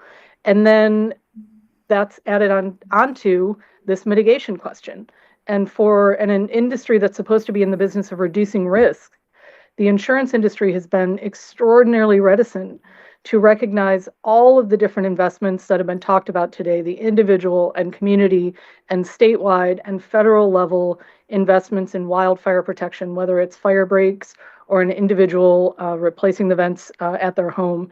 And recently, most recently, county fire officials have credited some of those actions, some prescribed burns, forest management, and individual homeowners' defensible space for saving structures in the bridge fire, the park fire, and the line fire, the biggest fires we experienced in California recently. And so when these things are not accounted for in rates, and when they're not transparent, we're all paying more unnecessarily. So let me just pull up my presentation. Oops.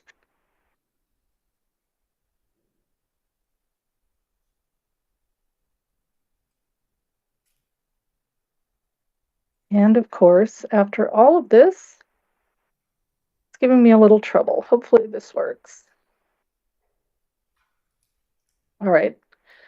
I think you all can see that, but let me know if you can't. One thing that I think we really should just kind of set the level on a little bit is the reality of the insurance market here in California. There is no question that 6 years ago, California insurers experienced two big loss years because of the serious fires in 2017 and 18. But this chart shows national loss ratios in California versus nationally, and it shows that those big spikes were nowhere near as high except for those two big fire years. So losses were nowhere near as bad except for 2017 and 18.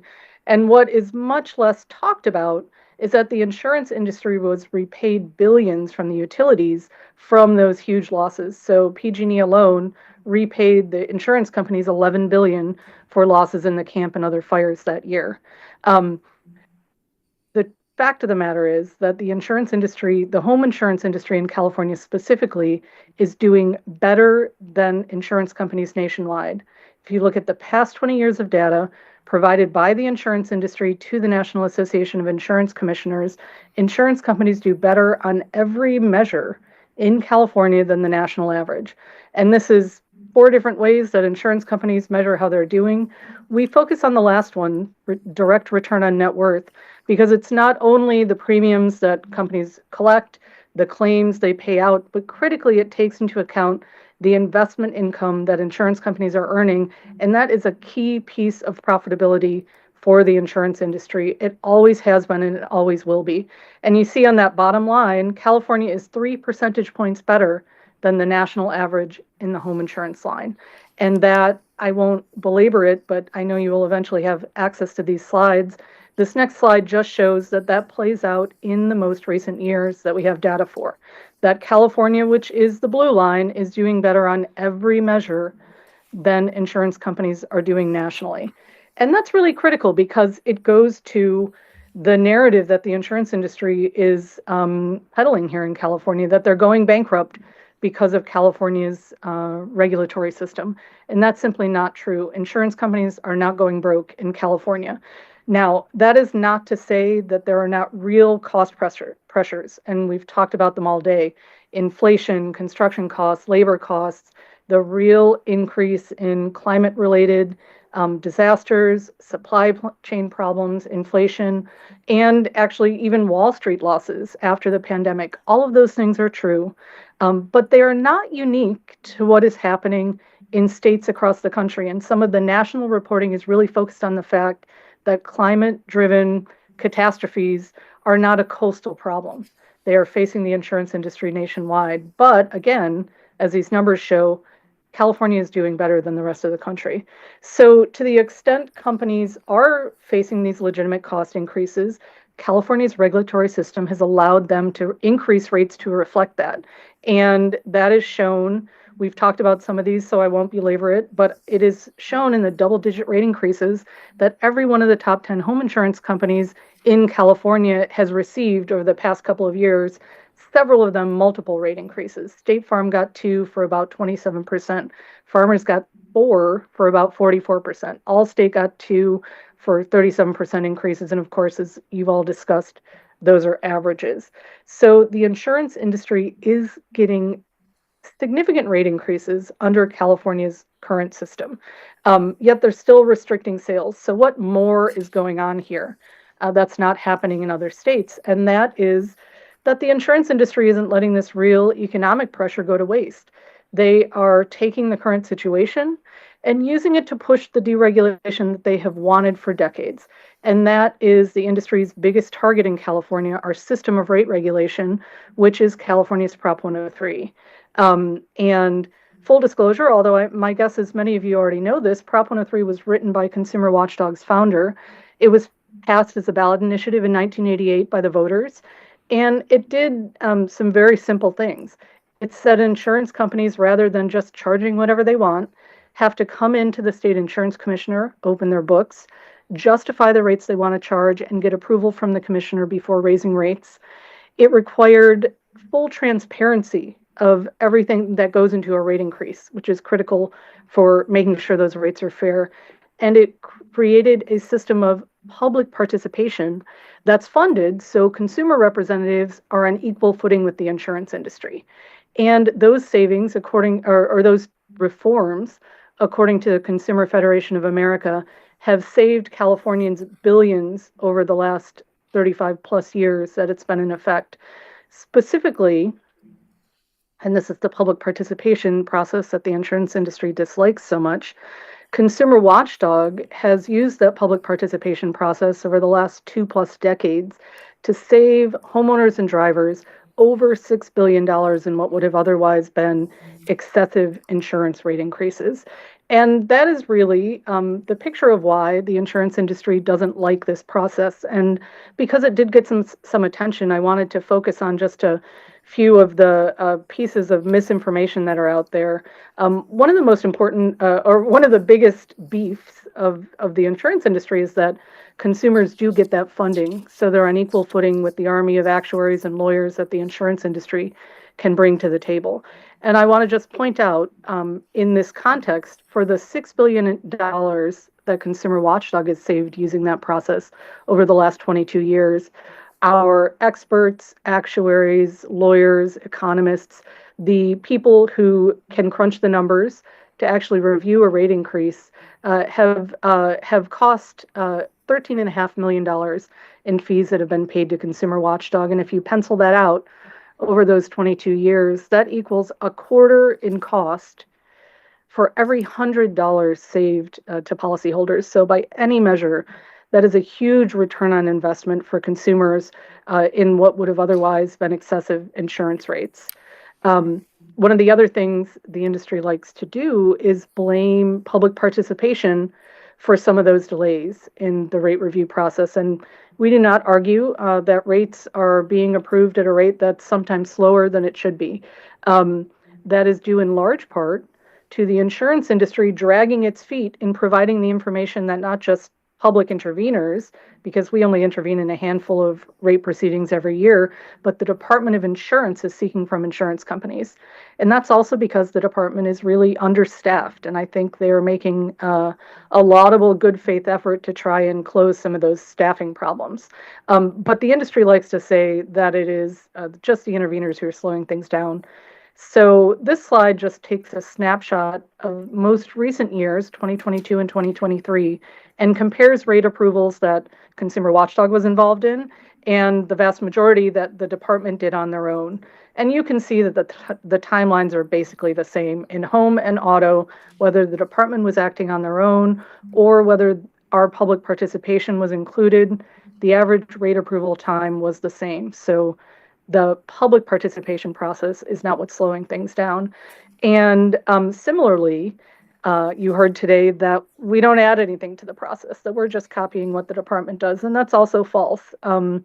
We did the same thing where we looked at proceedings that we were involved in and that the department did on their own. And when you're looking at auto and home insurance rate approvals, the department approves about 97% of what companies are asking for.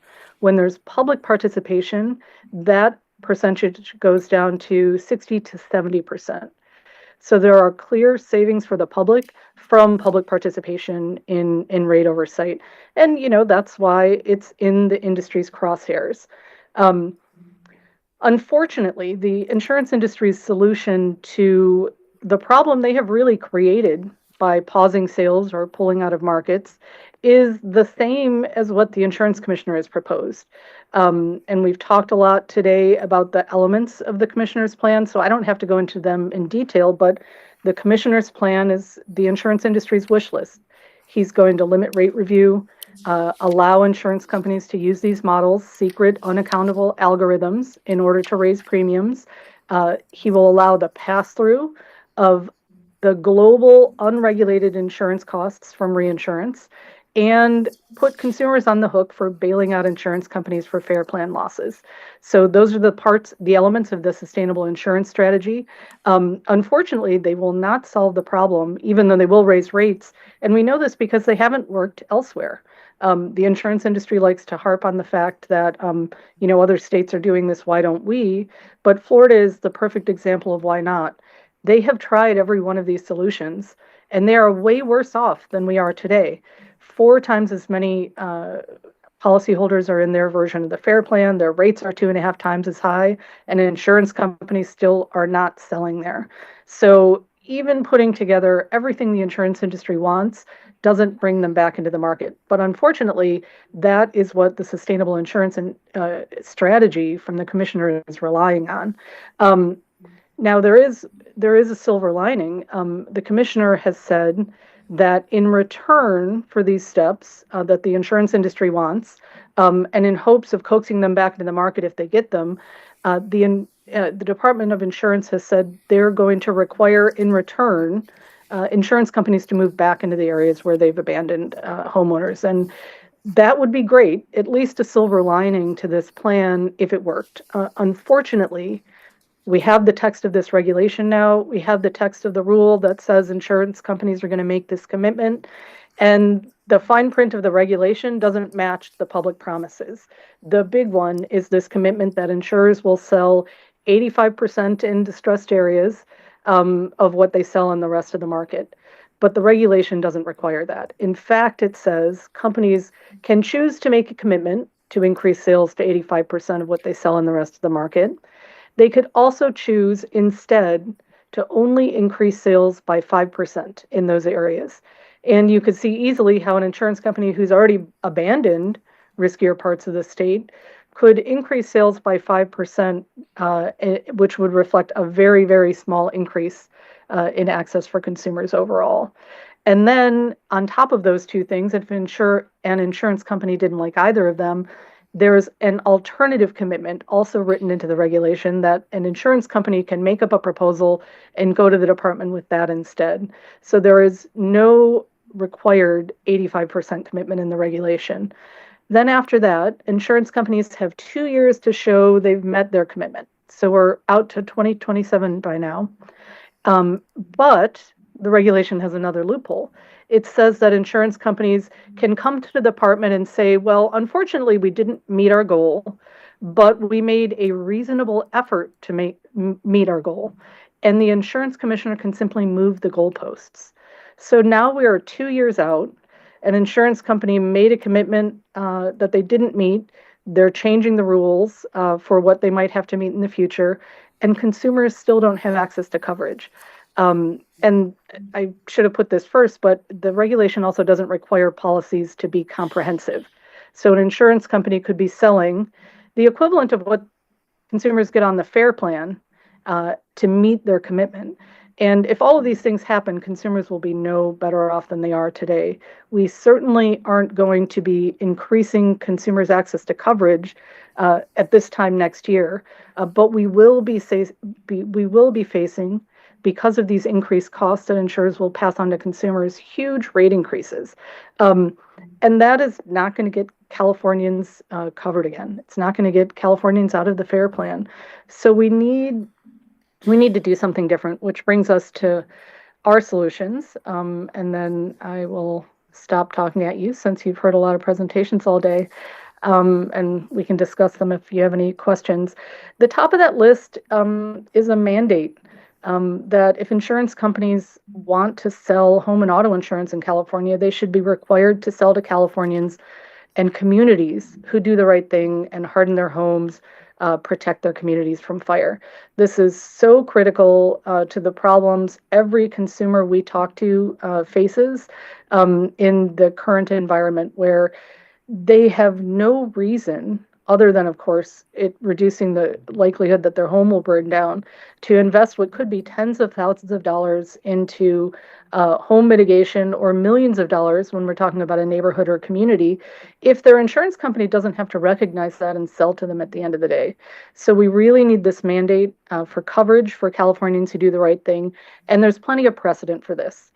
We do it in auto insurance, where the auto insurance industry in California must sell to all good drivers. And we do it nationally with Obamacare, where no health insurer can refuse to sell to a consumer based on their pre-existing conditions. So there's lots of precedent for this, and for this working both in California and nationwide. We also need to, as many folks have said, increase state and, I think, insurance industry investment in mitigation. I'm really hopeful that the climate bond will pass and we'll have that $1.5 billion set aside for wildfire mitigation. But we, as everyone has said, we need to invest more in that. And we really believe the insurance industry needs to have some skin in that game. We need a public, transparent catastrophe model, because the biggest problem with what insurance companies are doing right now and what they want to do with increasing rates based on climate in the future is using these models that are completely untransparent, because they're run by private companies. They have a profit motive for keeping that interest secret. We need public data so consumers can gauge their own fire risk, make decisions accordingly, and so we can require that these mitigation decisions be taken into account. We also think we need to disclose reasons for non-renewal and give consumers hard timelines where an insurance company has to respond to an appeal, and that will address some of the technology problems that consumers are facing that are unrelated to wildfires. And when I say consumers, I'm talking about, landlords who own a building that's mitigated and also isn't getting a reflection of that in their premiums. And then finally, a larger problem that I'm perhaps not as expert in, but we do really need state level building decisions about where we can and cannot build, because we shouldn't be leaving it to the private insurance industry to decide where Californians can live, especially because the risk has changed so dramatically for Californians who 10 years ago even moved into mountain communities with no idea that it would be anything but a cheap place to retire, and are now faced with this crisis of affordability. So I think I'll just stop sharing and let you all ask any questions if you have them. Well, that's great. Thank you, Carmen. I appreciate this presentation. I'd like to look at these solutions. The first one that you mentioned here, require insurers to cover homeowners who reduce risk. Something that Rex Fraser brought up was that he said they had to be taken in a group, that there wasn't, if it was just one mitigation to, say, a home, he says that was not effective in terms of preventing fire. Say it was a wildfire, but it was a number of things. It was based on some sort of study he was talking about. Can you address that and tell us, are we on the same page in terms of what the requirements would be in terms of reducing risk for a homeowner in, let's say, a wildfire-prone area? So there's a lot of different ways to measure that, right? I guess the first question is, well, is one individual doing it enough? And I think we have to start with the realization that we're not going to prevent wildfire. The best we can do is reduce the risk of at least when we're talking about the insurance context, the best we can do is make communities safer, make ourselves more resilient, reduce the risk that an individual structure or a town is going to burn down. And so the first thing I will say that it absolutely makes a difference that an individual homeowner takes those steps. The risk of their home burning down is absolutely lower, and the insurance industry acknowledges it. In other contexts, that it is absolutely lower. So we do believe that individual homeowners need that recognition, but I do not dispute that when a community does it, it's even better. And I think one thing that we do not have yet and really desperately need is community-wide standards for what that sort of mitigation resilience looks like. That would be the criteria for them saying insurance companies need to cover this area. There are two measures we have right now that are in fact part of the Safer from Wildfire standards that the State Insurance Commissioner and OES and CAL FIRE and others developed over, I think, a 2-year process. And that is fire-wise communities, which is defined in statute. Fire-safe communities, which is defined in statute, and FireWise USA communities, which is a nonprofit organization that has a set of criteria for communities to meet to certify themselves as fire safe. And those two things are actually part of the State Insurance Commissioner's wildfire mitigation regulations. That's the Safer from Wildfire regulations. And that is, maybe to close it out, that is different than the IBHS certification, which Rex was talking about. I will say, when you combine everything in Safer from Wildfire, and you look at it and compare it to the IBHS certification, they are very, very close.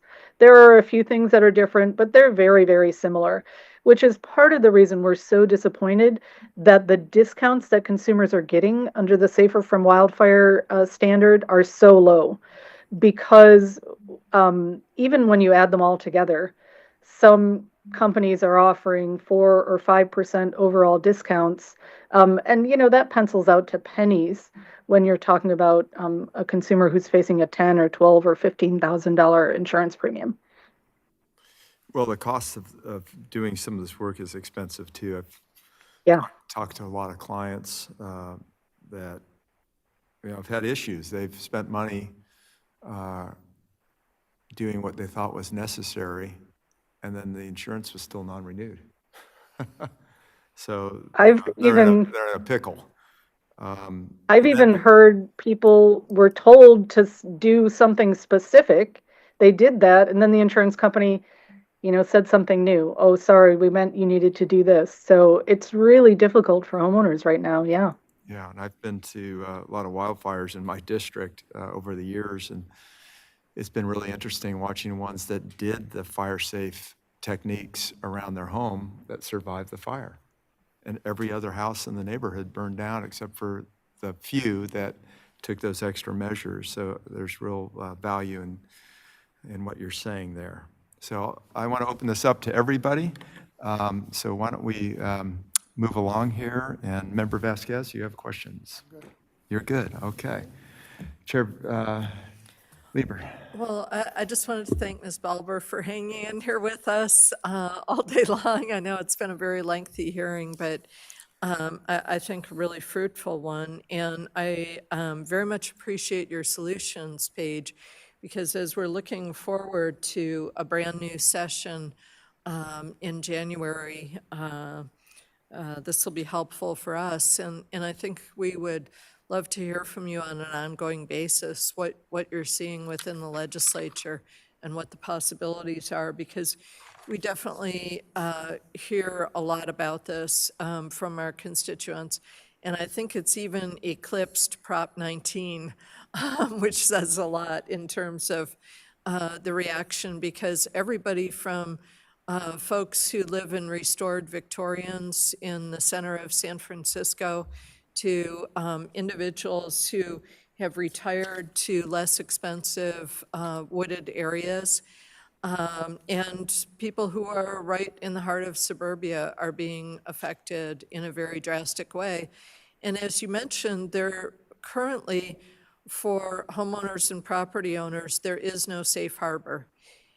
They are still, it's still a game of bring me a rock. And so I'm very interested to see what happens with the new session in terms of some solid ground for consumers to be able to stand on and to get the information that is affecting their lives in such a profound way. And it's not the case that anybody goes to the FAIR plan because they're gaming the system and it's fun and games. Right. People would really much rather have a normal market. And we are going to have more climate disruption in California in the future. And I think obviously the best time to take another look at the insurance industry was probably about 10 years ago. The second best time is in January of this year. And it is really affecting the lives of Californians everywhere. So thank you. Wonderful. Okay, Deputy Controller Emron. Thank you, Mr. Vice Chair Gaines, and I want to thank you, Ms. Carmen, for your presentation today and being a watchdog, a real watchdog, like the BOE is for taxpayers and consumers alike.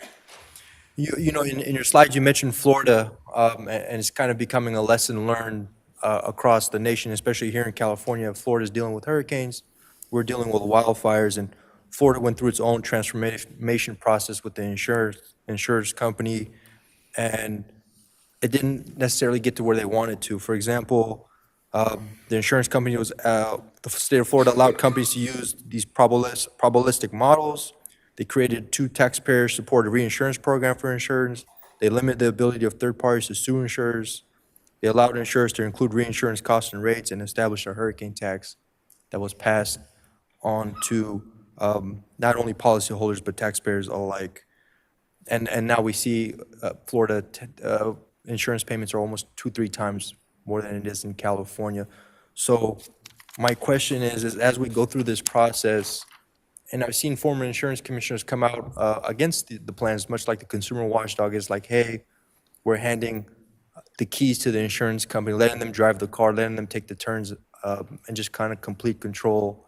And when you lose that regulation ability, sometimes you can see unintended consequences. So if the state of California and the insurance companies do ink a deal beginning in January 2025. How does the state work to make sure insurance companies are accountable and comply?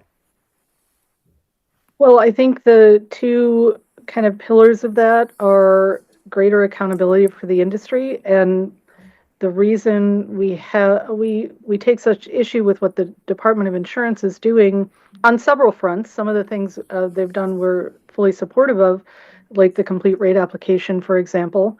But is the lack of transparency. The problem with these models is not that they're looking at climate risk, but that they are doing it opaquely, and that the modelers have made very clear that they have no interest in disclosing exactly how they're weighing those risks to the public, which is why we're so supportive of a public catastrophe model, because that would bring those decisions out into the open and give consumers access to their own information. And is, the other half of it is, if the commissioner's proposal, as we anticipate, is increasing rates by 50% as soon as those rate increases go into effect, but insurers are dribbling out a few policies here, maybe to kind of make it look good that they made their commitments. What do we do for consumers? And that's really where the mandate comes in. And a mandate could be implemented much faster in order to get folks who have already done everything the state is calling for to harden their homes covered again. One of the ironies is that there are people who are fully, who have met every state standard you can come up with, rebuilt their home in concrete, stuck on the FAIR plan because insurers have said, sorry, we don't like that zip code. And we could pull those people out of there and help stabilize the market as soon as we put those standards in place. Understood. And please correct me if I'm wrong here. The consumer watchdog has an issue with the insurance commissioner's plan when it comes to the 85% agreement in distressed areas, and you believe that 85% is not an actual benchmark, rather than it could be 5-10%, and the insurance companies be like, hey, this is just like take it or leave it type, right? And then there's still also a protection gap that exists, even if there is an 85% threshold that's reached. So on the protection gap issue, this is really important. I kind of shoved it to the end, but the regulation does not specify that the policies insurers are committing to sell are the standard benefit HO3 policies. And this is very specific because the regulation only applies in this context to standard home insurance. It doesn't specify that it has to cover everything that HO3 covers. So it could be instead that bare bones fire policy that the FAIR plan sells. And if that's all consumers are getting, even if insurers met their full commitment, they wouldn't be any better off because they'd just be buying that policy from Allstate instead of the FAIR plan. And there's no reason the rates would be any cheaper. But secondly, unfortunately, the commissioner did not write the rules strongly enough to actually make that 85% any more than a suggestion. And if you really have followed this debate, it's very clear that the reason the department didn't do that is because they wanted the industry to have flexibility to somehow increase coverage around the margins, even if that 85% was in the insurance company's mind too burdensome. And so they have made the rule say 85%. It very explicitly says they may instead choose a 5% increase. And then there's this other really nebulous concept of an alternative commitment. So yes, we have a problem with that regulation because it's the one quid pro quo, the one thing consumers were supposed to get out of this deal, and it's not going to hold companies to their promises. Thank you. If I could just weigh in on that, that wouldn't preclude the insurance commissioner for acting, though, in the event that things were not proceeding the way he thought they would, right? I mean, he's got regulatory authority, so he could always look back at this if it wasn't working in the interest of consumers, and I think it has to also work in the interest of insurers to make it work. And I think my criticism is on the speed of trying to get this all done. But I think the insurance commissioner is working in good faith in terms of trying to get to a solution. So we'll have to see how this all is borne out in the future, but we clearly have a crisis on our hands. I don't think it's going away. And then it begs the question as to whether we need a catastrophic reinsurance pool, like maybe a state one similar to the Earthquake Authority. I'd like your views on that. Well, someone mentioned at some point, maybe it was your prior hearing, but I think it was today, that there is a bill that now Congressman Schiff proposed that would create a national reinsurance pool that would essentially be the insurance industry buying reinsurance from the government instead of the private industry. And the reason that is so appealing on the first level is because we have no picture into where these global unregulated reinsurance companies are pegging their premiums. So we would be erasing all of that profit motive from the private industry by having insurers purchase reinsurance from the federal government. But that would need to be coupled in this bill, but also in consumer advocates' mind, with a full benefit policy and guarantees that insurers, so that means not just fire insurance, but earthquake and flood, all of the things that the industry is picking out, so you have to buy 6 insurance policies for your house to be fully covered, and invest in mitigation, because that's what's going to keep us all insured. So Consumer Watchdog is very supportive of that. I think it's a little harder for the state to be that backdrop, but we are the 4th largest insurance market in the world, not the country. And so we have a lot of leverage. It means we could impose a mandate on the industry and they're not going to just turn around and walk. But it also means that we could create some sort of backstop. How that might look would depend on, whether or not we would support it. But something like that, coupled with a guarantee that California gets access to coverage, is something that should be talked about. Thank you so much, Carmen. I appreciate it. Carmen Balber, Executive Director, Consumer Watchdog. Appreciate it. Thank you. All right. Well, I think we are back to our closing remarks. I think this is a wonderful picture of what's happening to the property insurance crisis in the state of California. I want to thank all of our members here at the BOE for the great questions that were asked. I learned a lot just listening to these speakers. I want to thank BOE staff for putting this all together. Our Executive Director, thank you for finding the time slot that would work for us, and my staff, Matt Cox, who is here, and Betsy Hodges. I think in terms of takeaways, I think one that seemed to be pretty evident in my case, at least in the way I'm looking at it, is keeping an eye on what's happening in the legislature and sharing what we've learned here and keeping those lines of communication open in terms of potential solutions. And I'm an individual who likes to bring people together and figure out how you can solve a problem. So if you can bring the players together and figure out a fix, and that's never easy to do, but I think ultimately it's got to work on kind of all fronts so that it's a win-win. And like to just have each of you make closing comments if you're interested. Thank you. And thank you, Member Gaines, for putting it together, and staff as well. But more, I guess, for a lot of the speakers that joined us today, for their time and their effort, especially several of them that put together real nice PowerPoint presentations because it was easier to follow. And I'm just hoping, I guess, down the road that we maybe get a little bit more input from some of the other stakeholders that I know there was several others that wanted to participate, but for scheduling reasons couldn't.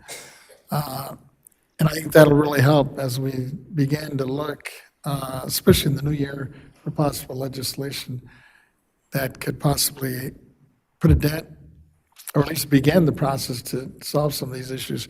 Because you're right, I think at the end of the day, this is not going away. I think it's only going to get worse. I'm looking at the change in weather up and down the state as I'm driving up and down and going to different events. it's not the same climate we had 30, 40 years ago. Yeah, I'd love to get, it was Mr. Norwood that said that he attended a seminar on state solutions in terms of what's being done in mitigating the wildfire exposure. So it'd be great to get someone like that. We did try to get CAL FIRE because I thought they could give us an update of like what's happening on the ground. We've actually dodged a couple bullets last year and this year from wildfire exposure. So I think that those might be the seeds that you're discussing for a future informational hearing next year.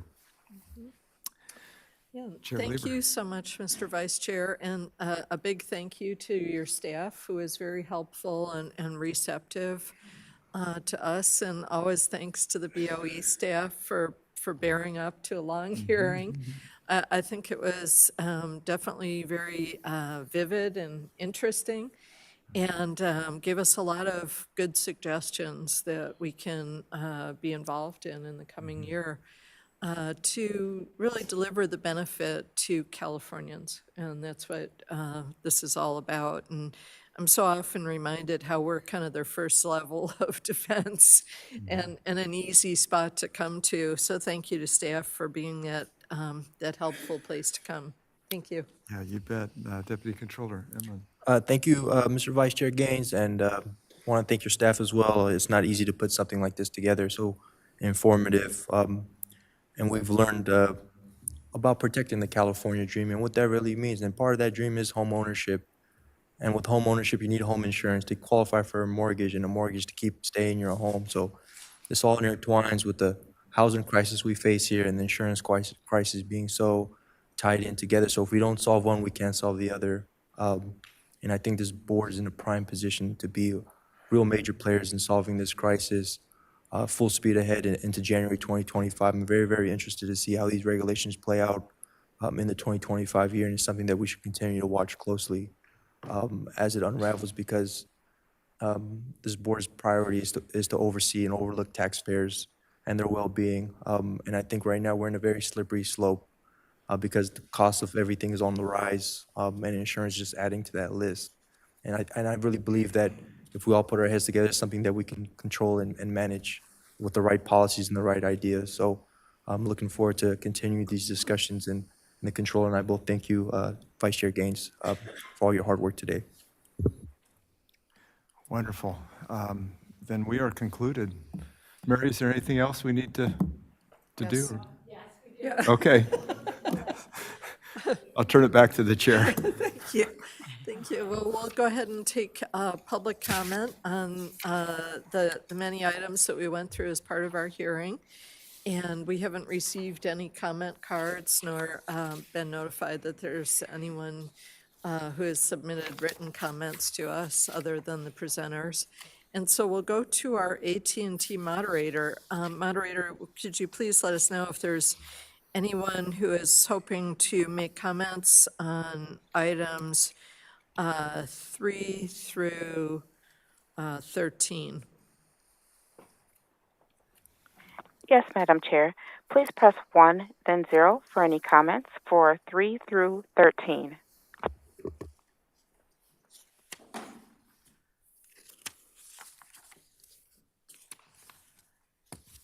At this time, there are no questions. Okay, thank you. So we'll go on now to item 14, which is the Executive Director's Report. Ms. Stowers. Good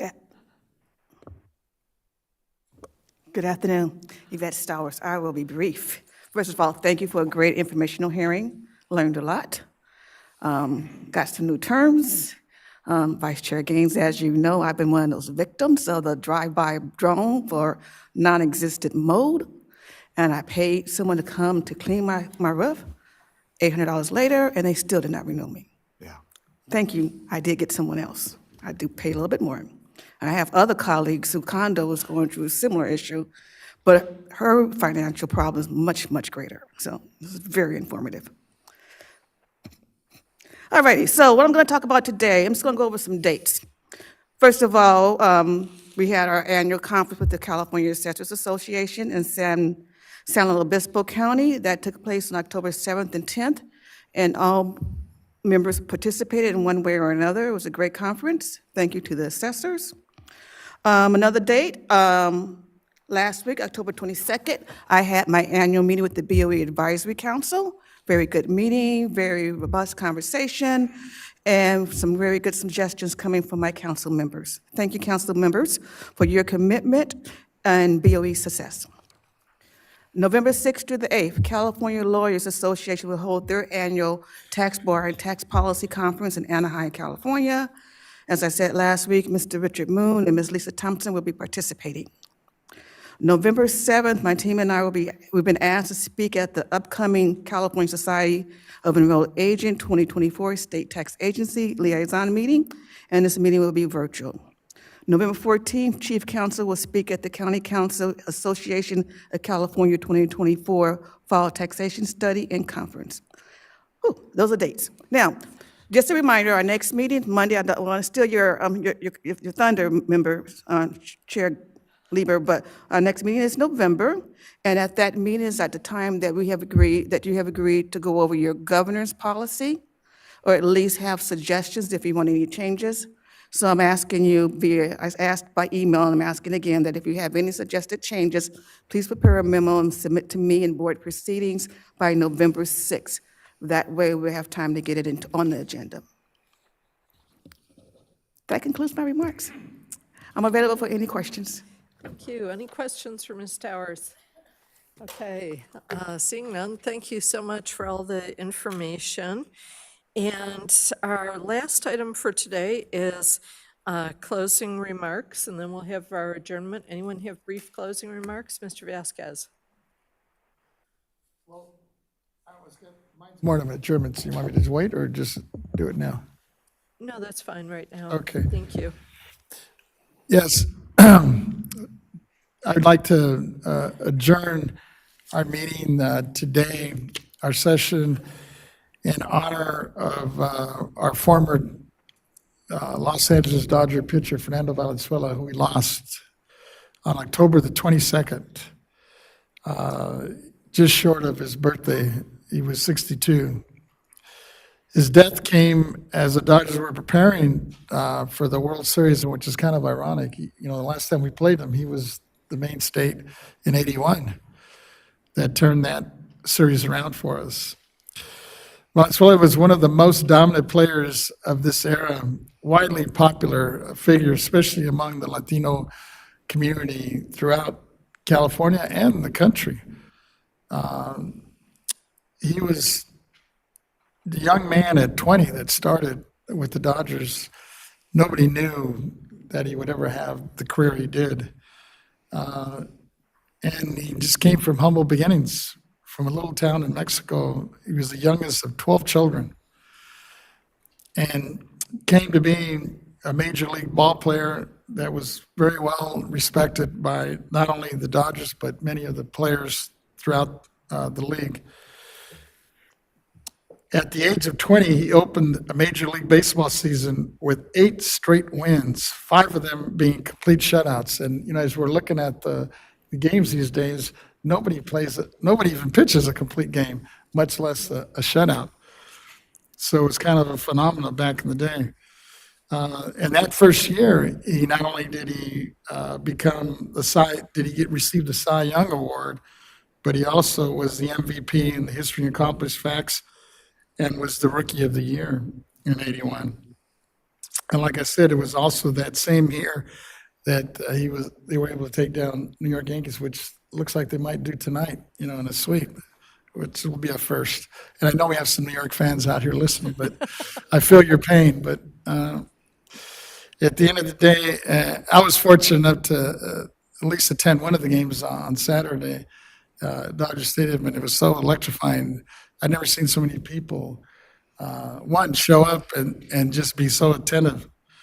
Kind of reminded me of actually New York when I went to a New York Yankee game. Their fans are very dedicated. You never see them leave early.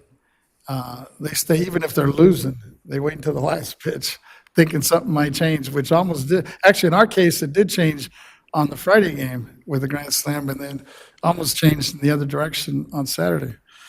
But and he, over the years, developed a nickname. They call him El Toro, the bull, for being such a hardworking and determined individual when he was on the mound. He'll be sorely missed. He had the fortune of having a very supportive wife, Linda, who was a school teacher from Mexico, who he married back in '81, and he's left behind his sons, Fernando Jr., Ricky, his daughters, Linda, Maria, as well as 7 grandchildren. I had the opportunity to meet him several years ago, and then most recently, he was also an avid golfer, and I used to bump into him a lot at one of the clubs out in Montebello. But when Jaime Jardín, who was the big announcer for the Dodgers, was there as part of his retirement, we had an opportunity to have a good conversation with Fernando, not knowing that he was fighting an illness, which later took his life, as a young man. But he'll be sorely missed. And I know he's probably looking down at us right now, watching the World Series as it unfolds. So, and that, I would just like to close in honor of his, not only his life, but his memories as well. Thank you. Thank you, Mr. Vasquez, and we really appreciate you raising the name of Fernando Valenzuela here. He was a true Californian, a sportsman and a gentleman as well. So thank you so much. Mr. Emron. Thank you, Madam Chair. I want to thank everyone again for a very, very pleasant day. And I'd like to adjourn in the memory of 2 military officers who were killed in a crash on Tuesday, October 15th over Mount Rainier in Washington State. Lieutenant Commander Lindsey P. Evans and Lieutenant Serena N. Wildman, both 31-year-old Navy flight officers. They were in an accident in a Growler jet over Mount Rainier, and unfortunately, they went from a search and rescue to a recover. They were recently deployed in the Middle East and were back in the United States for training. And they actually both participated in the first ever 2023 all-female flyover at the Super Bowl, NFL Super Bowl. And they're both trailblazers in their own right. And they were actually both women flew combat missions in the Middle East, marking the first time that one of the first times that women were flying combat missions over land. So to celebrate 50 years of women flying in the Navy, it's a very tragic accident. Both women were from California as well. So I want to pay tribute to them in a very tragic accident, especially after coming home from a deployment. So may they rest in peace and may God bless our troops. Thank you.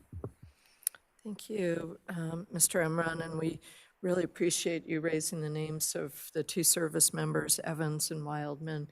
And I think they're really a great example of American excellence and Californian excellence as well. Thank you so much. And Vice Chair. If I could just adjourn in memory of Scott Grigsby, attended his memorial service last week, and he was a member of the community, lived in El Dorado County. He was in the labeling business with his parents. His parents had sold. He worked in the business for a dozen years. They had sold the business actually to, I believe, Gallo. And he got into the labeling business after I think there was a period of time he couldn't compete. And he got back into the business himself and grew that business dramatically. But he had a very unexpected death. He had pancreatitis. He was 53 years old, father and grandfather, and just a great guy. He was like the life of the party.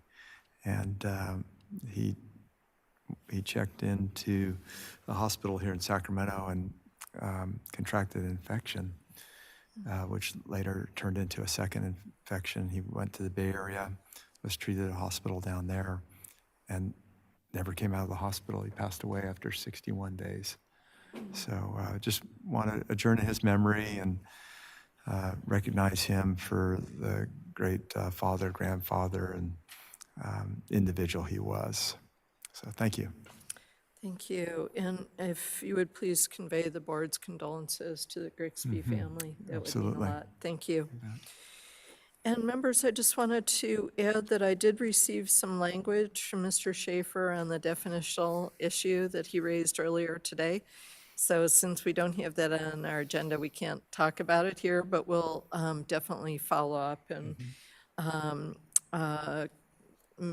do the appropriate context out of that. So I want to thank all the members and all the staff for hanging in with us. And we will now adjourn the board meeting. Our next meeting is November 19th and 20th, 2024, here at the Maley State Office Complex in Sacramento. Thank you for joining us.